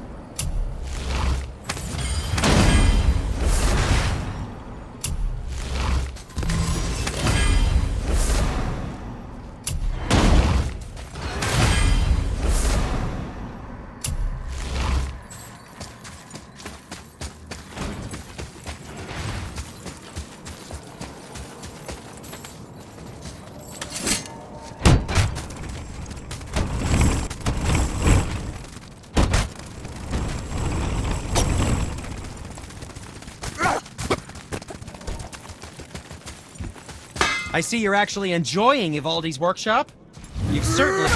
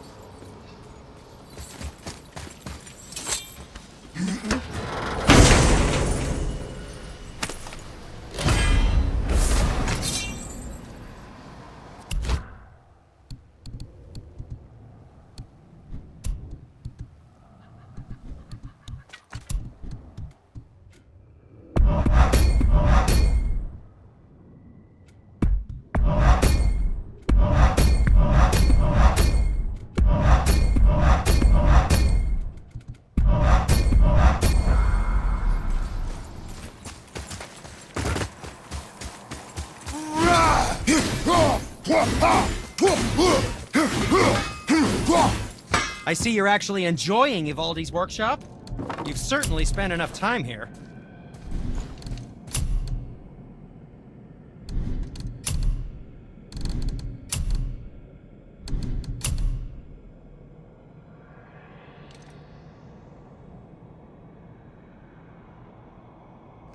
Where in goodness?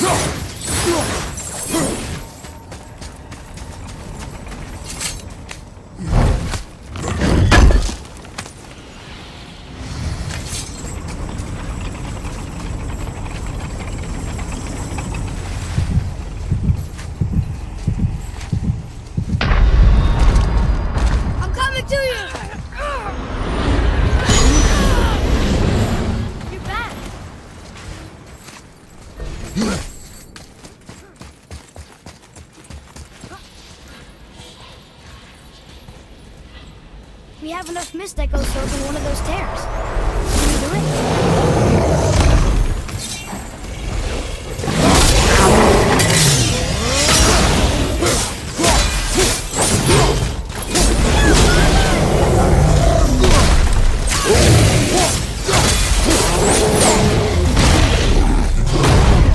On your right!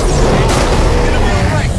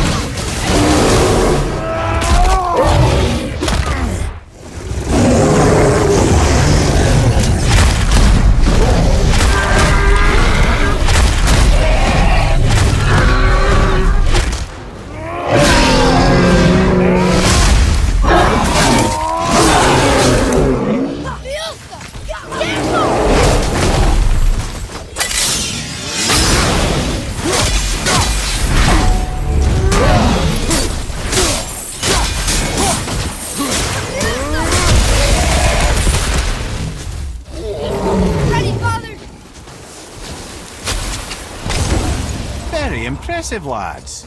I'm kind of surprised we made it out of that one.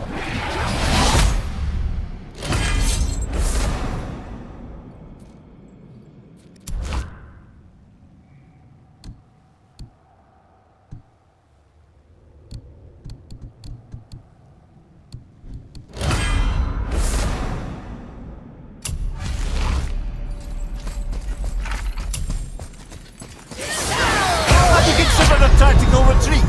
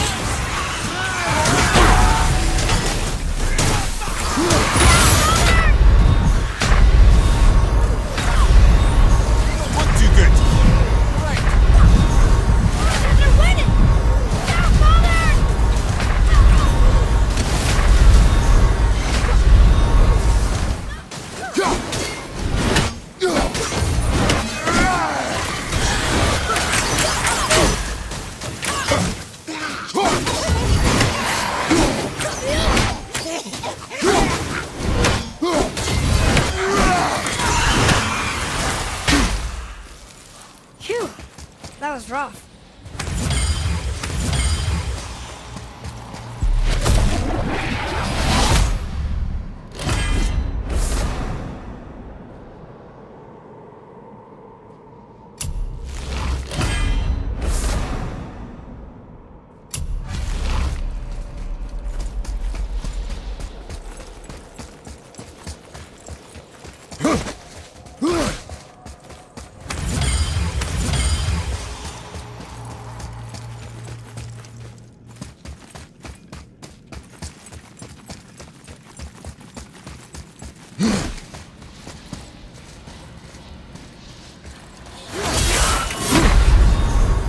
Well, this is a fine mess.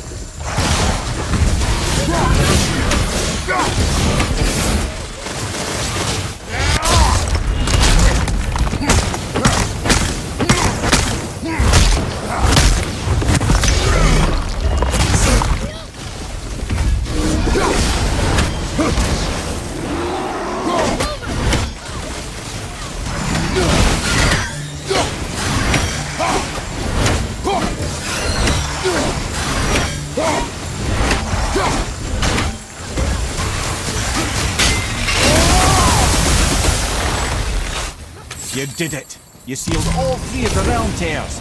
How do you feel? Like my fingers are about to fall off. You have come a long way, Atreus. This was no easy feat. You should feel pride. I do. Thank you, Father.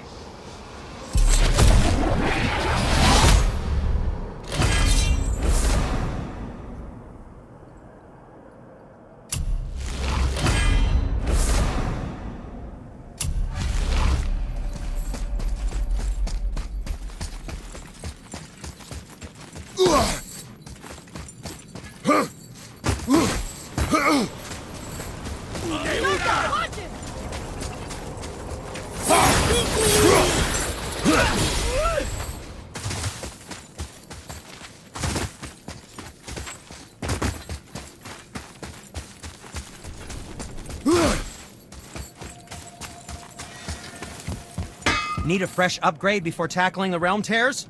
Hey, Sindri, guess what? We closed all the realm tabs. You what? No, you did not. You really did? No way. Yes, huh? It took forever, but we sealed them all up. I don't believe it. The strength you would need. It is no boast. No, I suppose you aren't the type. Well, not much else I can say besides thank you. Evaldi and Sons would thank you too, were they here?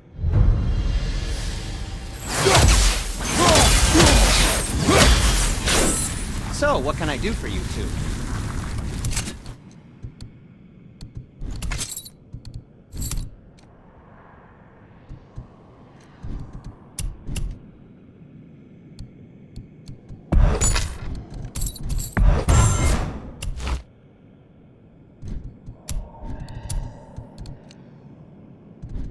Don't let the Draugr get you.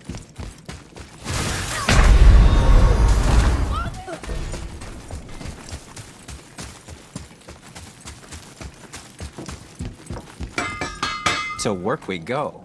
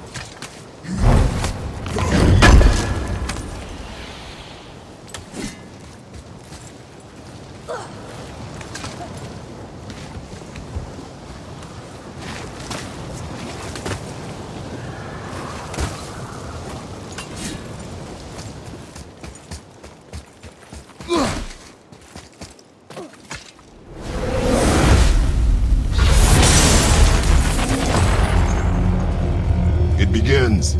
Here we go. Oh, Draugr, behind you!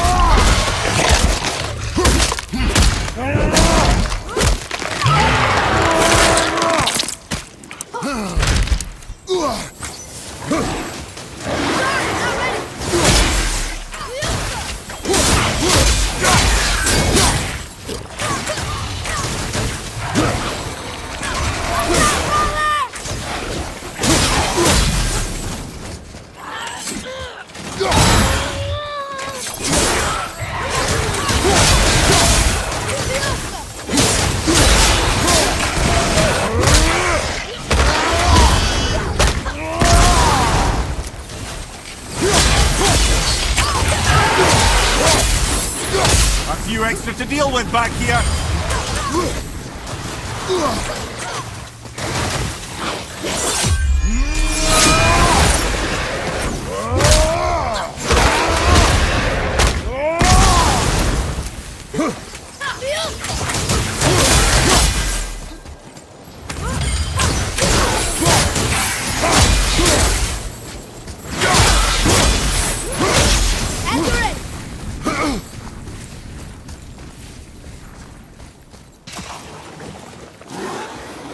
Another wave on the line! I can't get.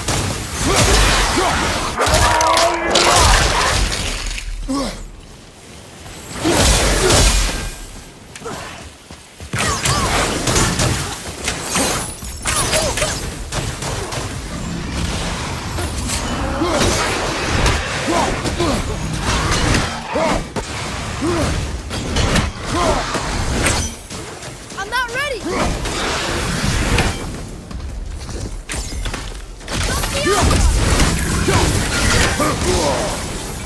It stopped.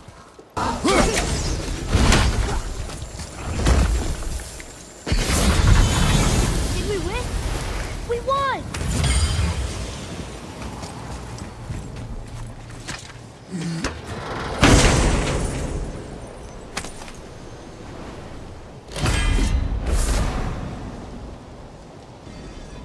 There's the way through!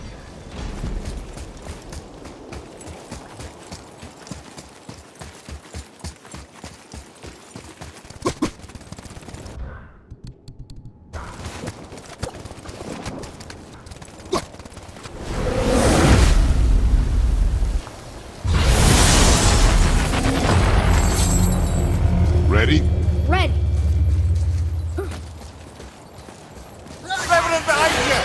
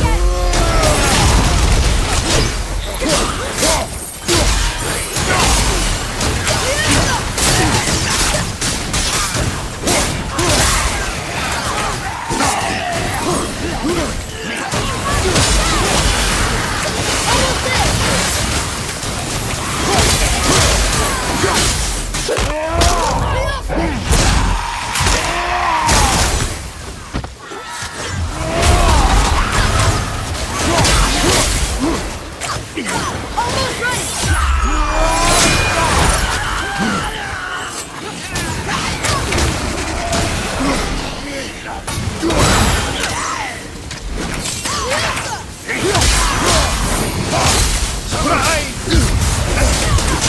You okay, brother?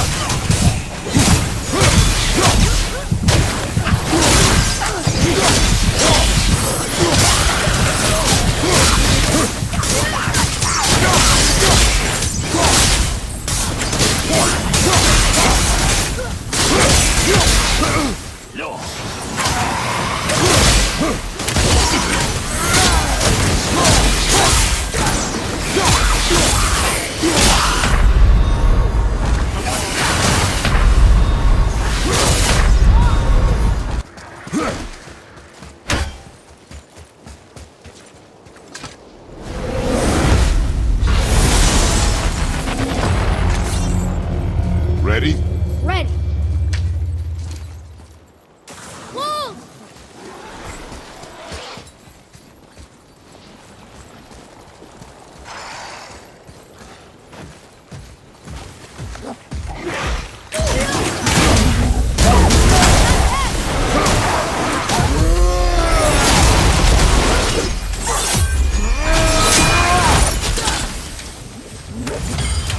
All set!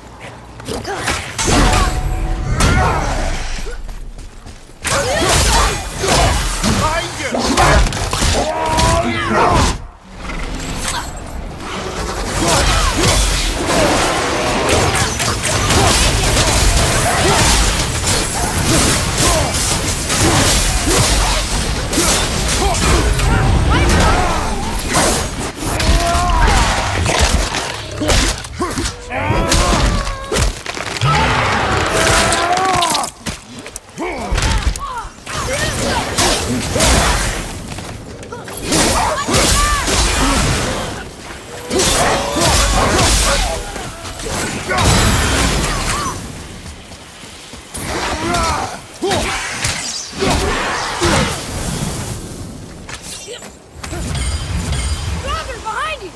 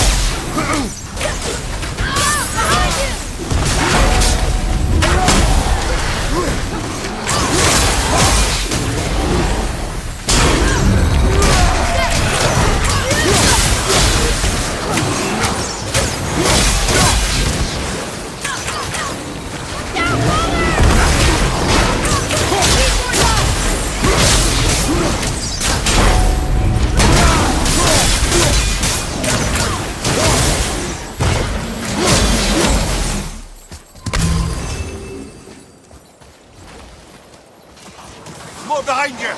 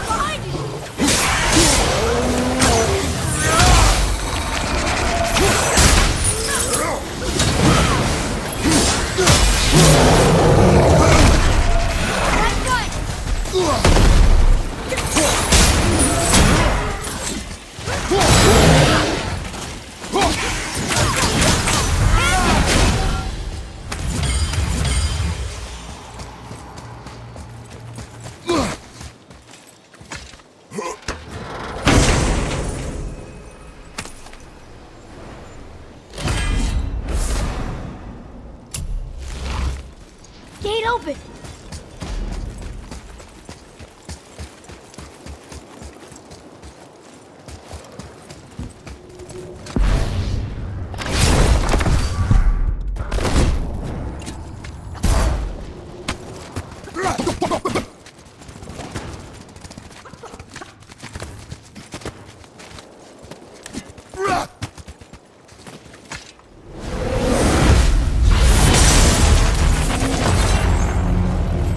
Follow my lead.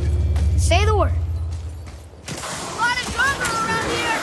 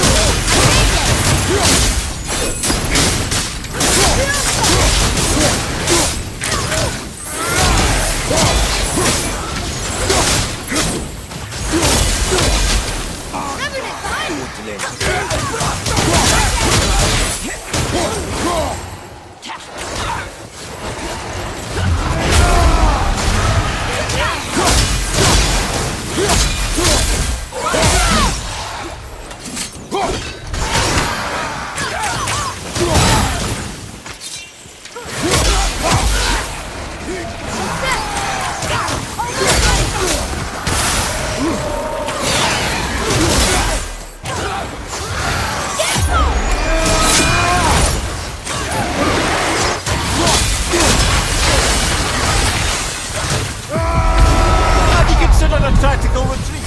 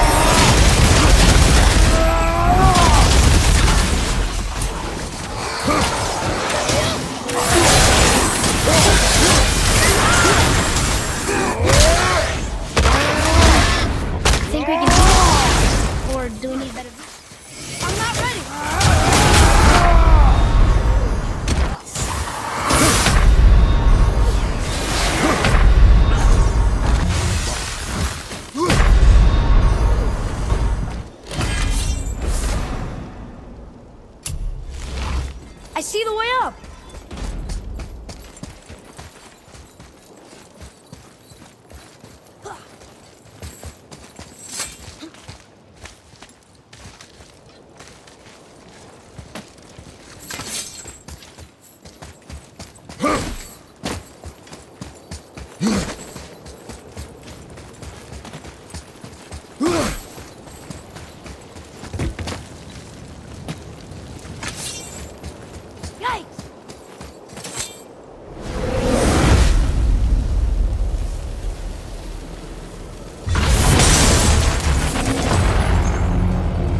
Ready? Oh, you meant the boy, of course.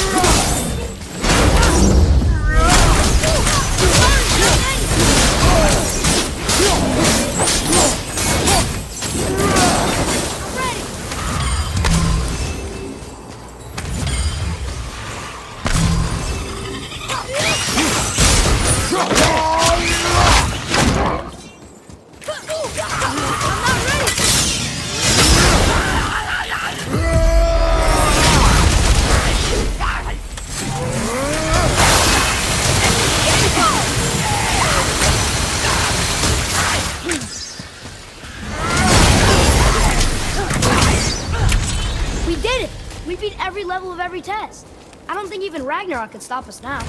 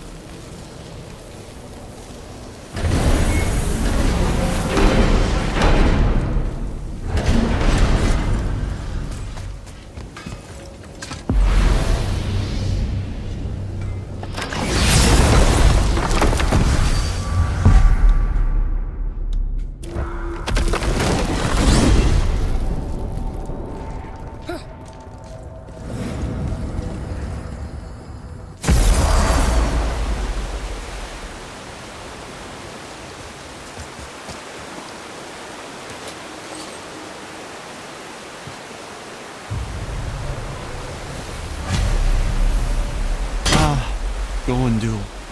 Beautiful Gondul. And? Huh? That's it? Beautiful Gondul?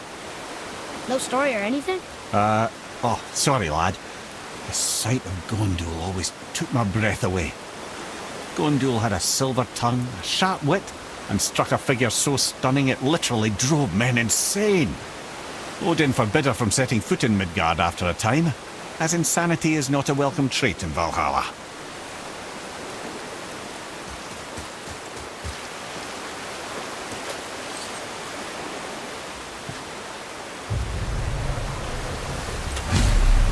This is Rota, a chooser of the slain. I thought all the Valkyrie did that. Not exactly, lad. Although that is what they're most famous for, and by far their greatest responsibility. You've seen what happens to the dead without the judgment of the Valkyries. Hellwalkers. That's right. Rota, Gunnar, Skuld. Without them to clean up the aftermath of battle, hell overflows with souls meant for Valhalla. A sorry state of affairs. Rota must be beside herself.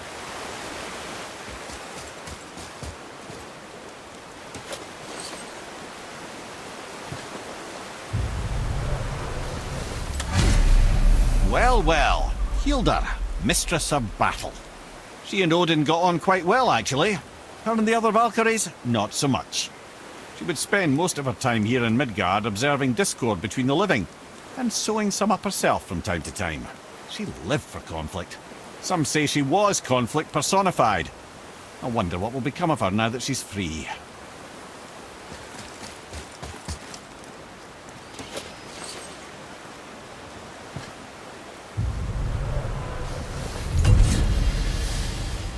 Olrun, once the daughter of a powerful chieftain. She fell defending him during a Reaver attack. Olrun was escorted to Valhalla, where she chose to devote her afterlife to the pursuit of knowledge above all else. Quite unusual behaviour amongst the constant drinking and feasting of her fellow Valhallian denizens. How'd she end up a Valkyrie? Odin. He saw a kindred spirit in Olrun's single-minded pursuit of knowledge. He appointed her as the Valkyrie's resident historian. Gunnar, mistress of war. After any conflict, big or small, she would be first on the scene, sussing out the worthy spirits for a free trip to Valhalla.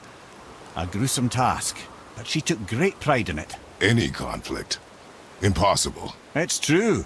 She had help from her sisters, of course, but Gunnar was always first to arrive.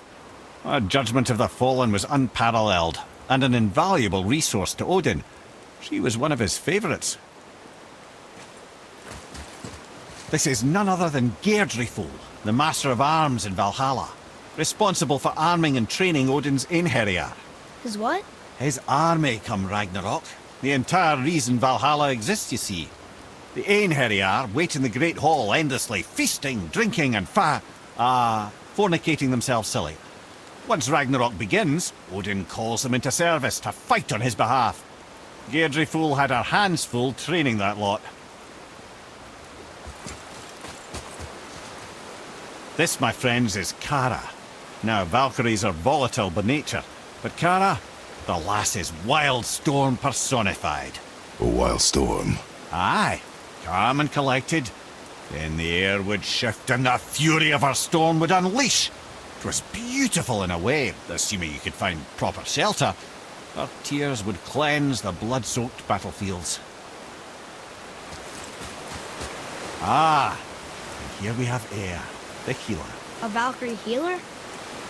Strange. Air was strange, as a matter of fact. Very quiet, very calm. Where her sisters were violent rapids, Air was a gentle stream. She healed the wounds of both mortals and gods, and even a certain all-knowing sage who once drank too much and fell off a mountain. Not my proudest moment.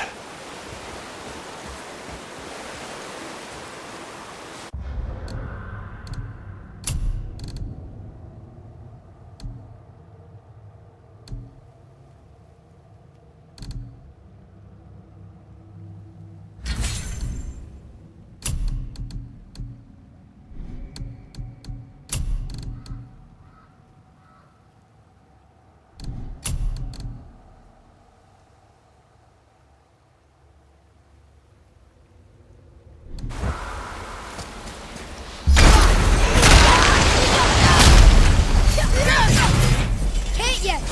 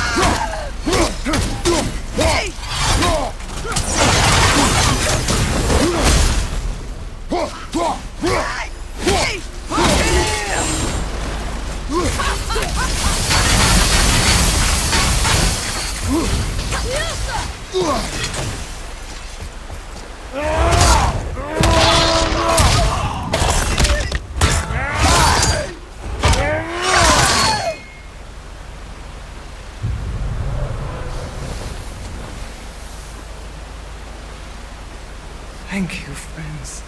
You have saved the Valkyries. Sigrun, how did this happen? Mimir, is that you? You have been freed, but... Freedom comes at a price, milady. You speak truly. Countless winters we served the All-Father. But only through his union to the Queen did we ever taste some measure of freedom. But aren't you the queen? There has only been one Queen of the Valkyries, the goddess Freya. When Odin severed her wings, I served in her absence, but it wasn't enough for the All-Father. He used an archaic piece of magic, corrupting my sisters. I tried to contain the damage by imprisoning them in places where they could cause no harm, but soon I lost myself as well. Sigrun, I'm sorry for being so worthless. I could have done something, or tried at the very least. What will you do now? I must reunite with my sisters. Together we can restore balance to the realms. You have the eternal blessings of the Valkyries.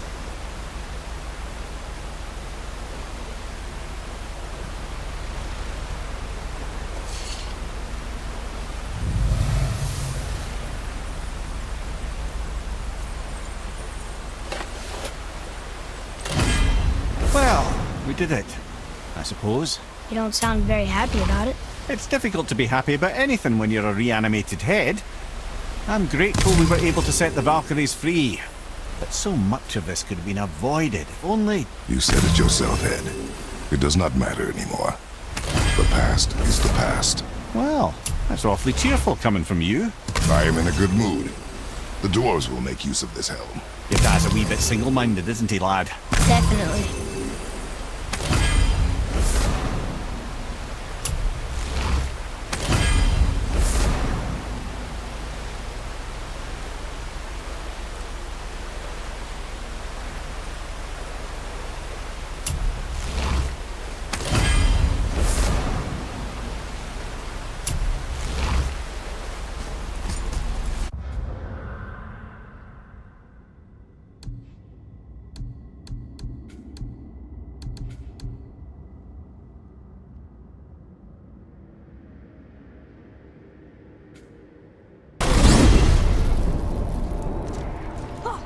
Wait, so Freya is the Valkyrie Queen?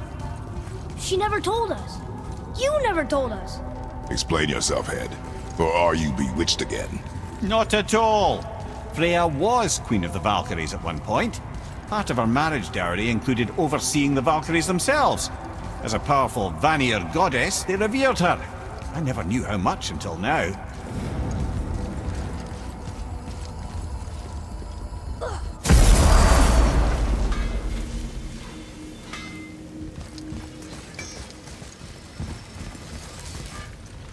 So what'd you find out there?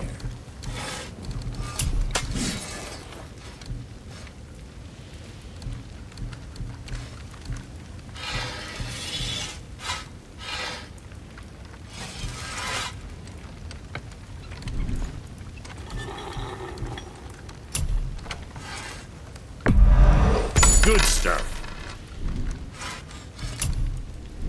Moving on then.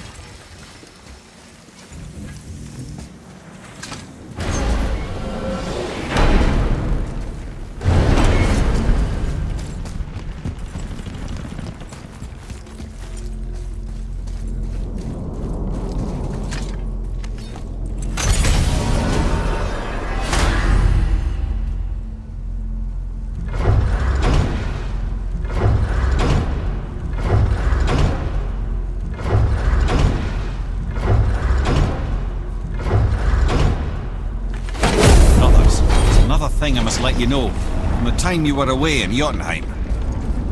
Well, tell us then. It concerns Freya. She paid me a visit. What did you tell her? What little I know about where Odin may have kept her Valkyrie wings. Seems she's rather bent on reclaiming her warrior spirit. I'm afraid the cycle of vengeance may not be so easily broken.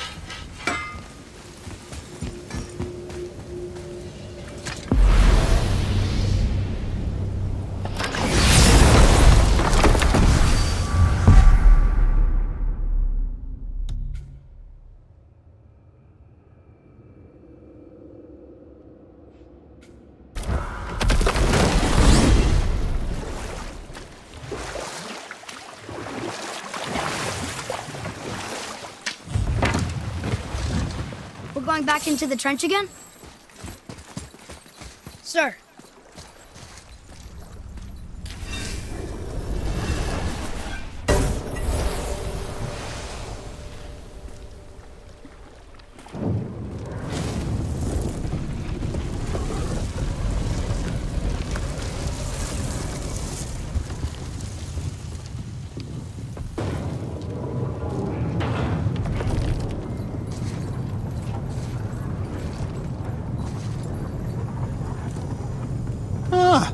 Never knew this was here.